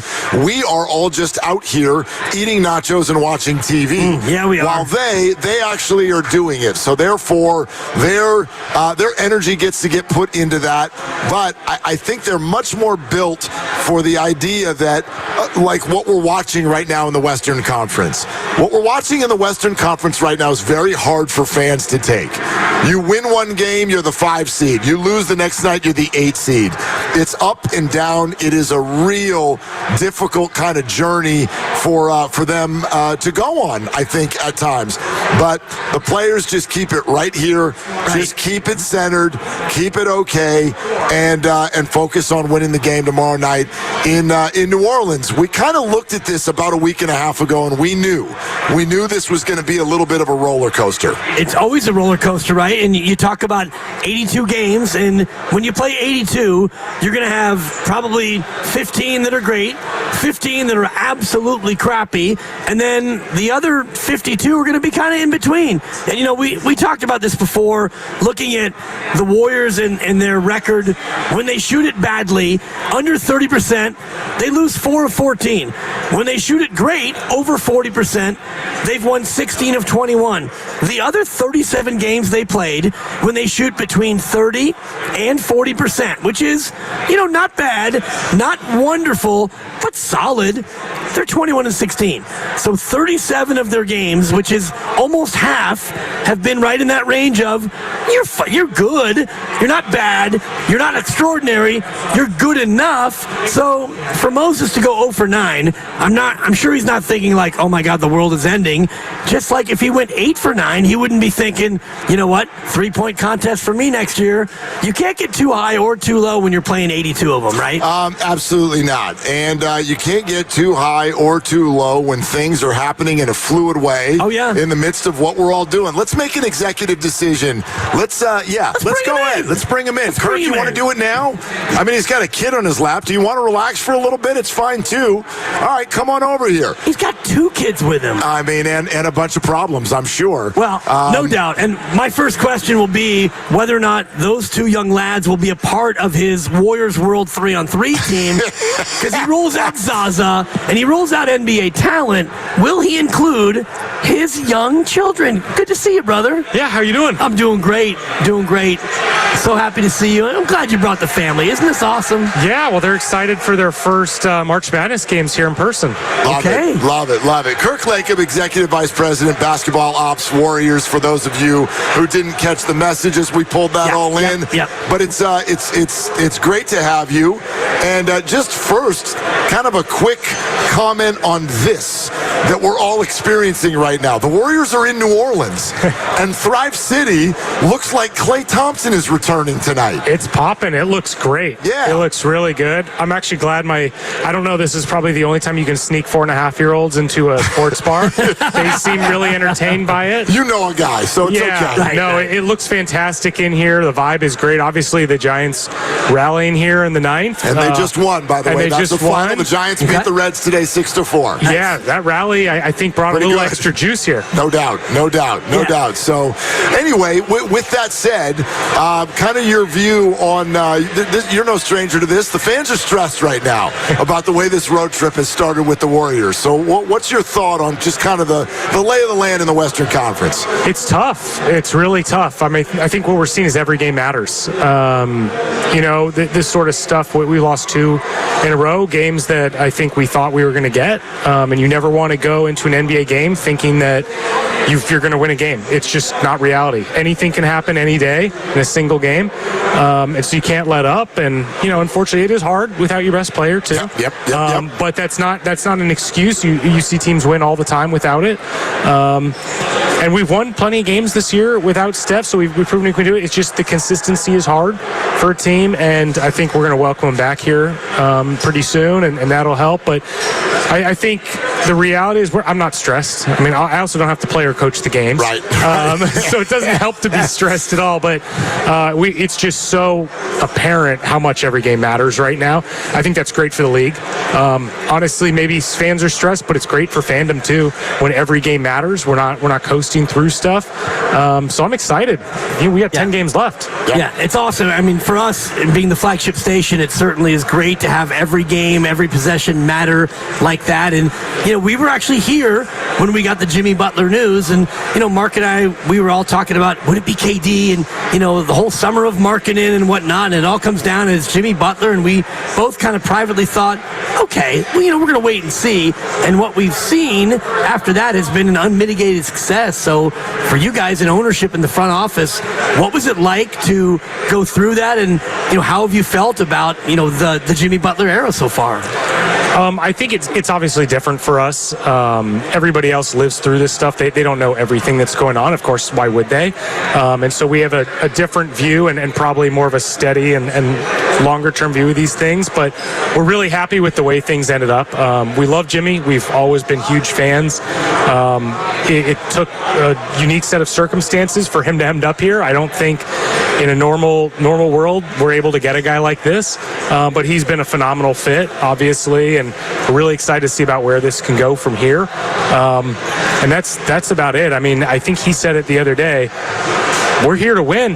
That's what we're all here to do. That's all we care about. I love to hear that from players, especially a guy who's new here and hasn't had a chance to win a championship, and we all want to do this together. I love that you said that the fans don't know everything that's coming together, and how would they? They wouldn't want to, by the way. Well, yeah, I was about to ask. Yeah, I know you think you want to know everything all the time, but it's probably not as exciting as it appears to be. We want to know how the sausage is made, Right. Do you really? Are you not supposed to want to know? You want to know until you want to fantasize about it, right? Anymore. Exactly. Yeah, you want to fantasize about it. You don't actually want to know. But what could you share with the fans in terms of the imprint that he has had, whether that's basketball or something that we don't see at all? I think sometimes the behind the scenes, the non-on-court stuff is really hard to understand and to feel, and sometimes it gets overblown, to be honest. Sometimes talent wins games, and it's simple as that. Yep. But a lot of the times it's just so hard to quantify without being in the building every day. The atmosphere around the team, the work ethic, confidence plays a huge role in basketball. It really does. And if a team is confident going into every game, you really do have I said anybody can win any game. If you want to win multiple games, you have to have confidence. You got to believe that you can go out there and win, and that's something Jimmy brings. He has a steely reserve to him. But I think the part that people don't realize, he's a pretty chill guy. He's pretty laid back. He's pretty normal. I think he has this reputation of being Jimmy MF Butler, right. And the reality is he's a pretty normal dude. He comes in, he does his work, he works really hard, he takes his job really, really seriously, but he's a fun guy to be around. He says hi to everybody every day, smile on his face. You've seen that megawatt smile after a win. During the games, he doesn't smile a whole lot unless something specific is happening. We see that every day. He brings a great attitude and a real professional workman sort of vibe every single day. And Draymond actually said, and I won't paraphrase it the way it was paraphrased about, the type of individual he was seeking, but he was seeking a serious basketball player. And I'm trying to be genteel here because your 4.5-year-old is with us, but Jimmy brings that. And how much did that lift not only Draymond but Steph to have another one of those serious adult-like figures on the court? We've used the term a-hole. For sure. I wasn't sure. Yeah, okay. And I think maybe that's too simple of a description. Okay. He's not soft and he's serious. I don't want to say he's truly an a-hole because that's really a bad description, but he holds people accountable. He is not afraid to tell you what he sees. I think that's a really valuable quality in frankly, in a teammate, but also in a leader. Sometimes you got to tell people the way you see it, and that's all it's about. It's just trying to get better. You're not trying to be a jerk about it. You're just saying, this is what I see out there. Can we not do that? You know, and I've heard stories in the huddle, him coming and being like, hey, stop turning it over. We're not doing that anymore. You know, instead of turning it over, just throw the ball at the hoop. Like, let's take a bad shot before we turn it over. And, like, it sounds simple, but, like, Draymond for a while is the only one saying that. To have another guy who holds people accountable every day, and he holds himself accountable too. You know, it's really hard to lead if you're not willing to do something yourself. Right. That's what makes Steph Curry so great. He won't ask anybody to do something that he doesn't do himself. Granted, he's willing to do literally everything and anything all the time. But yeah, that's what Jimmy brings to the table, and it's been refreshing. Kirk Lacob is with us here live at Splash as we get ready for some college tournament games. You know the name Kirk Lacob, Executive VP Basketball Ops with the Warriors. We were having a conversation earlier about the Warriors development program, and I wonder, especially with the GP2 injury and the news that came down today, we know what Steph, Jimmy, and Draymond are. They're older players, don't know about stamina, but they're very successful in the playoffs. To what level are the young players on your team, in your opinion, really ready to contribute in a postseason setting? Well, we're going to find out. Yeah. The best thing is I can sit here and tell you anything. I can sound like I know what I'm talking about. The reality is we won't know until we see it. I think the good news is some of our young guys have been battle tested. They have played in the playoffs. Maybe not a ton, but they've been in that atmosphere. They've watched it up close. There is a lot of value in that. You know, Moses and Jonathan were with us their rookie years. And look, they didn't necessarily play a ton of minutes. I think Moses actually broke a record, I believe, for like most minutes in a finals or in a Western Conference Finals by a teenager. Yeah. And you know that's not a lot of minutes, but he owns that record. And JK, these guys have played in knockout games. Now, we haven't won those games necessarily, but the experience is really valuable. Soaking it up, being around the other guys is really valuable. I think they're all ready for the moment. And look, it's not going to be perfect all the time. You're not going to win every... Steph and Draymond, Jimmy, these guys have won a lot in their careers. They don't win every single big moment. They win the majority of them, and that's why they're winners. But there's a lot to learn in losing. And hopefully we've done enough of that and we're done with it. But I think these guys have all the opportunity. And look, they're not going to hit every moment perfectly. But if a few of them do, and then the vets, you know, we're going to carry through. But I think between those two, Brandon has shown an ability to get things done in crunch time. I love what Quentin brings to the team in terms of his mentality. And he's obviously an older rookie and has played a lot of games. These guys all care a lot. I think that's really what matters at the end of the day, is if you care a lot and you're willing to play really hard, like eventually the ledger's going to end up on your side, especially when you got guys like Steph, Draymond, Jimmy, who can help you get there. But we'll see it. I'm excited to find out. I'm sure there'll be up and down moments, but, you know, I'd be willing to bet that it's going to be more good than bad this year. Yeah, we're hoping for a good long run. And one thing that Mark and I collectively kind of push back on is the idea of the Warriors not developing young players. And so I just wanted to ask you to be able to elaborate on exactly what the development process is like. And, you know, we just had Moses on the show, and he's playing more minutes now. And so when a guy like Moses isn't playing a lot, or this year it's Trace Jackson-Davis not playing a lot, what do you do as an organization to help these players still be able to develop within the construct of the team? Well, first of all, it's not linear for any of these players. I think we all want them to, like, you know, do this, now you're good every game.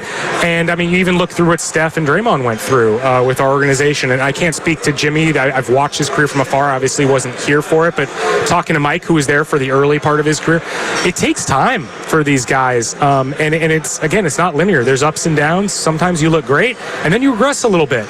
And it's how do you react to that? But the good news is we have a great group in place, and I'm going to give them a shout out here.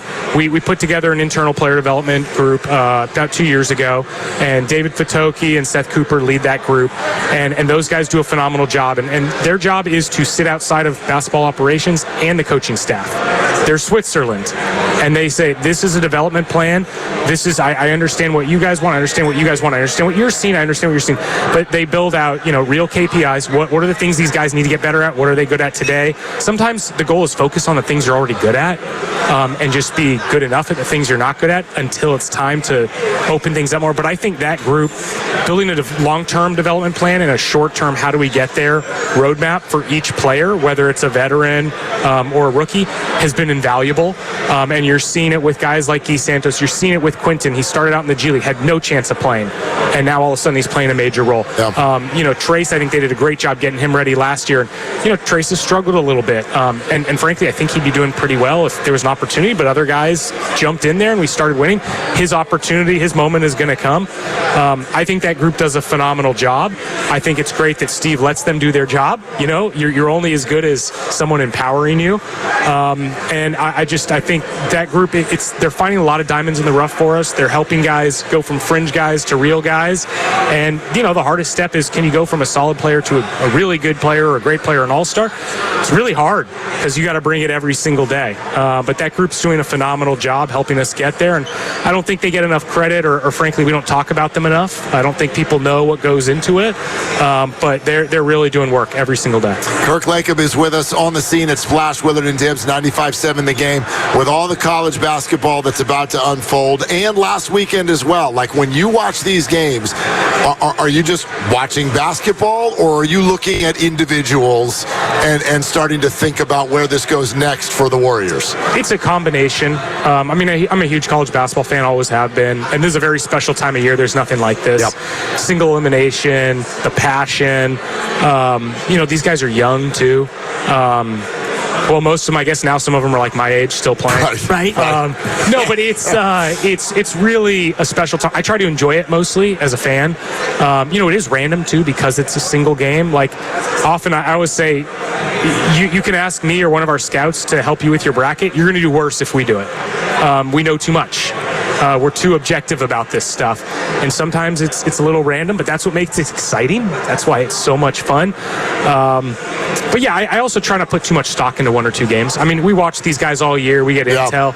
If you base your entire thought process on one or two games, that's not right. Are you even, you probably don't have a first-round pick this year. We do not. Right? No. You're probably going to lose it, right? Yeah, based on... So, to what level are you guys even looking at that stuff, or is it too far out that you guys are probably going to be involved at a high level in the draft? Oh, no, you got to be ready. You never know what's coming your way. There's a trade. Look, we've had some success in the second round, either buying picks or we seem to have a really 52 and 57 have been good numbers for us. We were joking that our second round pick this year, we own Miami's pick unless they finish too high, but it's probably pretty likely we're getting that pick. Maybe it's too good for us, being in the 40s. Right. Yeah, right. We're better when we have a very simple decision. Who knows? But look, we could always move up. We could move down. You could have some crazy thing. You got to do a trade. You move into the first round. So we're always aware of every single player, how they stack up for us. And the other thing is you do your work now because you never know in a year, 2 years, 3 years, 5 years when that intel is going to pay off. And when you need to really know more about a player. Duke's got a good combo guard who I think had a bit of an ankle issue. Maybe he slides from a projected 1 down in the 40s. I'm not asking you to comment. I can't even remember the kid's name, but tonight you're here with your kids. Is this purely like dad and his sons, or will you keep an eye on maybe a couple of your pet projects as well? No, I'll be watching players for sure. I'm going to quiz them at the end of the game, see who they like. They're big. They've decided orange Florida alligator fans. That's what we've named their Gators. They watched them on TV the other day. Oh, is that why they're wearing orange? That's why they're wearing orange. Like Halloween shirts on, but this is actually a Florida thing. And Lincoln, you have what do you have? Oh, his are Fox socks. Pierce wearing turtle socks because they're playing the Maryland Terrapins. He wants to stomp them. Oh, he put them on his feet as a negative. Yes, that's next level. That's next level. Sending a message. Sending a message. But no, look, a lot of it's father bonding. I got to spend a lot of time with my brother and my dad, my siblings, watching games growing up. Was fortunate to go to San Jose a couple times. I even got to go to a couple Final Fours. Really amazing experience to get to do with your parents, your siblings. For Chase Center to host this incredible. To get to do this for me with my kids is really special. Were those the Mark Madsen teams, or which was it Stanford? All of them. Well, Stanford was my team growing up for sure. I went to the Final Four 97 through 99, 3 straight. So that '98 Final Four, Stanford was in. That was Art Lee was the point guard that year, and Art's like one of my heroes. I mean, it's funny because I got to know all these guys over the years. But yeah, getting to see your favorite team in the Final Four. I actually was in the Kentucky fan section in '97, way up at the top, blocked by kind of a big column, whatever. Yeah, and I'm just Big Blue Nation was something for an 8-year-old. That was something else. And then the next year, Stanford plays Kentucky, and watching that up close, whoa, that was cool. And we almost got him. I think Ryan Mendez got really hot, and we almost got to him. But yeah, and then the following year I got to see UConn versus Duke, which was an unbelievable matchup. So you really get to see and be a part of this passion in a unique way. So it's a great thing. Yeah, I'm excited about this. Go do it with your sons, man. Yeah. Thank you so much for hopping on for a few with us. We appreciate it. Thank you. All right, guys, have a good one. All right, you too. There it is. That's Kirk Lacob. Out here at Splash, getting ready for some March Madness with his boys. And obviously, the chaos and the madness just happened to fit in also with the baseball game that just ended in the San Francisco Giants. So to me, there's and we want to get into this with you a little bit. Giants baseball is underway. George Contos is going to join us in an hour, and it's one thing to get a win on opening day. Yep. It's a completely different thing when you put up a big old loud 4 spot with your offense in the 9th inning to get a come from behind victory. I can't think of a better way to start the season. Just say that again. You put up a 4 spot with that offense. Yeah, they're down 3-0 in this game. Right, and that's something that last year and the year before would be like 3-0. They're going to probably lose 5-1. They'll get a cheapie in the 9th. You're going to lose 5-1. But no, you got the big thump, Oppo Taco to make it 3-2, and then a little bit of a plucky rally with a fister. Jung-Hoo draws a walk. Chappie with a little knuckle job to ground ball with eyes. Now first and third one out, and you're thinking fly ball ties it. No. Base hit ties it. Home run breaks it open. Time to party. Yeah, but also really clutch base hit from Patrick Bailey because Elliot Ramos with 1 out with the chance for a fly ball tie. He strikes out on 3 pitches. Yeah, looking. And it was a great pitch too. So that's as clutch as they come. And the Giants clubhouse, which now gets a day off tomorrow. Weird, stupid thing that baseball does, but no game tomorrow. So they take this good vibe into the weekend. So here's what we want to ask you. We're brought to you by Fremont Bank, here for you, here for good. Let's open it up to some Giants calls. 888-957-9570. A, you can certainly react to today's game, but B, who is the player you are most excited to see this year? And you can pick anyone, but who is the player you are most excited about with the San Francisco Giants? Let's open up that conversation. They're a 6-4 winner, and they are 1-0, and they have trimmed the 1-game deficit in the West down to a half. Yeah. They're only a half game out after that one. So that's ahead. George Contos in an hour. This is Willard and Dibbs. And Dan Dibley here to talk about Fremont Bank, which is, of course, my bank. It's a family-owned bank, and they've got that family-owned feel, and they've been my bank now for the better part of 6 years, and I'm so happy.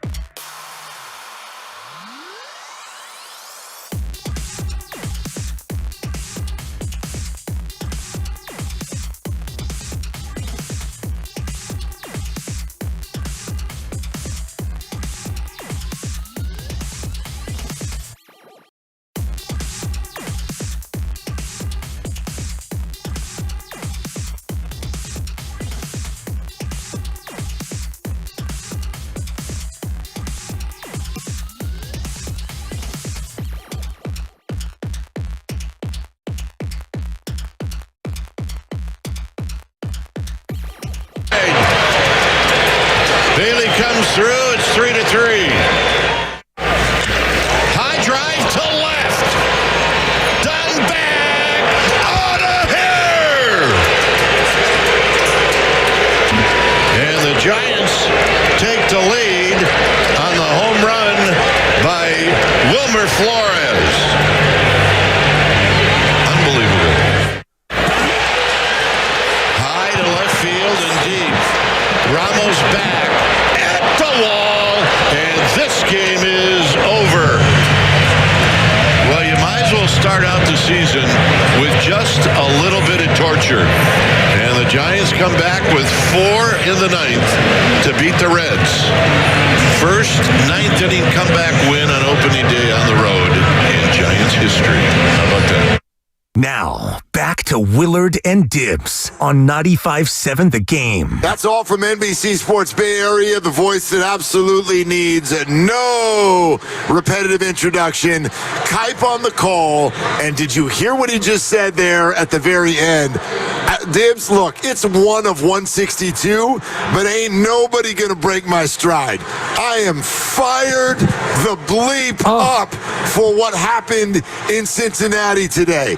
The very first time in the history of this storied organization that a team on opening day on the road came from behind and in the 9th inning won a baseball game. It's never happened before. In this franchise. That's crazy. Correct. I mean, it's wild when you think about an organization that's probably played at least half of their opening day games on the road and an organization that's been around for 130 odd years, and this the first time that they did that. And it's even more remarkable when you think about what we've been through with this team, where you fall behind 3-0 and that's a wrap. It's like Saran, shout out Guru. Okay, I'm fine. You're going to lose 3-1 or you might lose 5-2, but not today, where Jung-Hoo Lee with a great walk, he coaxed it, and then Chappie with a knuckle job. And you mentioned the Bailey hit to tie it after the Ramos punchy, which, all right, now there's 2 outs. Okay, all right, how are they going to lose this time? Ground ball, whatever. But no, they come through with a big time 9th inning, 4 spot in the 9th. 4 spot, and then torture followed, where you gave up a run. And then with a runner on base in a 6-4 game, the last out was a fly ball to the track. Yeah, there's that. But a win's a win, you know? A win is a win. And so that is how the San Francisco Giants start their season. It is not dramatic yet. They are 1-0. It is none of those things. But I also am not going to undersell the significance for a team that is under a new regime. There are new players out there. This is the first year that Tyler Fitzgerald and Elliot Ramos are starting the year as starters. Jung-Hoo Lee's season got cut short. Willie Adames is brand new to the roster. Matos is going to start a lot of games in right field. He didn't get in today, but you blend all of this together, and what this makes me think of even is the Warriors from 3 years ago. There was a definition about that team, and it was actually the embodiment of the Jordan Poole punch. They could not win a road game. They could not win a road game. And it wasn't until the season ended that we really realized what was going on, which is that they had no team chemistry. Right. They did not feel good around one another. This team hasn't had a chance to build any chemistry yet until this. This is exactly the kind of thing that early in a season, you take a new group on the road, you win Cactus League, so therefore you're feeling pretty good about yourself. But that doesn't matter until somebody is throwing 100-mile-an-hour fastballs at you, which is what Hunter Green was doing today. And so now it's like, can you play on the real stage? And for them to fall behind, rally back, do that in the 9th, have the 2 big swings of the bat be the 2 guys that no one even is talking about this year.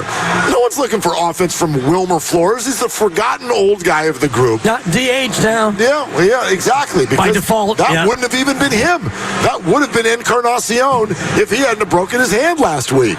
So for all of that to happen early in a season, these are the little things that add up to big things in my mind. Well, they can, and it certainly is better than the alternative, which is you get first and third with one out, and you get somebody to hit into a ground ball double play and you lose. But it's always a chicken or the egg thing of, does chemistry build winning, or does winning build chemistry? And I can't help but think about our chat with Moses Moody from last hour, where he goes 0 for 9, and yet he's not sweating it. He called us on an off day, coming off back-to-back bad losses, and an 0 for 9 in a game where you lost by 25 to Miami, and it's like, no sweat.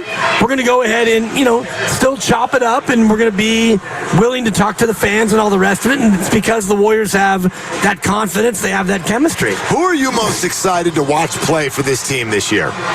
For the Giants? Yeah, give me a name.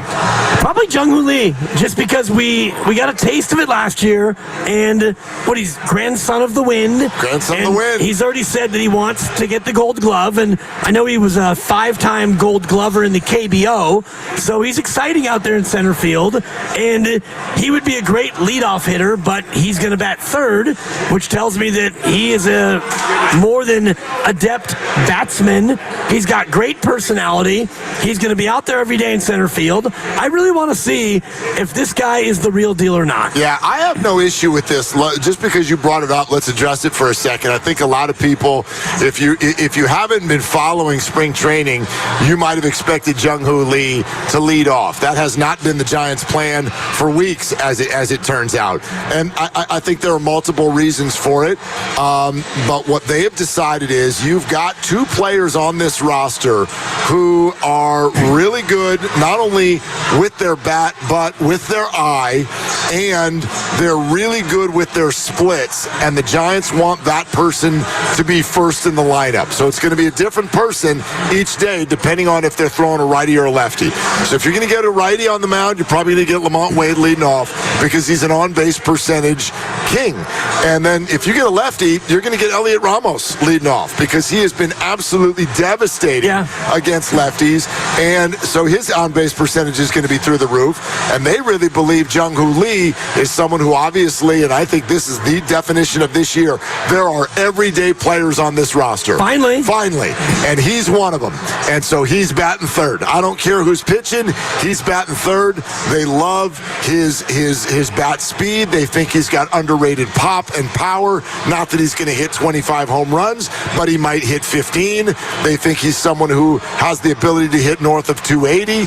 And so we'll see how it works out. But that's their plan, and it obviously worked out today because he ended up, as you said, grinding out a walk in what really was the starter of the entire rally. Yeah, and just so exciting to see a team be able to have a threat in the ninth. And you could feel it. Like the lineup this year with the everyday guys, and you've got Adames, you got Chapman, you got Jung-Hoo Lee. You have a lot of players who are going to play every day. But even today, the opening day lineup coming off a spring where, good spring. It doesn't matter unless it does matter. And clearly they came into today, game 1 of 162, with confidence. And, they were down the entire game.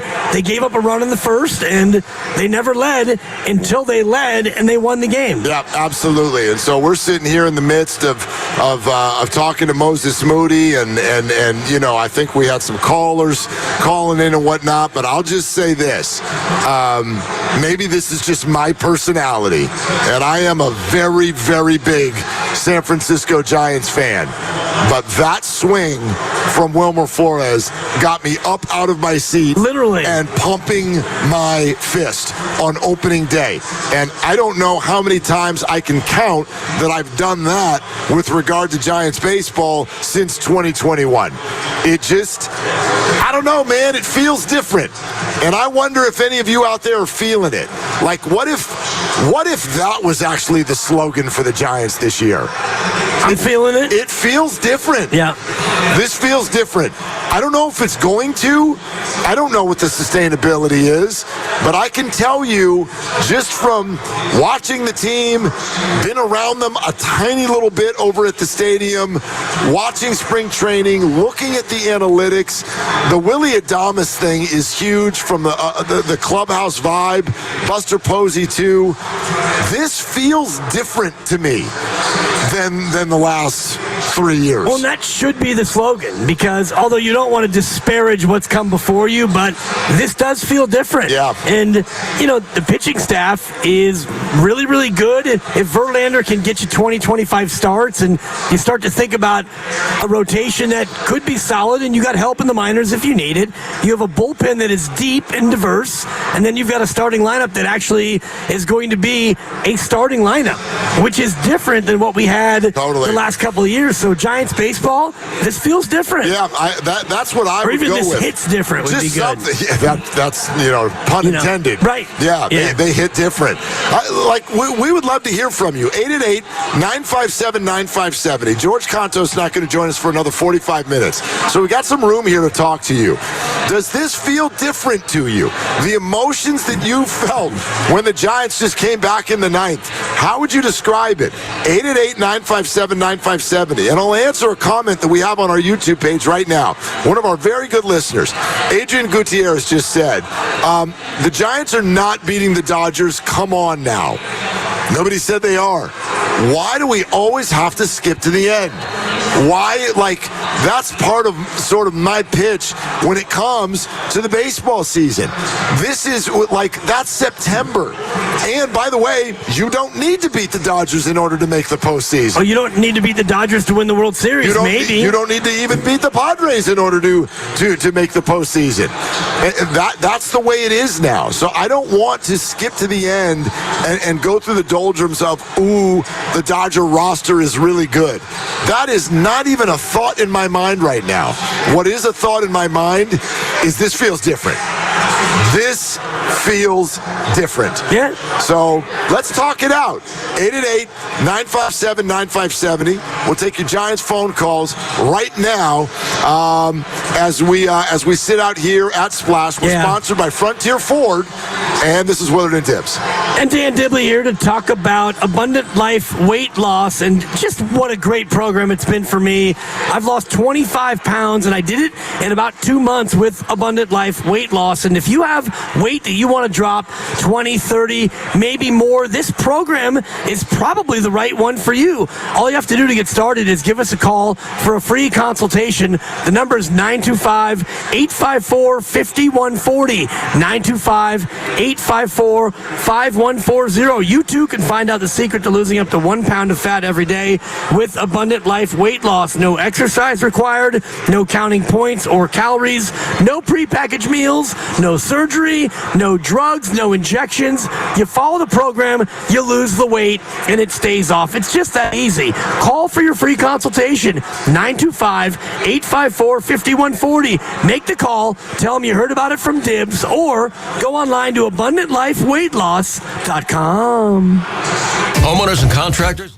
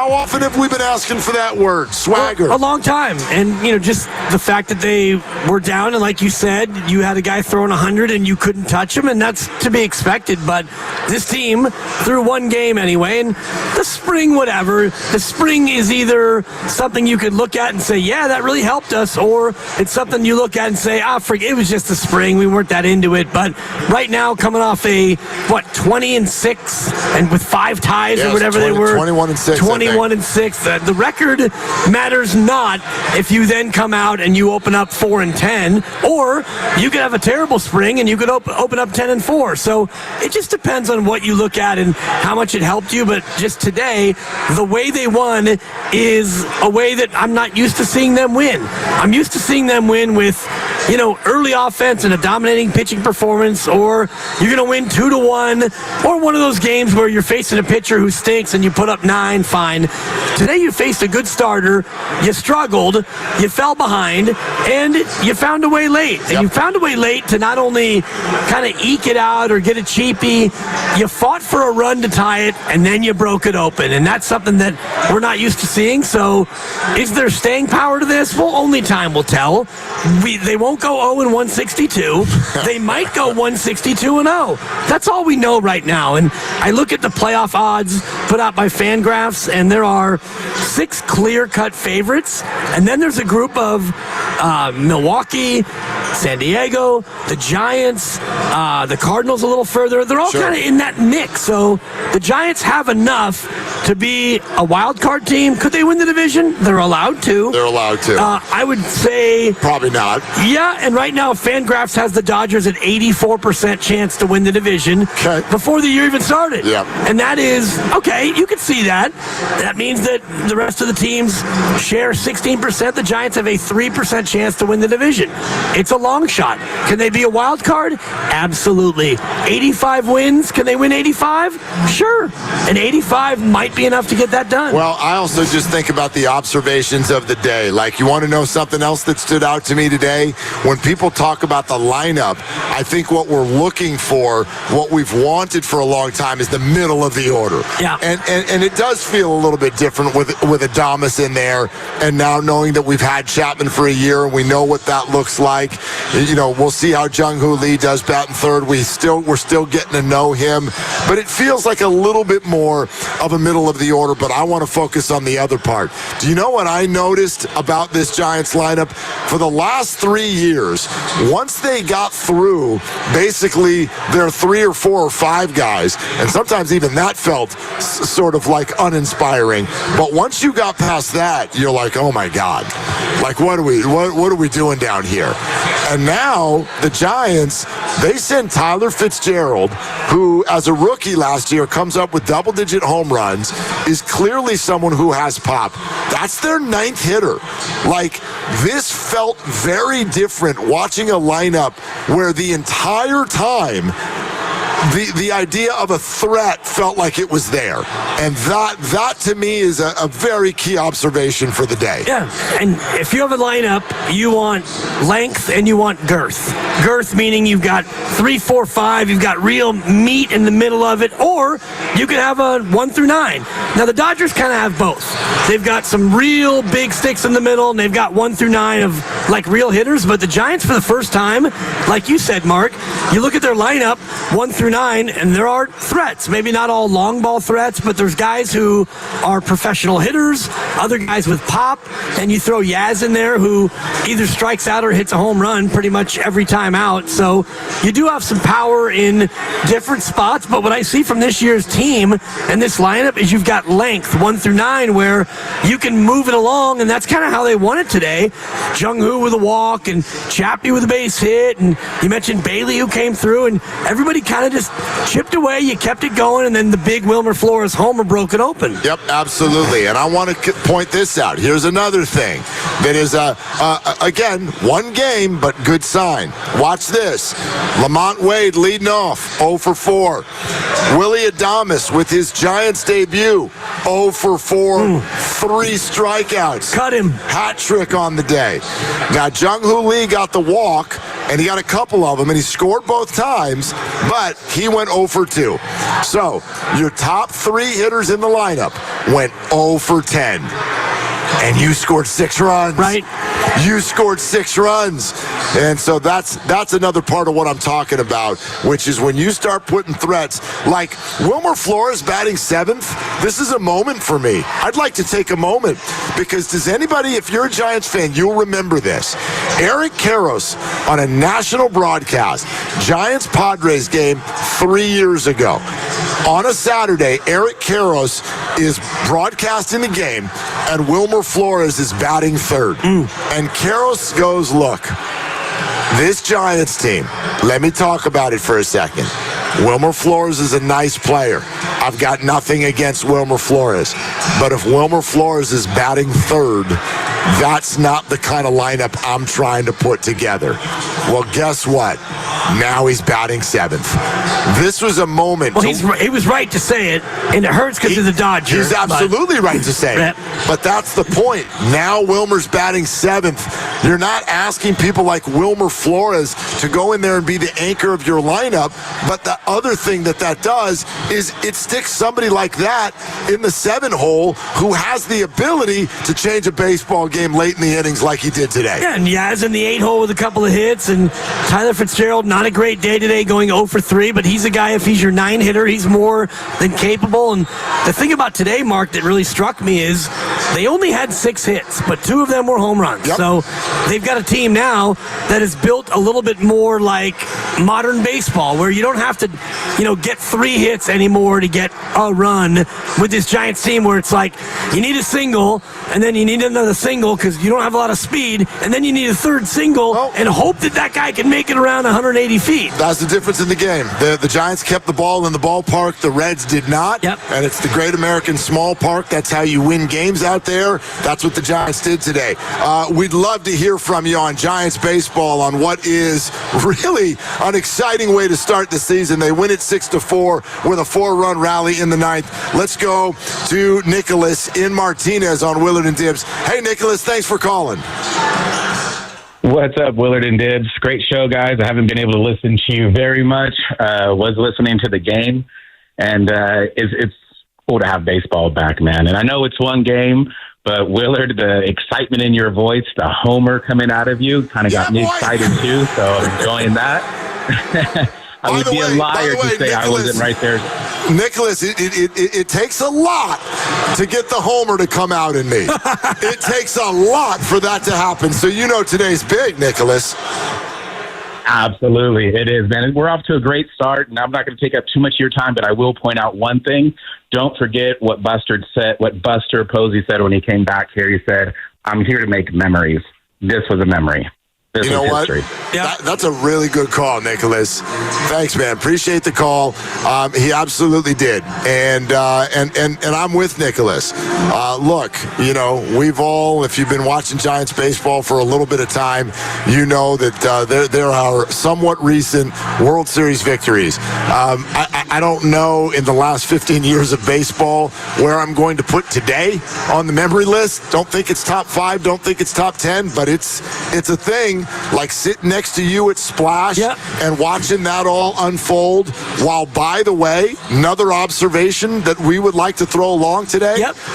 This crowd here at Splash, which is kind of a bleed over from the fact that March Madness is next door, and there are a lot of people out on the Thrive City Plaza getting ready to go in for a basketball game that's just getting started here with Maryland and Florida. But let me tell you, as somebody who walked into this building at 12:45 today, there were plenty of Giants fans. Oh, yeah. Giants fans. Well, if you've been listening to the show, you've heard it in the background. The bar went crazy when things were happening with the Giants, and that's going all the way back to the 3rd and 4th inning. So that was something.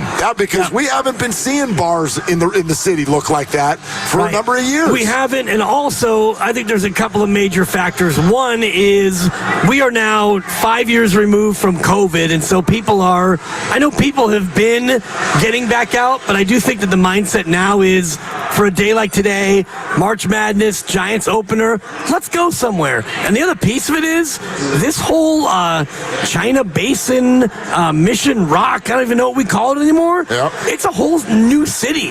And I remember the 90s when we would go out to raves, is what we called them back then, and they were down here in empty warehouses. And you'd come down here to either go to a warehouse party or to hide a body. Those are and believe me, I did both. Other than that, you would not come down here. The ballpark wasn't here. Thrive City wasn't here. None of this was here. But that was your second moment, by the way, today. You brought up the Reagan assassination attempt, which came out Alexander of Haig. What were we talking about? We were talking about Mount Rushmore. We're talking about college basketball. We were talking about Thursday, and I said Thursday is the Secretary of State of days. Thursday's the best day of the week. And I told my story of Alexander Haig. Next thing you know, you're on Ronald Reagan. Yeah. Now the Giants win a game, and within minutes you're talking about hiding bodies on Mission Rock. Well, statute of limitations are passed, so I can tell you that never happens on murder. Actually, no such thing. Well, I'm not saying that I killed the person, nor am I saying I stashed the body. All I'm telling you is you did say that you've done in the both, 90s. Anyway. The only two reasons you would come down here was to go to a rave and hide a body. Okay. And oftentimes you would do both. First you'd hide the body, then you'd go to the rave. Sometimes you went to the rave first, then you stashed the body. But now, 30-something years later, here we are, and people want to be here to watch the Giants. They want to watch Wilmer Flores not hit third, but hit seventh. And I'm being told that Wilmer has just now crossed home plate. Yes, he did, and it counts. Yeah. I mean, listen. Not necessarily fleet of foot. I'll take it as I think we got the joke. So what happens is unbelievable. I'll tell you this, though. Do you want to know how tapped in this crowd was today? Talk to me, Mark. It wasn't just like when Wilmer Flores hit his home run. Dibs, I took a restroom break in the top of the ninth inning. Okay. Nobody on and one out. And Jung-Hoo Lee is fouling off fastballs. He's fouling them away. And I got to the restroom. And I couldn't go in because I wanted to see what Jung-Hoo Lee would do. And Jung-Hoo worked a walk.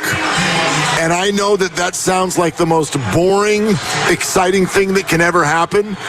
A young man worked a walk in a one-run game in the top of the ninth on day one with one out. And that walk, that drew people in the crowd like, yeah, let's go. People are rooting for a one-out walk in game one of 162. Right. Listen, I don't know if this is just Splash or the tournament next door. Dibs, 2 years ago, there'd be a big Giants game, and I can remember meeting a buddy, really good friend of mine, still lives on the peninsula. I'm like, let's go get a drink after the show, and like we'll see the Giants game. And we met at a bar, I forget which one, but it's kind of over near work, so we're right in the middle of downtown. We go in there, and I'm losing my mind. Why? Because I need to find an employee. Because what's on? I don't know. Women's basketball. Not that there's anything wrong with that. Nothing wrong with that. But where was the pride of we are a bar in the city and the city has a game on tonight? Like, this is a thing. I'd actually like to put this public service announcement out right now on 95.7 The Game to everybody who runs bars and restaurants in this city. In my opinion, if you have TVs in your place, it is your job to know when the teams play. And when the Warriors tip off and when the Giants have first pitch, if you've still got ESPN2 on because somebody wanted to watch golf the night before. It's the Valspar. I'm sorry. You have to do better. You have got to do better because what you potentially could get is the vibe that we had in here today. Yeah. And I haven't seen that for a regular season Giants game in 3 years, 3 or 4 years, at least. And I get your point about restaurants and bars, but it's also up to the team to make it so as a bar and restaurant owner, I actually give a crap. And I do think that today is special in a couple of ways. One, it was a nice 1:15 start in Cincinnati, and it is the opener. We're all excited. But also, there are people on this team that you can get excited about. And so, not to disparage the Pusoy Dose, Jock Peterson era, and all of the switcheroo teams of Gabe Kapler, but there is a certain amount of excitement going into this year because you spent on Adames, you re-signed Chapman. Adames last year played 161 games. Yeah, man. He missed one against his will. Chappie played about 155. You got a catcher who's really good, who people know, and a center fielder whose grandfather apparently was the Wind. So you've got guys, and your ace that we all know is pitching, and you now have players who you recognize. And, oh, by the way, the president of baseball ops, if we want to go back to the Rushmore, if you did a Giants Rushmore, it'd be hard to make the Rushmore without Buster Posey at least getting consideration. Did they keep the "Nothing Like It" slogan? I believe so. Did they keep that? Yeah. I do think that they should go with your slogan, which is "This hits different." Yeah. Because it hits different. This hits different. Like you were saying. Or as I said, it feels different. Yeah. I like that this hits. Yeah. It's a little bit more of a younger feel. Like, man, this hits different. There's that. What? I thought we were having fun today. Yeah. Gosh. 2 years ago, it was Game Up. Yeah. Oh, boy. And now it's Nothing Like It. Yeah, and we remember when they put the Spanish version of it out. Right. And we went and got the translation of the Spanish, and it wasn't Nothing Like It. It was Nobody Like Us. Yeah, boy. And so that one awkward. That got a good laugh. That was fun. That was fun. But they've kept it. They've rolled it over. And look, I got some friends in the marketing department with the Giants. They do a wonderful job. But I think if you got a new regime come in, maybe a new slogan. Maybe a new slogan. You got a new largest contract in the history of the team guy over there holding down shortstop. Your center fielder didn't really get to play enough last year. So along with Chapman, Adames, and Lee, these three players all now have long-term contracts, and they are everyday players. That is the core of what's going on with Giants baseball, and I think that there can be some excitement around that. And if I was in the marketing department with the Giants, whether it's what we just came up with or something else, I would have done something to kind of usher this new thing in, because this is different, and it does feel different to me. It's one game, but you're right, and it's not only the result today, it's just the idea of, you got 8 in the field and a pitcher, and of the 8 in the field, it feels like 4 or 5 of them are going to play every day, and that in and of itself is different. And you brought in Justin Verlander to add to a rotation, which is kind of fun because between your oldest starter and your youngest starter is almost a full generation. Oh my God! Because Verlander is 41, 2, right? Yeah, and I think it might even be 2. Like Landon Roop is probably 24, and Birdsong is Birdsong's 12. Right. So what I'm saying is the difference between your oldest and your youngest is damn near 20 years. Verlander is 42. Yeah. Okay. And Landon Roop, almost as old as my wife. Actually, Landon's 26. So he's a little bit older for a Rook. But Hayden Birdsong's 23. So there you go. So 19 years between Birdsong, and Birdsong's not in the rotation yet. He's going to start some games for the Giants though this year. Right. He's definitely going to start some games. Just for me, the greater point of the rotation where, you've got Logan Webb, who feels like he's been here forever, and then now Verlander, who's a Hall of Famer, first ballot, and you got some young guys, and your batting order, your left side of your infield with Chapman and Adames, you can't help but think about them being in there every single day. And I dare anybody to try to pull the ball from the right-hand batter's box. You're going to be out if you hit it on the ground. Yeah, no, they're going to man that whole thing. To me, that's something that I also loved about watching this. I kind of knew what the lineup was going to be before the day started, and I feel that way going into the weekend as well. And obviously, obviously, look, they've got to stay healthy. You never know what's around the bend with teams. But I think for Giants fans, that's a very comfortable thought to know. You don't need everyday players everywhere. But honestly, you only have maybe 2 positions on the diamond that are going to rotate at all. First base and right field. Yep. That's it. Outside of that, I know who's, and obviously Bailey, because the catchers don't catch every day. But that's your guy.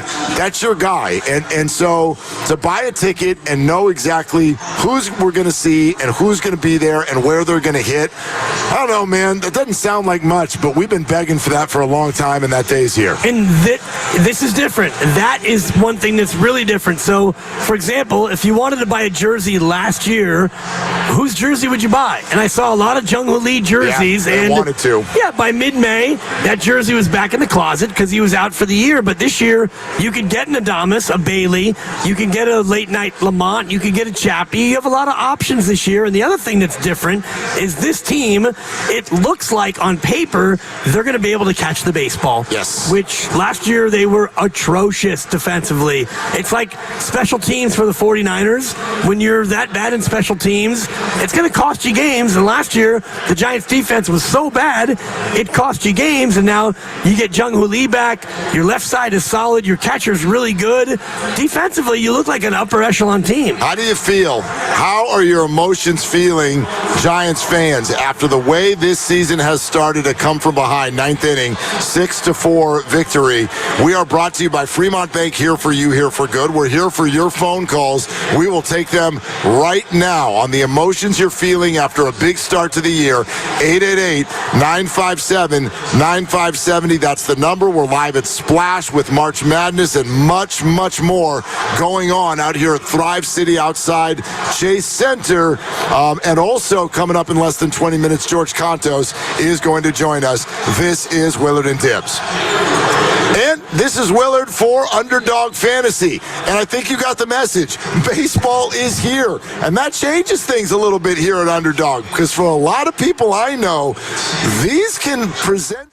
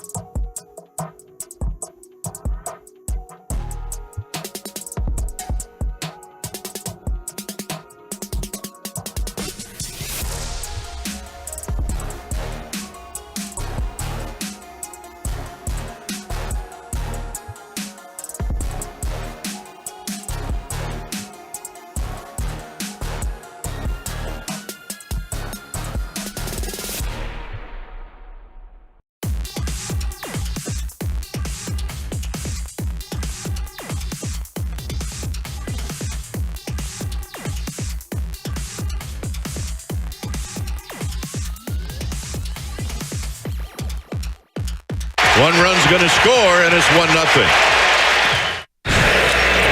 And a base hit.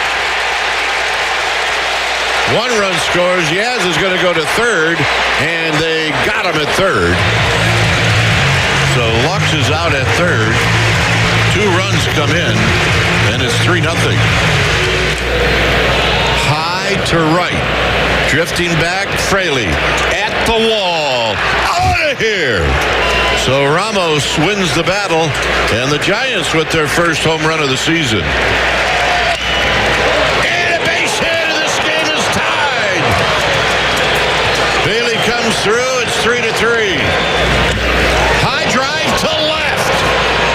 Down back, out of here. And the Giants take the lead on the home run by Wilmer Flores. Unbelievable. High to left field and deep.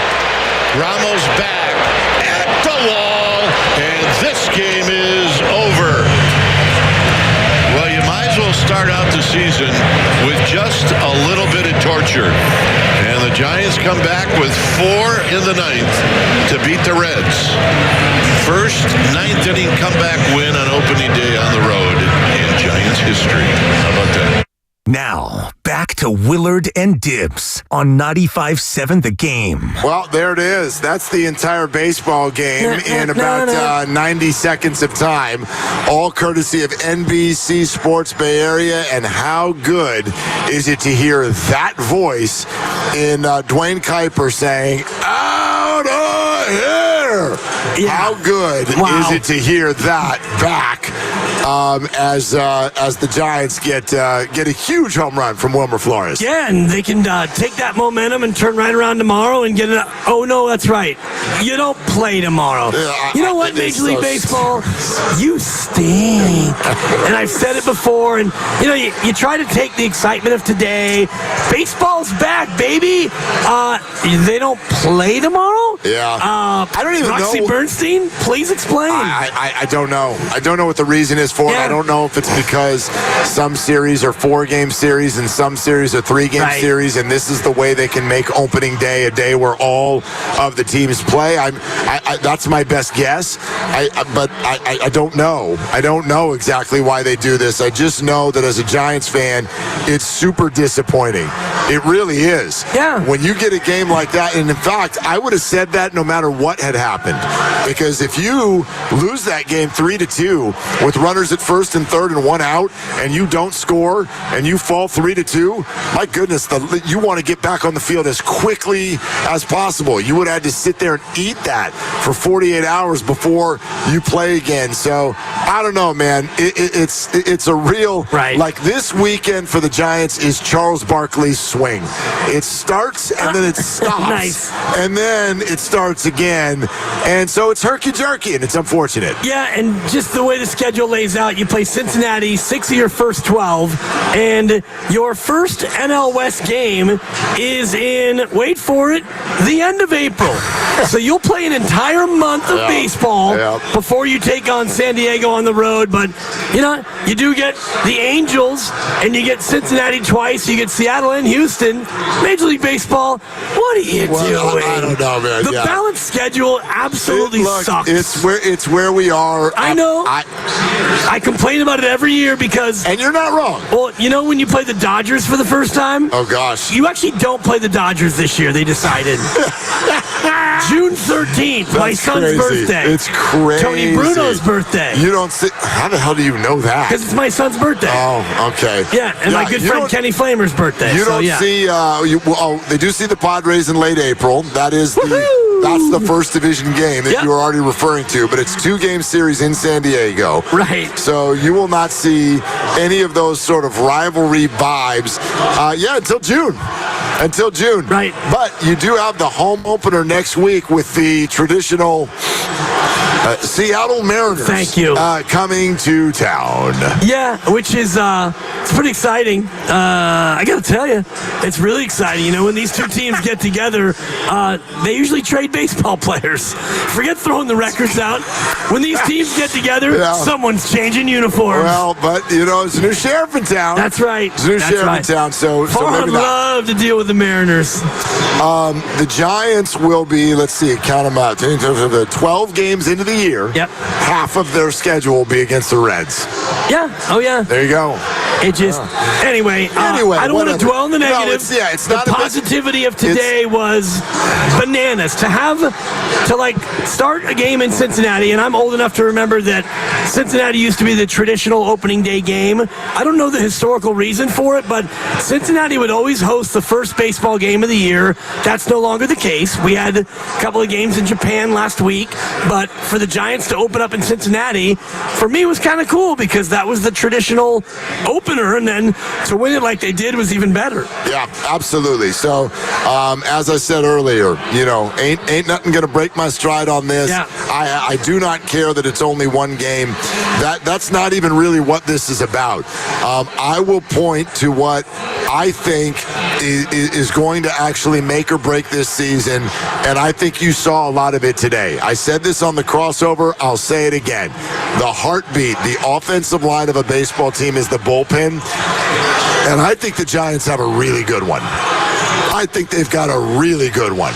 You know, you had Tyler Rogers came out, did his thing again, like he so often does. He's such a battering ram for this fan base. Oh, yeah. Tyler Rogers is the Jonathan Kuminga of the San Francisco Giants, where he goes out there and does some pretty good things, and then and people want to scream about it the next day for whatever reason. Well, my father-in-law refers to him as Submarine Guy. I thought he had a different name for him. I thought it was Submarine Guy is what he called him. It's like a side slinger guy. No, I think it was Submarine Guy. Frisbee guy. Lucas remembers. Thank you, Lucas. Thank you, Lucas. Yeah, it was Frisbee guy. Frisbee guy. Well, I'm gonna have to call him on the drive home and see if he checked in on Frisbee guy. Yeah, look, if the batter swings and misses at the Frisbee, I don't care. Yeah. I don't care. And now Camilo Doval moves to a setup role, which will be interesting. A sit-down role, apparently. Yeah, well, no. Didn't need him today. Yeah, didn't need him today. Walker look, he wasn't perfect today by any stretch, but he got the save, and obviously he's coming off of a really, really impressive sort of a start to the closer role. But you look at the fact that they think Birdsong is worthy of a starting role, but he's going to end up out there in the bullpen. Randy Rodriguez is an incredibly talented guy who I think now has kind of the big leagues under his skin, and so he's going to be ready to go. Eric Miller pitched today. He did his thing. So I tell you what, man. If that bullpen stays healthy and performs the way they can, this has nothing to do with that they won today.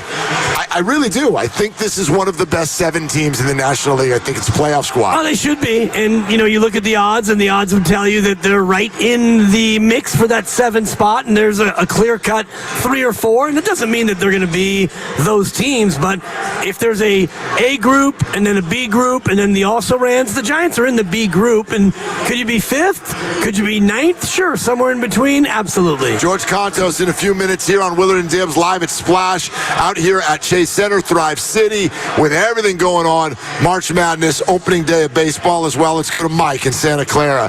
Hey, Mike, thanks for calling. What's up? Let's go, Giants! Pop. Let's go! Let's go! Let's go, guys. I mean, honestly, opening day, what cannot be a better day of just watching Bay Area sports, especially with one of the teams that brought us to this point. I mean, look, I'm excited for this year. I'm optimistic, but can we win the World Series? I don't know. But you know what? With a Chappie, with a Jung-Hoo Lee, Julio Ramos, and also with Dumas in there, we can make a run, especially with that pitching lineup and everything. We'll see what happens, guys. So I'm excited to see out of anything. I'm excied to actually see Giants baseball all over again. Mike, that's all I wanted to say, guys. It feels different, doesn't it? It feels different. It does. It's different. It's very different. And you know what? That's where it comes down to. I'm excited to actually see Giants baseball all over again, guys. So you know what? I'm going to be watching the game tonight, and we'll see what happens. Okay, Mike, thanks. Appreciate the phone call. He said something in there, and I think he was trying to, dismiss it, but I want to dismiss it even further. And this goes for Giants fans, Warriors fans, Niners fans. This goes to fans. We got to stop skipping to the end. Don't do that. I don't want to even talk today about the World Series. I don't even want to talk about the Dodgers. I don't want to worry about any of that. We do this with the Warriors, and I think last night was a reminder as they fell to the 7th seed. Stop trying to push them through a playoff series. Stop worrying about the NBA Finals. Let's do today. Let's do today and see where that takes us. The Warriors right now have 10 games left, and there's going to be a lot of drama. I think there's going to be some highs, some lows, some ups, some downs, all of that. For the Giants, and I know I've said it already twice today that I think they can be a playoff team, but that's just talking about their ceiling. I'm not stressed about it today.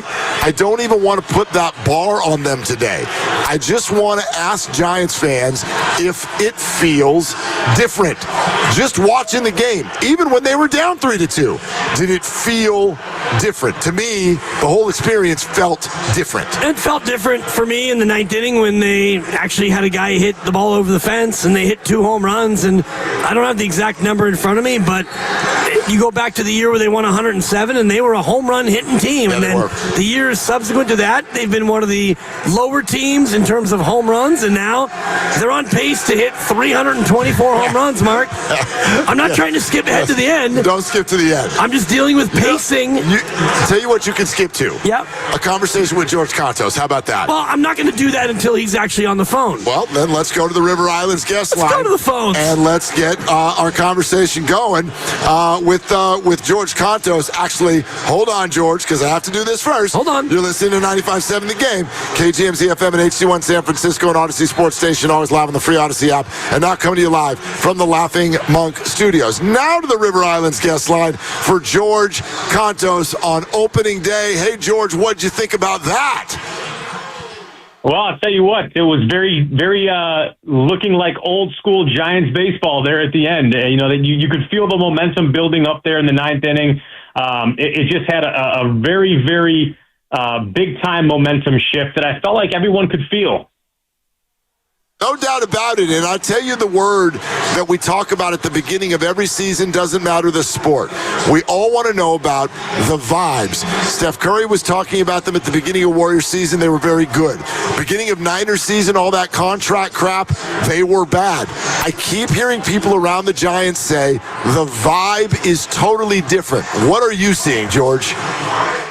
Well, yeah, I've heard the same things that you're hearing from everybody, talking to a lot of players. I mean, look, when you have a guy like Buster who's at the helm of the entire organization, I mean, we all know what he did as a player and his leadership of this organization. And when you have somebody like that setting the tone, there really is a trickle-down effect because there's an expectation that he has of what this organization should be about. And obviously wins and losses are one thing, but the way that you go about your business, the way that you play the game, the way that you interact with your teammates, there's definitely been a shift from what we've seen over the last several years when you're talking about this year so far through spring training in game one. Mark and I were talking about the spring training record, and it feels like it's superfluous. It's not that important, but does it really help you as a club when you go about winning games, even though they don't count in the standings? The idea of winning, the muscle memory of getting a win, can that really carry over into the regular season? I think maybe minimally. I don't think that many people in that clubhouse are paying attention to the fact that they won spring training, right? Like guys are going in there trying to get their feet under them, trying to get their arms and their stamina ready for the season. And, there's a huge difference when you show up to game one and there's 2 more decks and there's 35,000 more people or 30,000 more people and you're playing in a major league stadium that you've been in before. The atmosphere is completely different.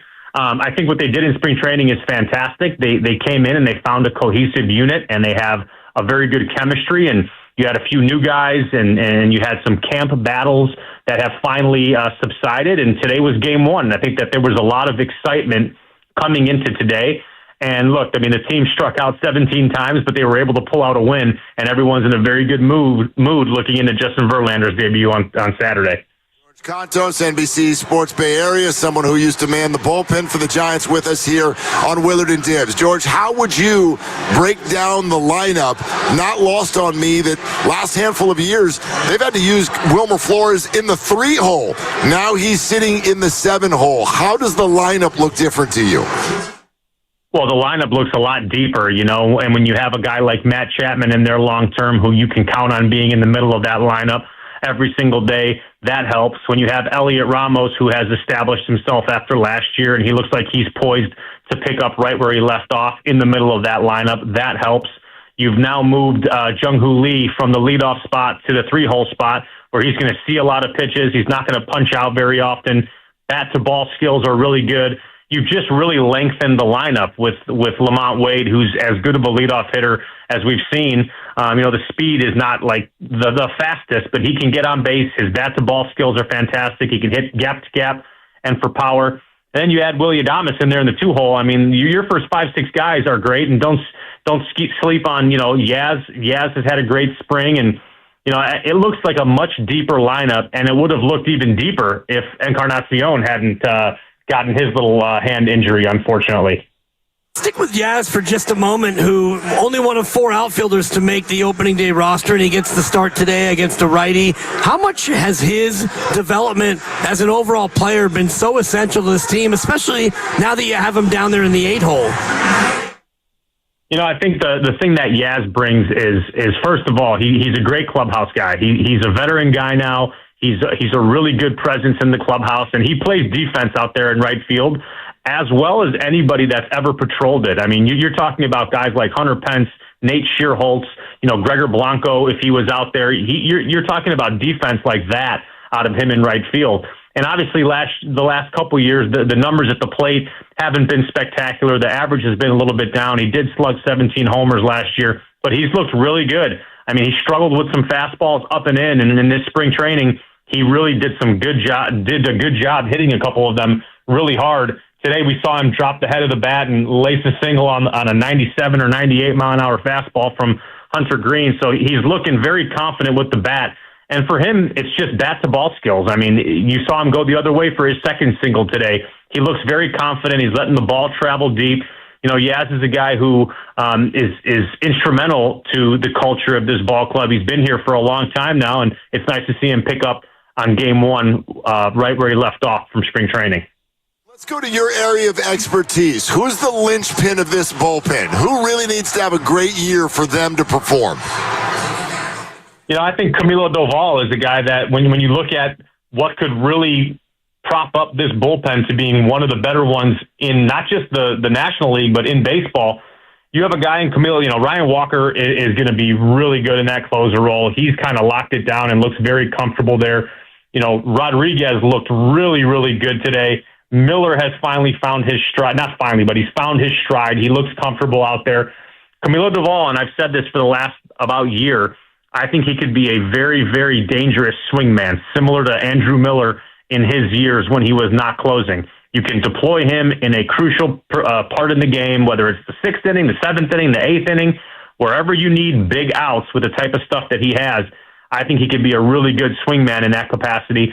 And if he has the type of year that we know that he's capable of having, that propelled him to be an all-star a couple years ago, this bullpen can be really, really good. Just shifting to the rotation, and mainly today's starter, Logan Webb. He goes 5. He gives up 3, all earned. I know he got touched up in the first inning and gave up the 1 run. What did you see from Logan in his opener today through 5 innings?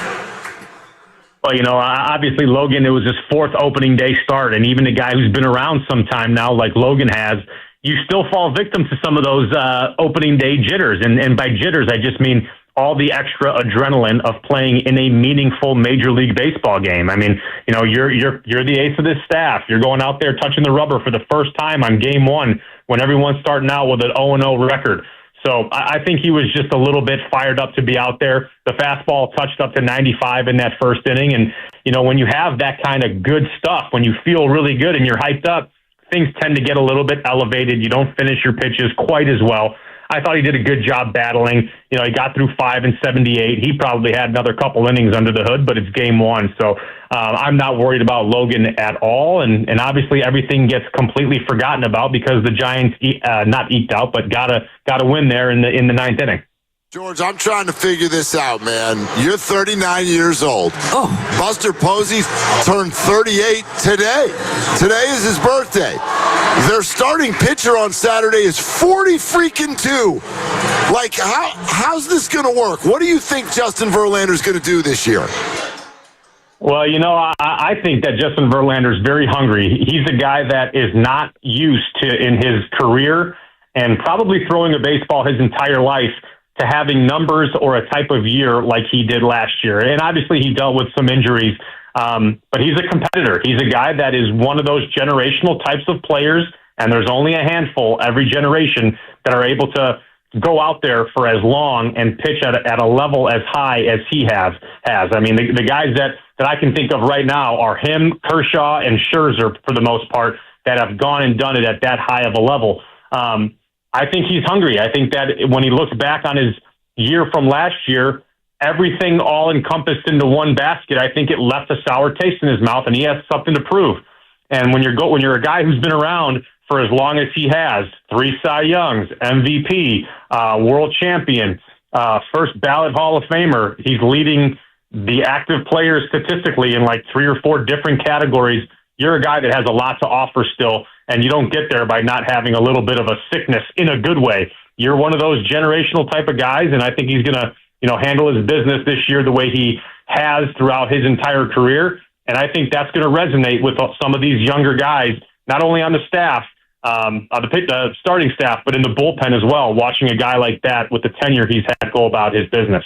Yeah, 38 wins away from 300, and if he gets there, I do believe he will be the last pitcher ever to reach the 300-win plateau. And I wonder, George, how much a veteran like that can help a younger staff. And I know you weren't necessarily young when Tim Hudson came to the Giants. I think you were 30 already, but when a veteran joins a team with younger arms, what kind of an impact can it make?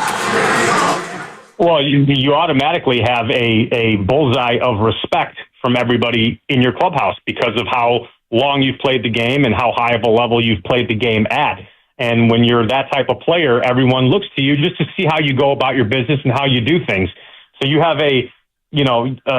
an indirect obligation to continue to lead. And obviously Justin Verlander and, Tim Hudson, like you mentioned, those guys come in and they have a very big-time track record because they've played in the generation prior. Tim Hudson played on the Oakland A's Moneyball team, obviously, right? Then he comes to our team, and we look at him like, oh, man, I watched you growing up. A lot of these guys watched Justin Verlander growing up, and now they get to look at him side by side as they toe the rubber every fifth day. So it's a really cool thing to get to play with a guy like Justin Verlander or those guys who are kind of multi-generational in the game of baseball. George Contos with us, Willard and Dibbs here, 95-7 The Game. The Giants are 1-0 with a thrilling come-from-behind 6-4 win in Cincinnati today. I want to ask you about a couple of guys. One of them, I think Wilmer Flores, kind of the forgotten guy, and he dealt with a lot of injuries, but he's getting older. I don't think Giants fans were terribly excited, especially with Encarnacion going down, to see Flores still be a key member. Now, maybe that changes in the blink of an eye because of today. So how are you feeling for him, and how do you see him contributing this year? You have to go based on, the sample size that you see, right? Last year, and Logan Webb did a really nice job, I think, in his post-game interview summing this up. Last year, Flo wasn't moving around all that well. His knees hurt. He looked like he kind of was dealing with things more often than not. But he looks healthy this year, and when he's healthy, people seem to forget sometimes where over the past several years, there were weak stretches where Wilmer led the offense and was carrying the team on his back and always seemed to get a hit in really big situations. And a healthy Wilmer Flores, I faced him quite a bit. He's always a tough at bat. He fouls pitches off. You make a mistake, as one was made today, he hits it really hard. And he's continuously done that when he's been healthy, not only throughout his Giants tenure, but even before that when we were facing him looking across the other side of the white line. So when he's healthy, that's what he can do. The guy's just a pure hitter. And if he can play in the field and get some other guys off their feet at first base or wherever that might be, giving guys a day, that's an added bonus. But him with the stick in his hand, I would always feel confident with him in a big spot and being able to deliver. I also want to ask you about someone who didn't even make the team. How is the organization feeling about Kyle Harrison, and what do you think the plan is? I think the conversation that they have with him was, look, you need to go down there and you need to just go pitch and get outs. People forget Kyle Harrison. Well, maybe they don't forget or they don't realize he's very young still. This guy was just a year and a half ago the best left-handed pitching prospect in baseball. So, everyone's worried about, his velocity was this, but now it's this, and it's got to get back to that. I think that competition that they had in spring training always breeds greatness. And you saw Birdsong and Landon Root step up to the task, and they earn spots on this team. And what Kyle Harrison needs to do is go to Sacramento and just pitch his tail off, because we know what he's capable of when he's healthy. When he's rolling right, not when he's not that he's not healthy. But I think what he has to do really is hone in on his off-speed stuff. I would love to see him tinker with or add a cut fastball to get hitters off of that good riding fastball that he has. And then I'd love to see him just really get comfortable and confident with that changeup, throwing it behind in the counts. You have to protect your fastball as the league starts seeing you over and over again. And he's only 24 years old. They're going to see him for a long time, hopefully. You got to continue to evolve, and you have to get ahead of hitters and throw strikes. If I was him in Sacramento, I would be trying to have every at-bat end in 3 pitches or less. I don't need to strike everybody out. I need to get ahead with strike one and make guys hit my pitches, and I think he'll be just fine once he gets his feet back under him once the minor league season starts. Yeah, the evolution of a pitcher instead of just a thrower who's got that plus stuff. And you mentioned guys growing up watching Verlander. Kyle was 3.5 when Justin Verlander started, so that's a good example. George, when you look at this team, not only through one game, but just going into the season, what excites you the most about what this Giants team is going to be? What excites me the most is it seems to have the feel of some of the teams that I was on. And the organization seems to have a lot more likeness now to the teams that I was on. And that's obviously a direct effect of Buster, the people that he's brought around, and how that trickles all the way down to the guys in the clubhouse. But what has made the Giants teams successful that I've been on and the teams before me that were successful is really good pitching, starting and relieving, playing very good defense, being one of the better teams defensively in the league, and having a good cultured and chemistry clubhouse. And it seems like they're doing a really good job so far through spring training and game one of having all of those checked boxes. And I mean, look, you're not going to outslug some of these teams in the league that are heavy fire off offenses, but you can pitch with anybody. And I think that this rotation and bullpen pitching staff overall has a chance to be one of the best in not just the National League, but in baseball. George, we're going to be hearing your voice a lot more, man, as we're getting going. Thank you so much for hopping on today. Thanks for having me, guys. Appreciate it. All right, there he goes, George Contos, after a hell of a start to the season for the Giants. 6-4, they win in Cincinnati. They do it come from behind. First time they've done that in the ninth inning on the road on opening day ever. That's a crazy statement. I mean, I almost want to fact check it, but I know it's true because it comes from reliable sources. But when you think about that as a fact, it makes you wonder, like, how can that be? And I know it's a little bit nuanced because, you know, they came back in the ninth inning. So maybe previously on the road they came back in the eighth inning, or maybe they won it in the 10th inning. So it's a little bit of a nuanced stat. But the fact that this is the first time, if you've been a franchise as long as this team has been a franchise, you shouldn't be doing anything for the first time. You know what I mean? There shouldn't be any firsts at this point. You wouldn't think. Right. You wouldn't think, but it also, I mean, it does speak to how difficult it is to do what they did today. And so, again, I think that the importance of this is not that they're 1-0 in the standings. It's kind of what this does for the clubhouse. I can't overstate the fact that now you've done this when you're on the road together to start the season and you have tomorrow off. They get to just go be a fraternity now for 48 hours. I'm sure they'll have some sort of a workout or whatever in tomorrow. Cincinnati, unfortunately. Whatever. I don't care. I know, but go bowling. I don't know. The weather's a little wonky out there right now. Yeah. It is here too. Whatever. I don't know what you would do in Cincinnati, though. I mean, your point is a good one, but you can have fun anywhere. We're talking about the Warriors going Atlanta, Miami, New Orleans, and the Giants are in Cincinnati. Right. Correct. I mean, and then they're going to Houston next. Right. Some things are not like the other. Yeah, Houston's better. Yeah, no, you don't need a great nightlife. I just mean they get to be a bunch of dudes together, and they're feeling it, man. Like, you can see it. You can see it in the dugout. You can see it all spring training long. To start the season off that way, I believe is going to lead to more things. It should. I mean, it's baseball, so, momentum is the next day's starting pitcher is the old adage, and so you can come out on Saturday because they don't play tomorrow, which is kind of fun, but you come out Saturday and your starting pitcher could be off his game and you lose 9-1. You could, but they got nothing but Cy Young Award winners coming the rest of the weekend. That's right. That's it. It's nothing Verlander but and Robbie Ray, That's right? correct. Yeah. That's correct. And I was looking at the Justin Verlander, and I don't want to get too far away from the excitement of today, but just the nuance of Justin Verlander and being a member of the 300-win club. He needs 38 more wins to get there. Justin Verlander is 42, and so you think, wow, he's not going to get there. Then you think back to Randy Johnson, who wound up with 303 wins. Do you know how old he was when he was a Giant? In his last year, he got 8 wins to get to 303. The man was 45.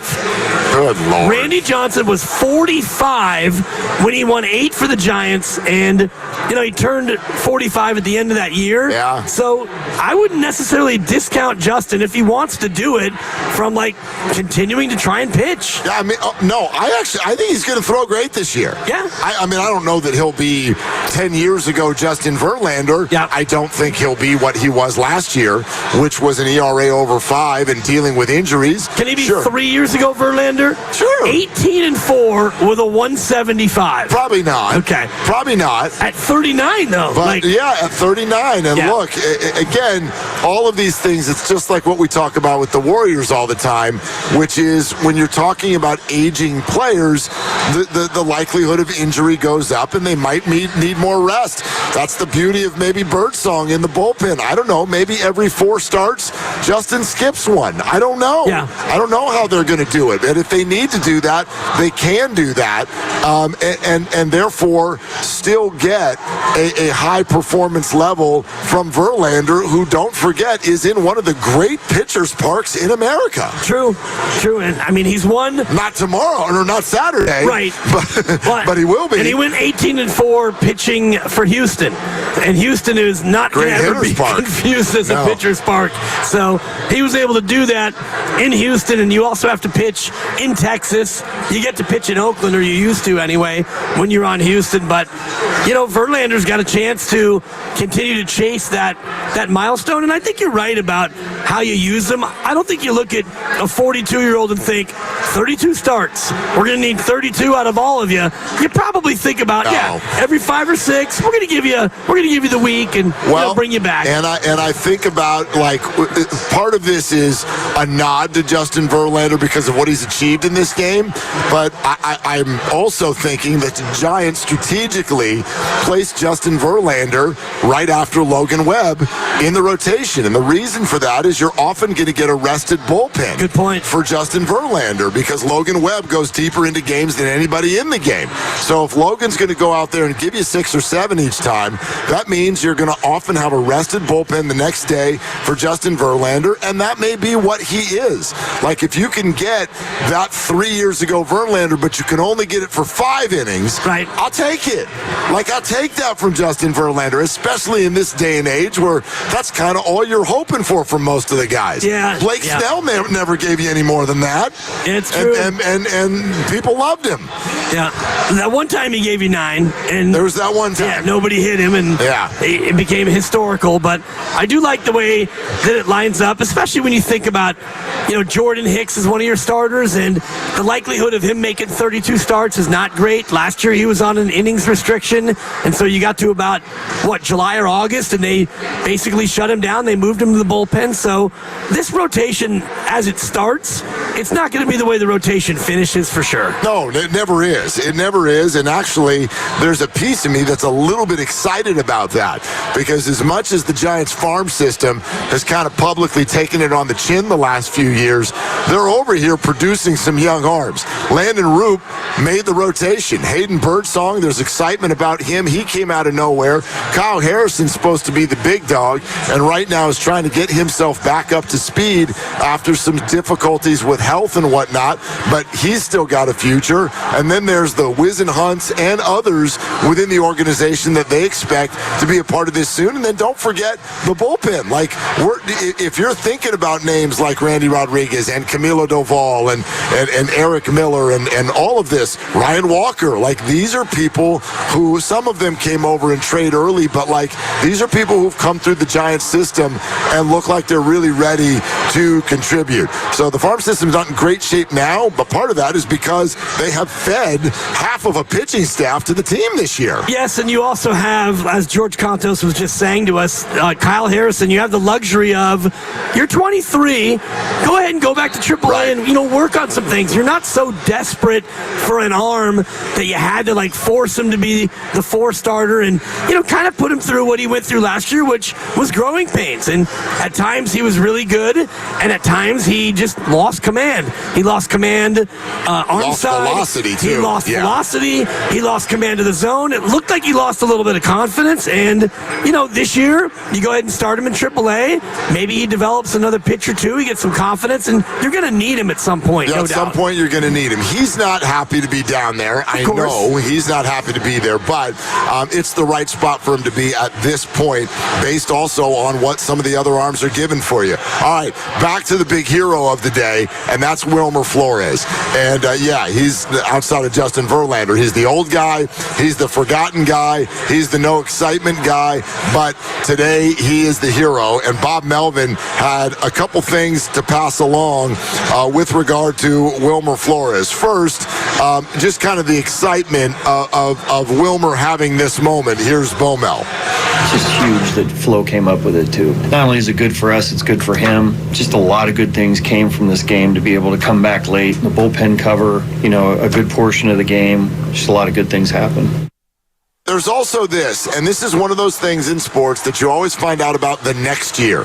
You never find out in the year. In the year, you're just like, this dude sucks, and he can't play anymore, and he's done. And then you find out a year later, dude, he was battling. He's battling through all kinds of injury, and it gets tough. So Bomel now is free to talk about some of what Wilmer Flores was dealing with last year. It was about health for him. It looks the same. Last year he just couldn't, drive off his leg. And, we saw some homers early this spring where he was pulling some balls. He's pretty good about sitting on pitches at times, and he's always been a clutch guy. A lot of walk-offs in his career, and, the bigger the situation, the better he's been. So, there's still a lot to like about Flo. I get it, man. Sometimes you got to battle through it. It's no different than the 95-7 The Game knockout tournament.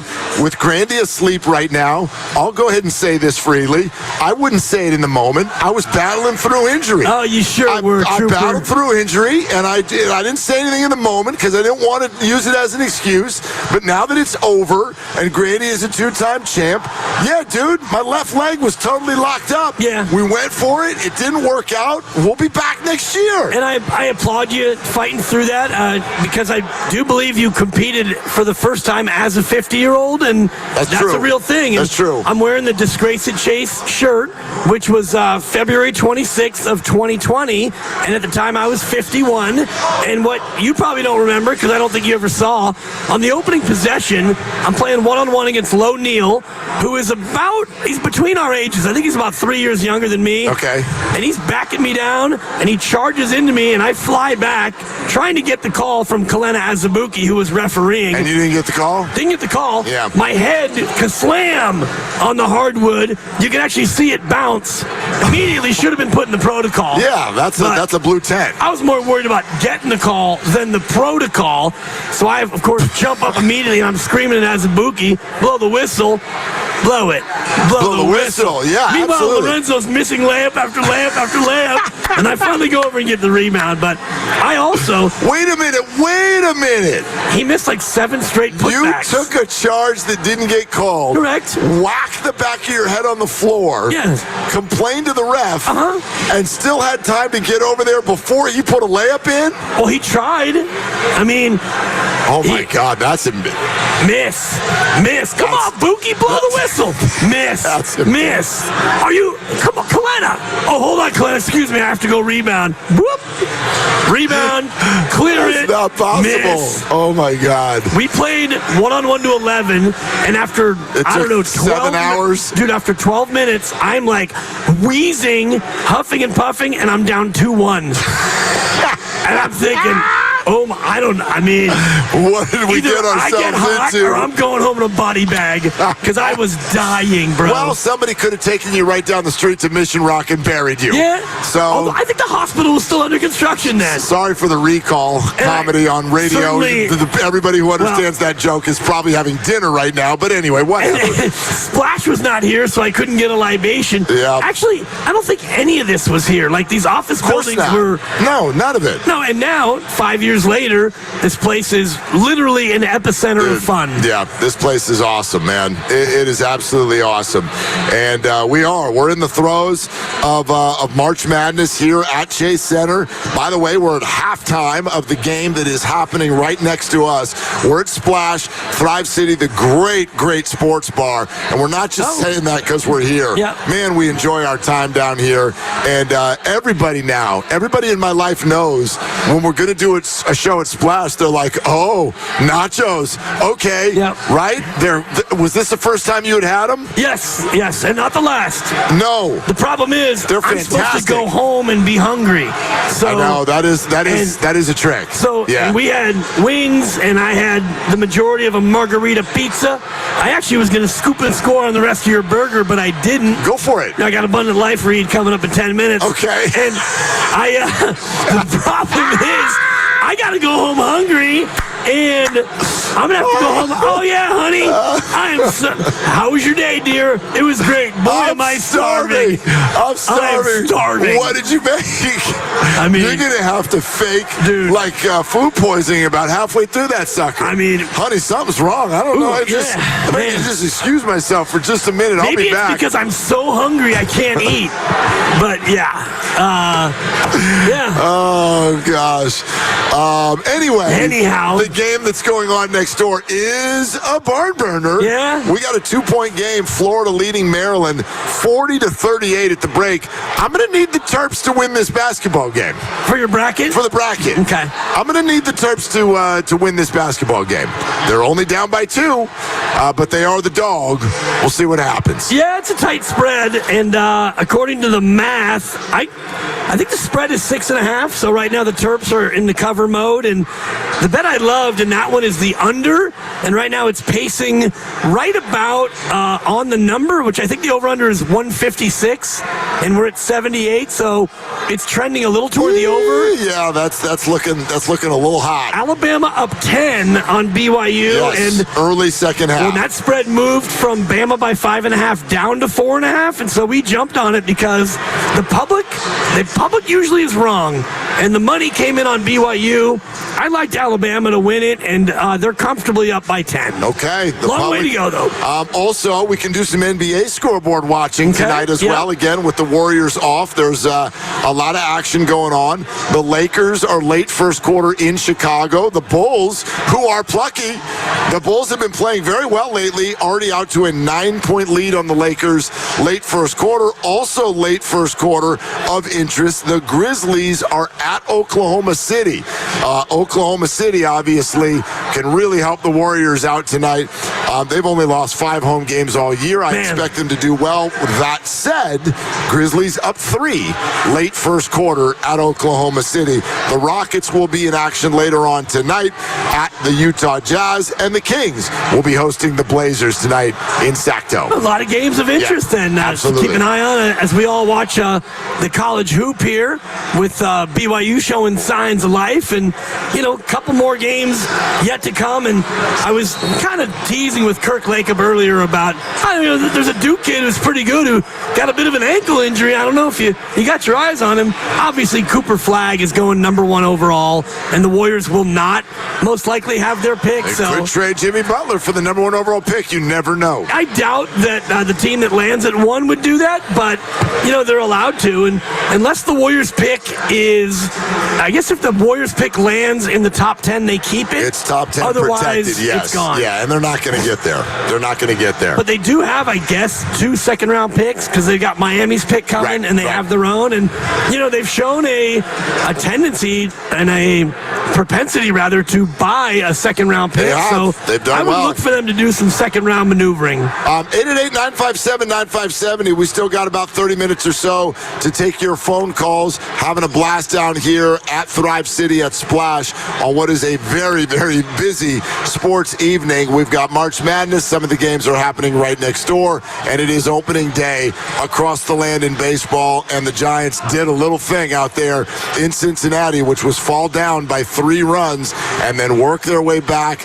Elliot Ramos with a home run halfway through the game, made it a close one. Bullpen did great work, threw nothing but zeros on the board until they got to the top of the 9th, and a 2-out rally to tie the game on a Patrick Bailey base hit, followed by a 3-run homer for Wilmer Flores, giving the Giants a 6-3 lead. They win the game 6-4, and they are off and running to their season. And this is kind of the overriding point that I'm feeling today, which is not about being 1-0, but just about watching this lineup, having talked to those who are at spring training, Buster Posey back in the fold, the style of baseball that you're watching, everyday players at almost every spot on the diamond.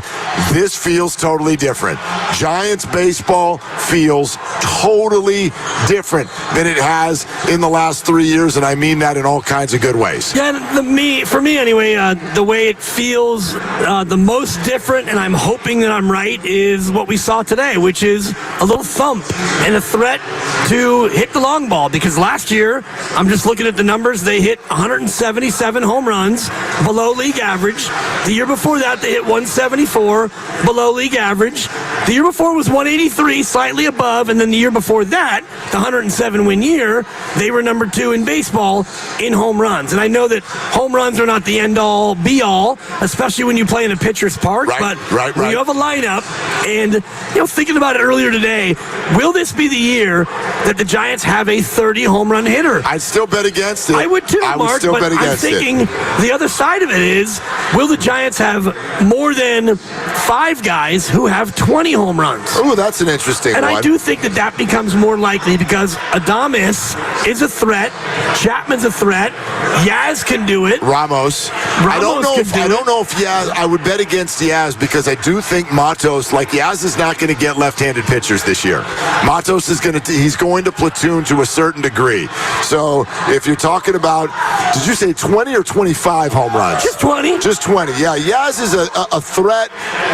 If 5 can get you 20, and then 20 can get you 10, roughly. Yeah.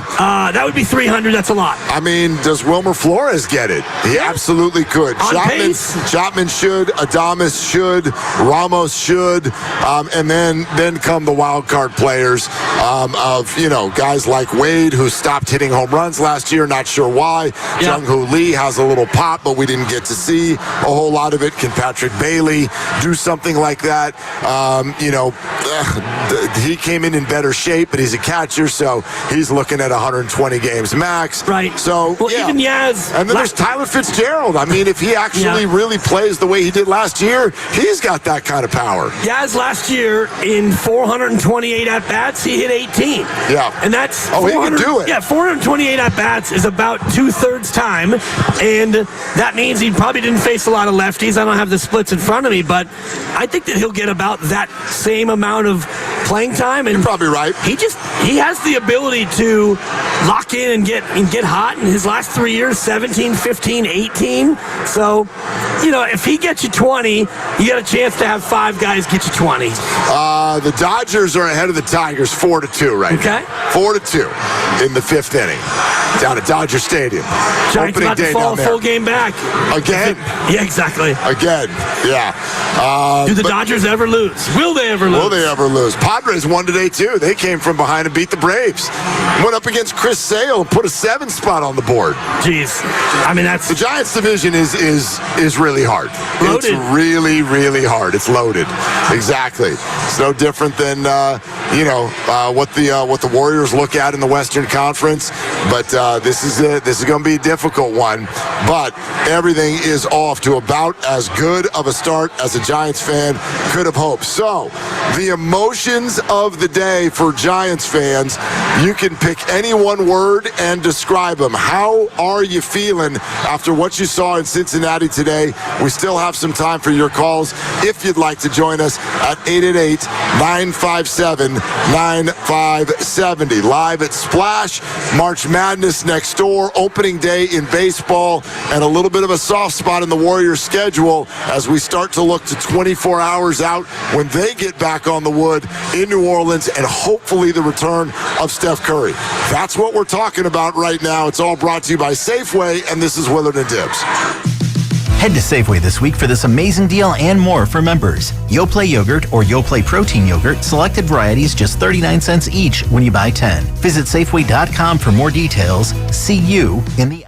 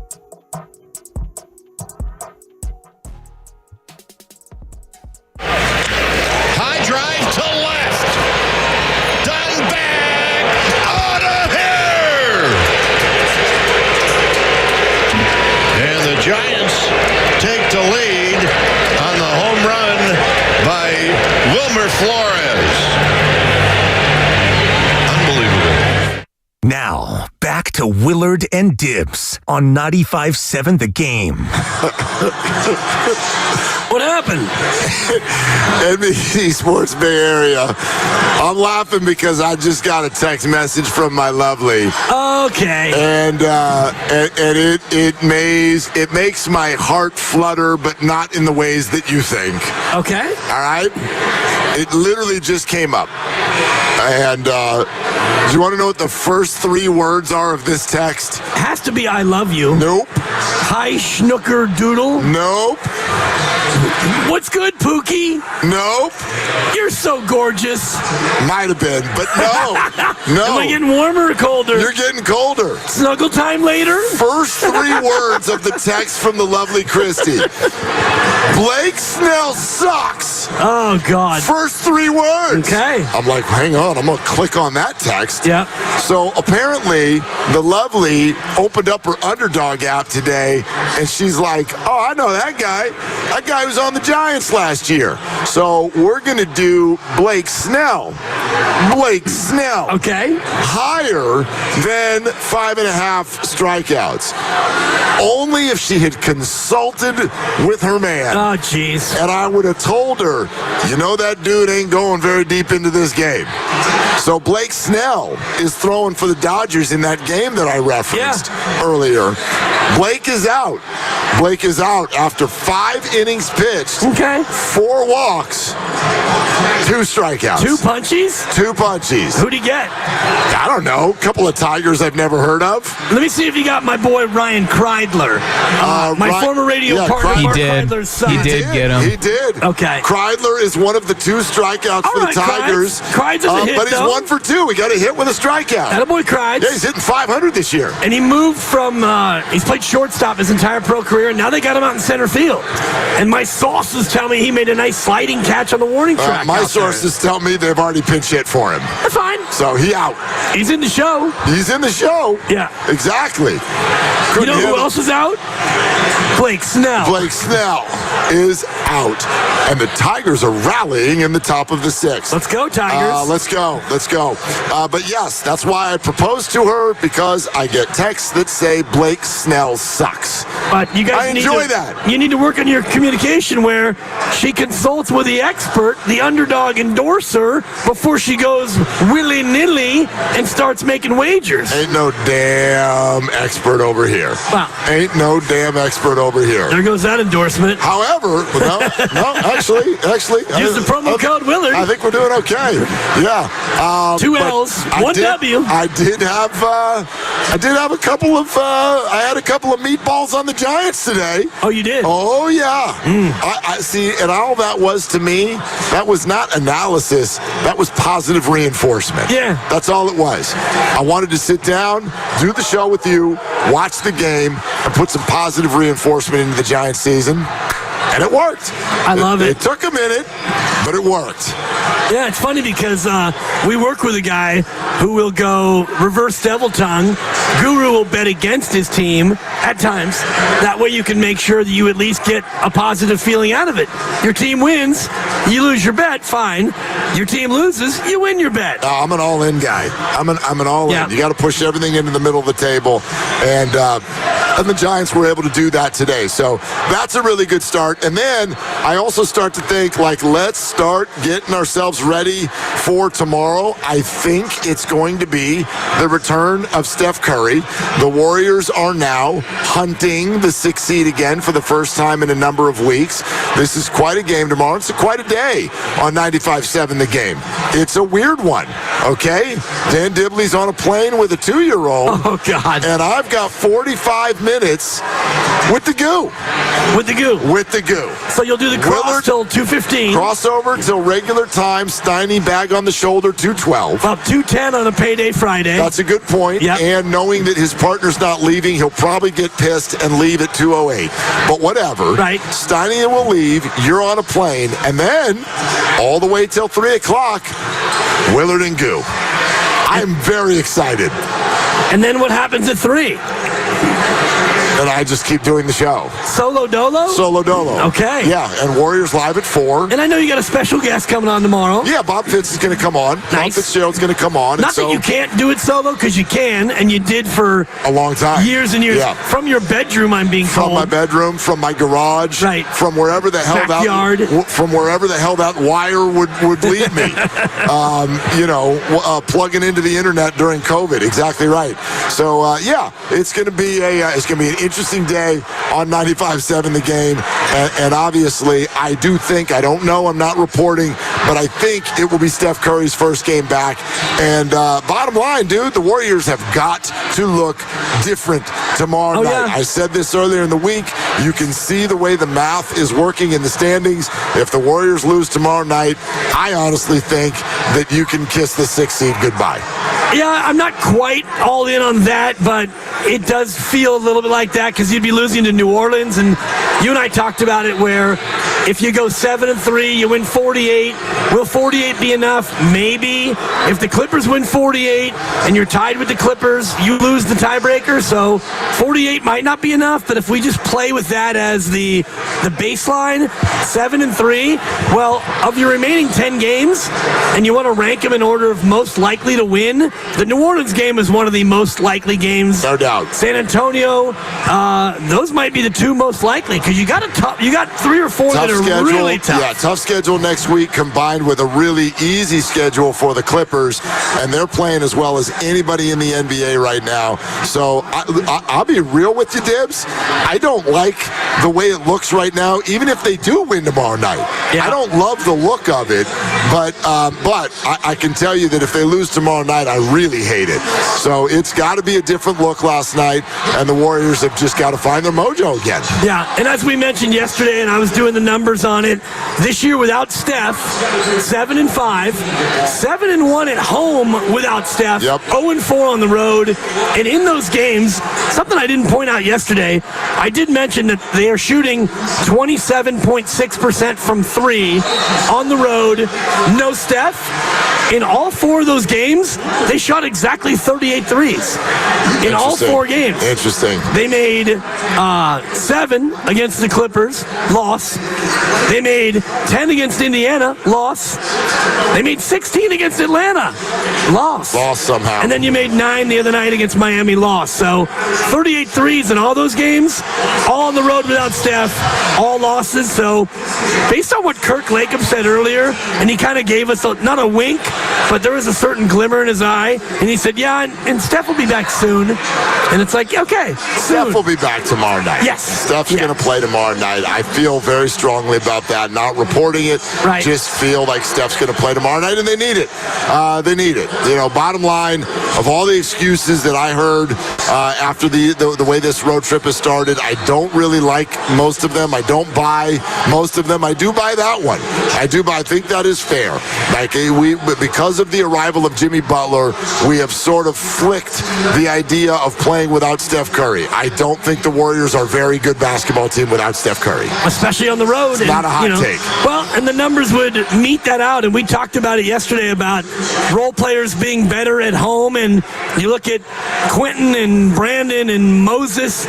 Moses was 0 of 9 from 3 against Miami. That was a road game, and we ran through the splits yesterday, home and road, and all these guys, all of the role players, and they're all much better at home. And I believe tomorrow night's game is on the road, last I checked. That's what I heard, yes. So if you don't have Steph, you're in real trouble. And I think you will have Steph. I think you're right. And then you've got San Antonio after that. So pick up these 2, and you and I will talk again next week, and hopefully they're in a little bit of a better spot. Want to thank Splash for everything. James Kincaid with the Warriors for putting this all together. Tim, thank you for being here as always and putting this together, probably starting at about 5 o'clock this morning. But yeah, this has been another wonderful trip down here and an energetic day here at Thrive City. So we're already looking forward to our next trip out here. And then got to bring Lucas Alexander in, because what's coming up on the game is brought to you by Fremont Bank. Here for you, here for good. Lucas, are you talking on the radio here coming up at 6 o'clock? Minimally. It's going to be mostly just a couple Giants lifers, boys. I don't know if you heard the morning roast with our boy Mark Grant. Grandy hosting with Butch in the morning. I did hear some of it. They caught up with Flem and Dave Dravecki earlier today on opening day, getting ready for this Giants opener. We're going to hear both those interviews, two really good ones, and maybe you'll get to hear Grandy's voice like you normally do in the 6 p.m. hour. Yeah, okay, there it is. So there'll be some Grandy, and I did hear Dave Fleming with him. Yeah. And always, I think, for whatever reason, if you're a Giants fan, Dave Fleming he has a relaxing effect on you. Oh, yeah. When you're feeling like kind of angsty about the way that team is playing. He's positive, but he also keeps it real. He does. You know?